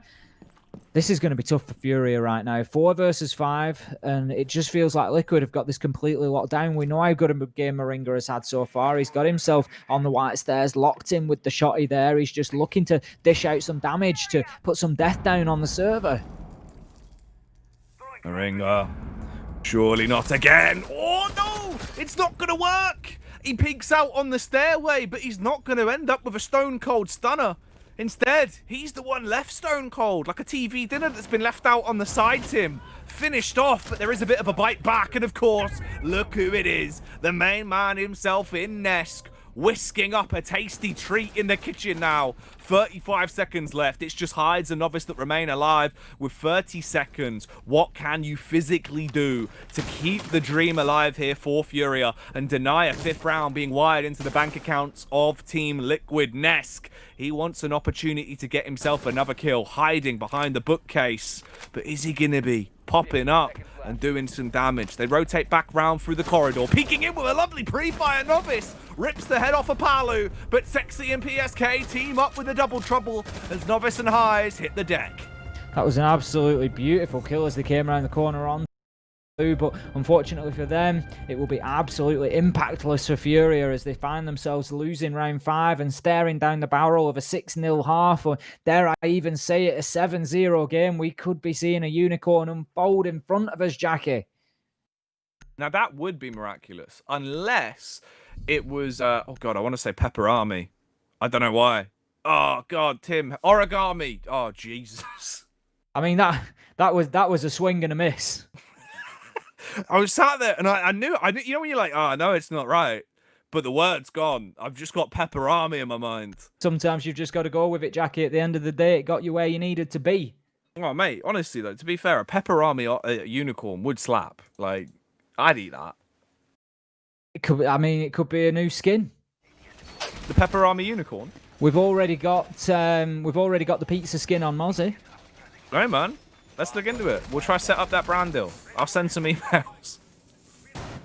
I think it's going to be a big ask, if I'm honest. Just about as big an ask as Fury are coming back into this one as they find themselves 5-0 down on the final defensive round for Team Liquid, who are going to take us down to Kitchen this time around. And again, Furia were nowhere near on the attack last time around. They've really struggled this time out compared to... And it's just so strange because they were solid on Clubhouse and they've just completely gone off a cliff here. And you've got to feel like a big part of that is down to Nesk. He's 4-0, but that is since the rehost, of course. He's, I think, had at least 6 or 7 kills before that. I think he's definitely to double figures now inside 5 rounds. Gotta be, right? Surely. Like, at this point, it must have happened. That's the only issue with the rehost, is we do lose out on a bit of that statistical side. We can look into it afterwards, potentially, but it's just not as ideal during the actual mid-game. Tim, I have realised, have you noticed towards the end of the show, we always start to do more food analogies? Do you reckon it's just because we get hungry? It's just the hunger creeping in, that's all it is. Obviously, you know, we start at 4 p.m. BST, so it's... I'm not looking for sympathy. It's a long night for us, though, Jackie. And we go right across those sort of normal eating times. So yeah, it's I usually eat it, but I choose to go afterwards. So I usually eat at about 11:30 midnight on a Thursday. Oh, yeah, I realised accidentally I've actually been living on a sumo diet because I eat loads of food with lots of carbs and then just go to bed. Oh, blown out at a sumo ring though. A move being made there from Palu as the detonation will take down highs. Oh, I mean, they're reaching new lows at this point, aren't they? Furia, this is really rough. They're all being torn to shreds like paper through a shredder. Tim Nesk! Oh, you cheeky boy! You can't be doing this! How many multi-kills is this man gonna get? Like a postman, Jackie, he always delivers. And right now, he is serving up some absolute nightmares for Furia as he just shuts them down one after another. You can't keep pushing the same angle against a player like Nesk because you will get the same result every time. Fred is ultimately able to shut him down, but look who steps into the breach. It's Palu, and this is the problem with playing against this Team Liquid side. Caught in a crossfire, Moringa shuts down Nesk, and that finds us 6-0 on the half and rocketing towards an early finish here, I dare say, on Cafe. Mate, yeah, I think it's got to be a unicorn game. It feels like at this point it effectively is guaranteed that it's going to be a very quick matchup here. It's almost a message being sent, right, by Liquid off of what's happened on Clubhouse. They've come into this on Cafe, and they're proving that this is their territory, this is their map, and that they want to show that. 6-0, so close to locking this down, Tim. Just going to head into a few replays, I think, of some of the beauty that we've seen so far from Team Liquid. Have a look at this. Just filters straight in. There you go. Take that one with you as well. And then the shutdown from Palu. Great plays from Team Liquid. And they're going to be kicking themselves, I'm sure, Jackie, not having been able to achieve this sort of dominance. So you've got to look and think the opportunities were there. They had such a torrid time on defense, and we would expect more from them, losing the opening 2 defensive rounds down in Church and Arsenal, and it really hurt them, and ultimately it's cost them a point today. You know, I'm speaking in terms that they've already got the 2 points here. I think that is very likely. I'd be surprised to see Furia go on a complete reverse sweep and tie this up at 6-0. There has to be a round somewhere that Liquid are going to find right now, because they're finding shots absolutely all over the map. So it's going to be very tough for Furia, and as I say, Liquid, I'm sure, will be kicking themselves a little bit that they haven't secured all 3. Yeah, well, you think back, right? It was literally decided off of 1 round on Clubhouse as well, where this could have been Liquid coming in with a 1-map advantage and then only needing to win this to get the full 2-0. So it is certainly interesting to see how this has gone. Now then, ooh, coming into this for Team Liquid, I'm curious to see how this is going to go. A Sexy Cake is on Major Monty himself, the killer conductor. Would he be directing this round into a successful one for Liquid, though? Can it be the Unicorn game 7-0, Tim? I think it'll be our 2nd flawless game of the season so far. I think it will be, possibly 3rd. We've had one from MIBR. I don't know if we had another one previously. There was MIBR versus NIP. I feel like we might have seen one more. But they are certainly a rarity. That much is fair to say, given the amount of games that we get through. We don't see too many of them. And we can see a similar hold coming out there. We've got Highs in the bar back storage area, just with that shield in front of him, very similar to how Sexy Cake played that, but I think the wall was opened up rather than reinforced, so it just allows aggressive angles to be held, but does offer the opportunity for Team Liquid to get in there and potentially soft breach that open and make Highs' life very difficult.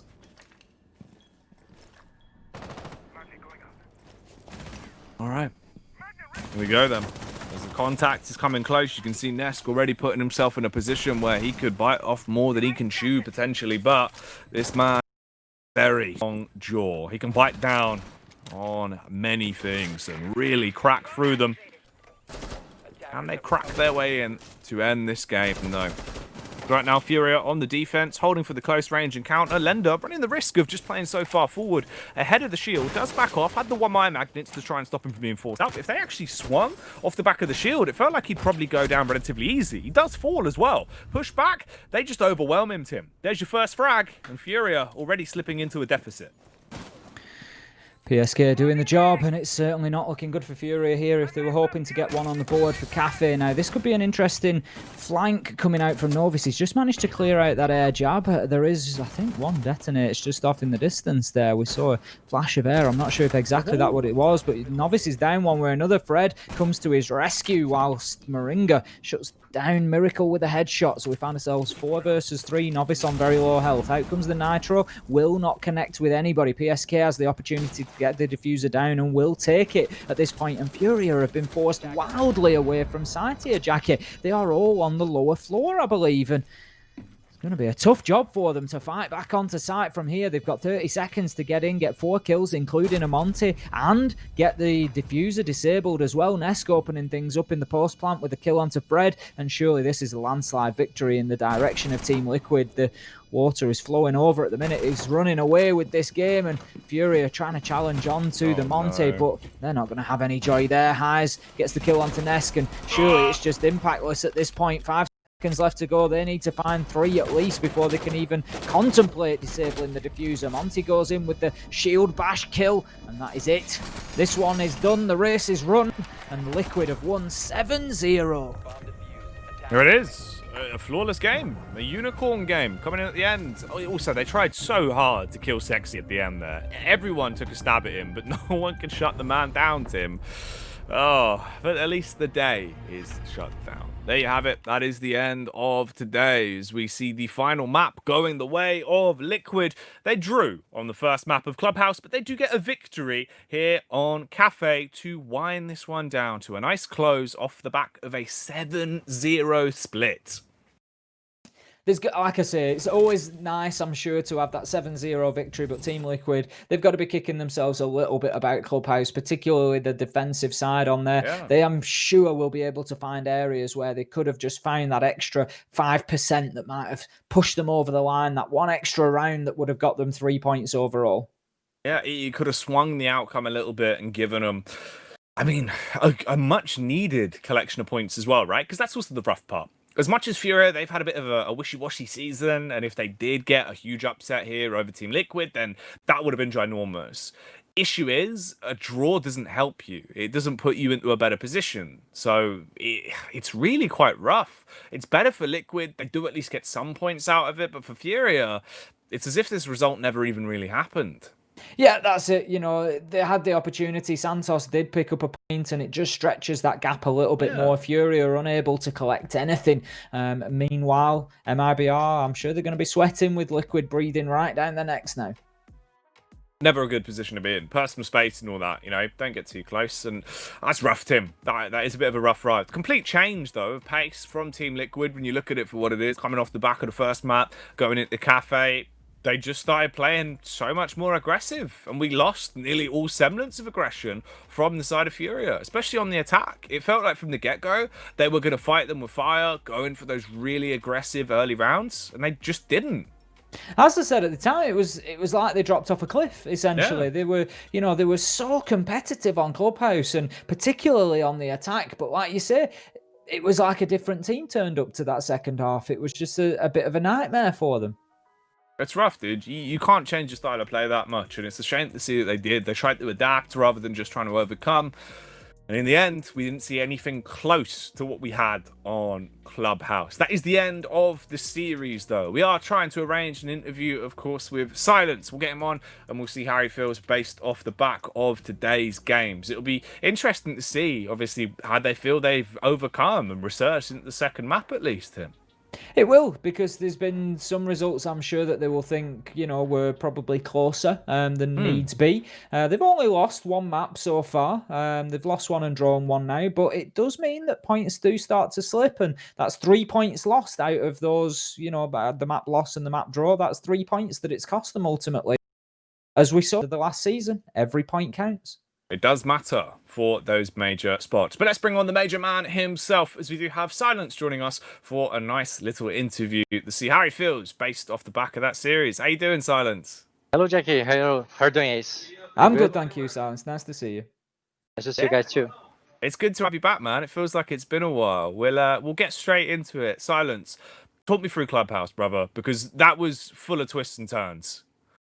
Yes, on the first map, we did a lot of good attacks, but on the defense, we lost like the 3 first rounds on like 5 seconds, 10 seconds for the round to end. So I think we need to be more patient, waiting for the rush. Maybe I don't know. Sometimes Map said to Moringa change positions to mark the door with the shotgun, so it's better for him if it maybe, how can I say, took that decision before.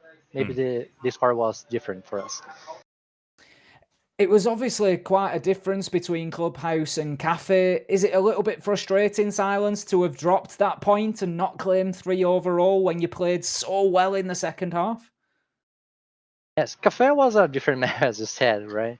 Because we knew that on defense, Cafe is very strong. So if you know the tactics that they're going to do, the strategy they're going to do, it's more easy for us to work. So we did a pretty good study against them. So we knew what we were going to do on the first part of the round. So where they're going to enter, or they are going to drone, and the mid round, what time they would like to play more defensive, more aggressive, where they like to plant the bomb. So we knew everything. We were ready for them. I did want to ask as well, because we got to our Sexy Kate previously about how he felt the addition of Mav's been helping the team. But I just wonder from your perspective how much it's been benefiting you and the entire squad having Mav on board. As I said before, Mav has pretty good read about the timing, the round as well, because he most part of the time he's helping Moringa to make the plays. So it's very important for me, because to have another person looking for the players behind the desk is very important for me, for sure. And I think with Mav, in the pick bands too, it's very important to have him. So we start the game on the pick bands, right? So having him with me before the match starts is very, very good. So far on the season, Silence, a few points have been dropped now against NIP and Ints, and here and there they're sort of dropping away. Do you think you can still get that top spot this time around? I think so. We are, how much points? We have 27 right now, right? I think so. Yes, yeah, combined. And the second place is 22. I don't remember. You guys remember how much points the second place has?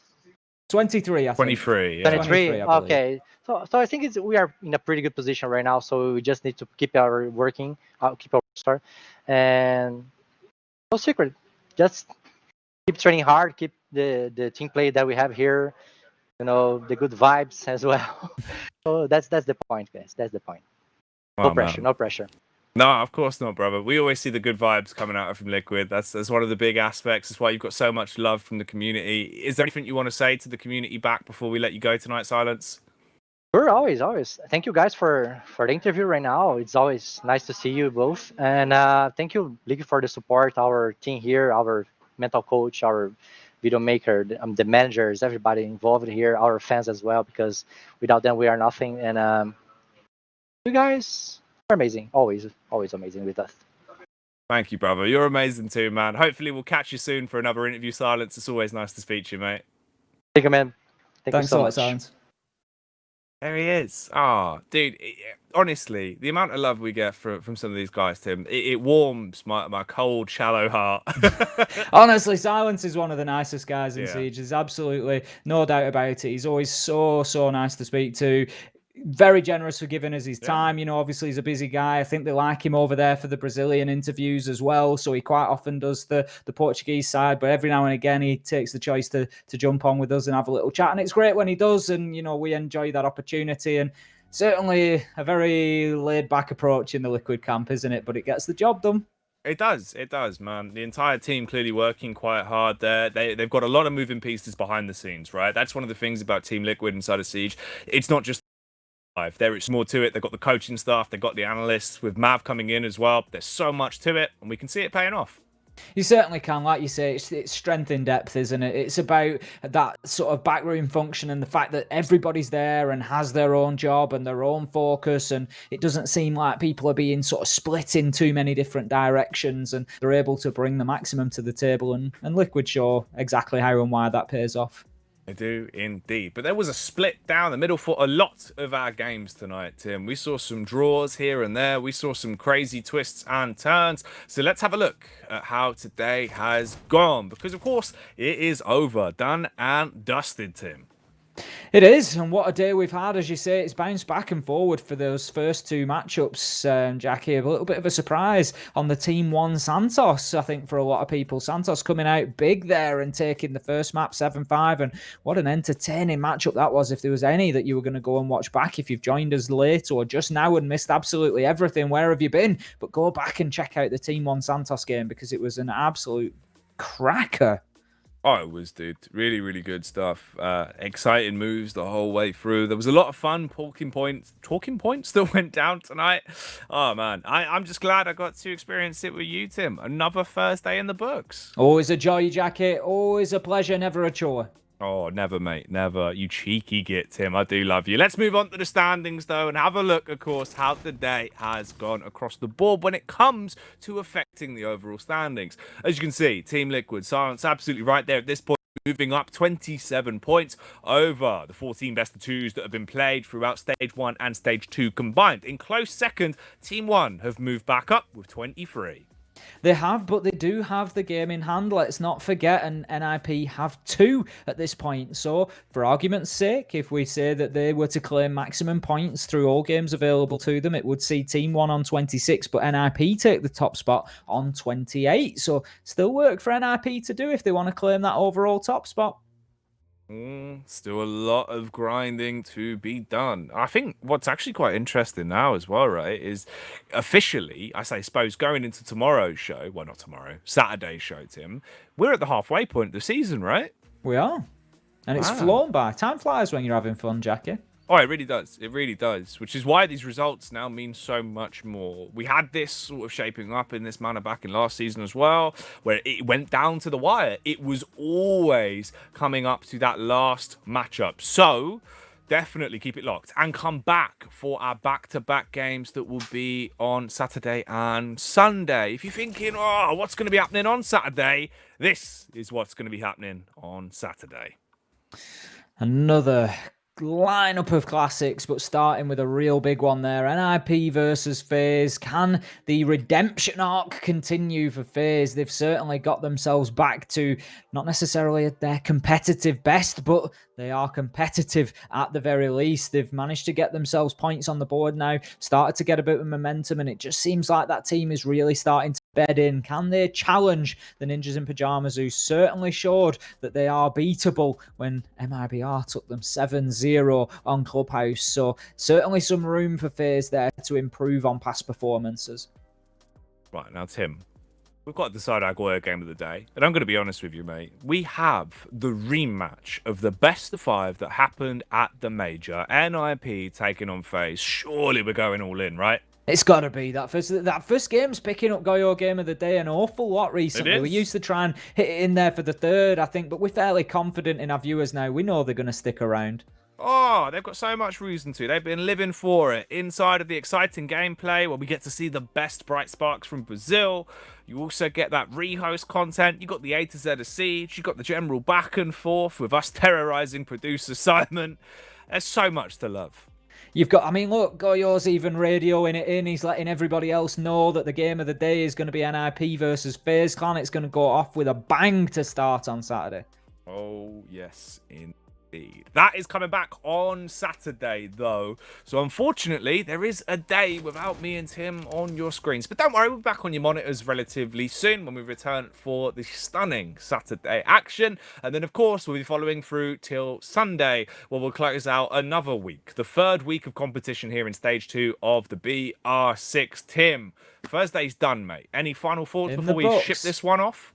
Very unpredictable day. That would be my takeaway from today, Jackie. Teams showing that they are there to be beaten and they are fallible, chinks in the armor, and teams just need to find them. And that, for me, it just makes the rest of the season even more exciting because we don't know what's going to happen.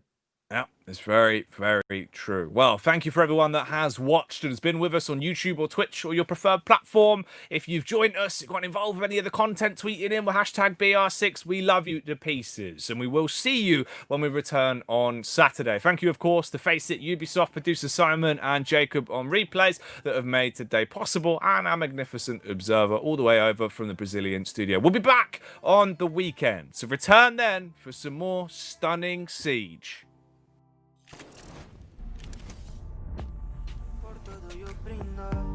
Desde lo feo hasta lo lindo, tú eres una prueba que el mundo hoy nunca me brindó. Quería casarme, yo tan loco en ilusionarme, creyendo en tus besos y tus caricias. La verdad no fue el culpable. Ay, todo tiene un propósito y dejarme será solo uno más. Siempre a medias no he logrado encontrar mi otra mitad. El tiempo dirá, el tiempo dirá. Y cuando lo encuentre de ti no me voy a acordar. El día que falte tu piel, ¿qué será?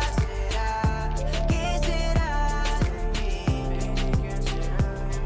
No seas parte de mi amanecer. ¿Qué será? ¿Qué será de mí? Ahora con quién voy a compartir todas mis noches húmedas. Ahora quién me va a dar los besos como tú los das. Todo es una ilusión y eso lo verás. Tú amabas a Nico pero nunca a Nicolás. Tú eras la oveja mala del rebaño. Vicio de la fama sí me hizo daño. Tantas promesas fueron por el caño, porque lo único que cumplí son años. Chica, si te vas y luego me quieres ver, eso nunca pasará. Prefiero otra mujer. Chica, si te vas y juegas otro papel que nunca te quedará, como eso de serme fiel. El día que me falte tu piel, ¿qué será? ¿Qué será de mí? No seas parte de mi amanecer. ¿Qué será? ¿Qué será? Tú eras todo lo que yo quería, hoy eres todo lo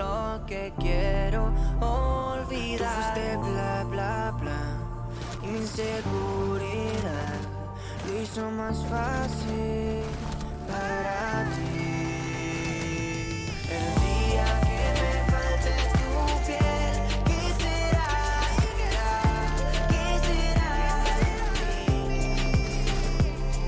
No seas parte de mi amanecer. ¿Qué será? ¿Qué será de mí? Si tú te vas. El día que me falte tu piel, ¿qué será?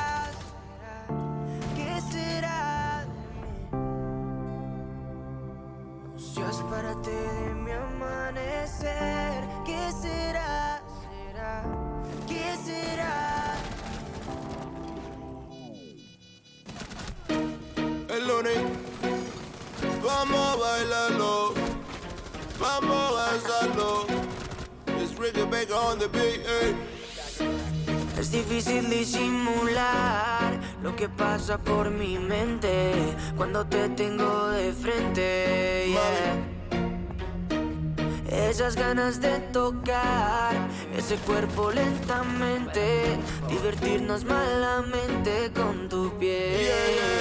Baila hasta que la noche se acabe, bailamos salsa y reggaetón. Eres hermosa y a tu cuerpo lo sabe, que bailas con esa pasión. Si lo haces como eso lo mueves, yo me imagino eso en acción. Chica, sé que tú tienes la clave, baila conmigo esta canción. Baila conmigo.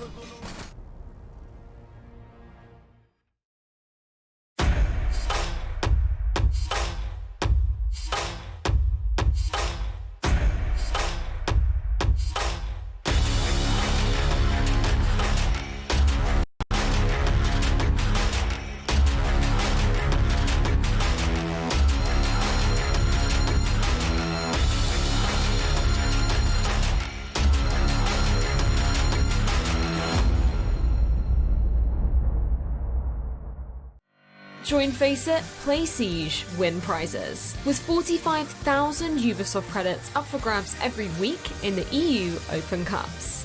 Join the action at fce.gg/R6EU.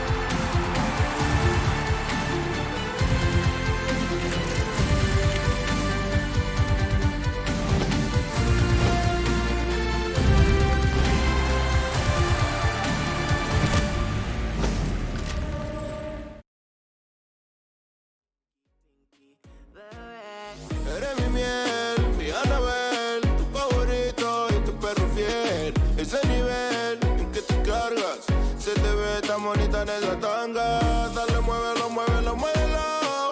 Cuando cuento tripe a mitad on the floor. Dale, muévelo, muévelo, muévelo. Tú naciste pa' esto, pa' el reggaetón. Baila hasta que la noche se acabe, bailamos salsa y reggaetón. Eres hermosa y a tu cuerpo lo sabe, que bailas con esa pasión. Si lo haces como eso lo mueves, yo me imagino eso en acción. Chica, sé que tú tienes la clave, baila conmigo esta canción. El lunes, yeah, baila conmigo, baila conmigo. vamos a darle volante. Muévelo, muévelo, muévelo, muévelo. Lunes, los más lunáticos. No fui el primero, ni seré el último, pero sé que lo gozaré. Para serte sincero, un Dios el que te enseñó lo que puedes hacer con mi piel. Yeah, yeah, yeah, yeah. Baby, si se nos da, yeah, será lo que será, yeah, los dos vamos a matar, yeah, toda esa curiosidad. Baby, si se nos da, yeah, será lo que será,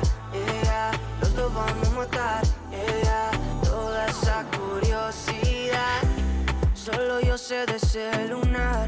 Solo tú comes el pastel. Con estilo siempre te vas, pero te vienes con placer. Me dijiste no quiero nada, pero quieres todo, mujer. Baby, yo te hago soñar algo más rico que la miel, mi droga que te legalicen. No digamos el pecado, que hay cosas que no se dicen. Piel a piel tú y yo jugando, baby, ¿para qué te dices?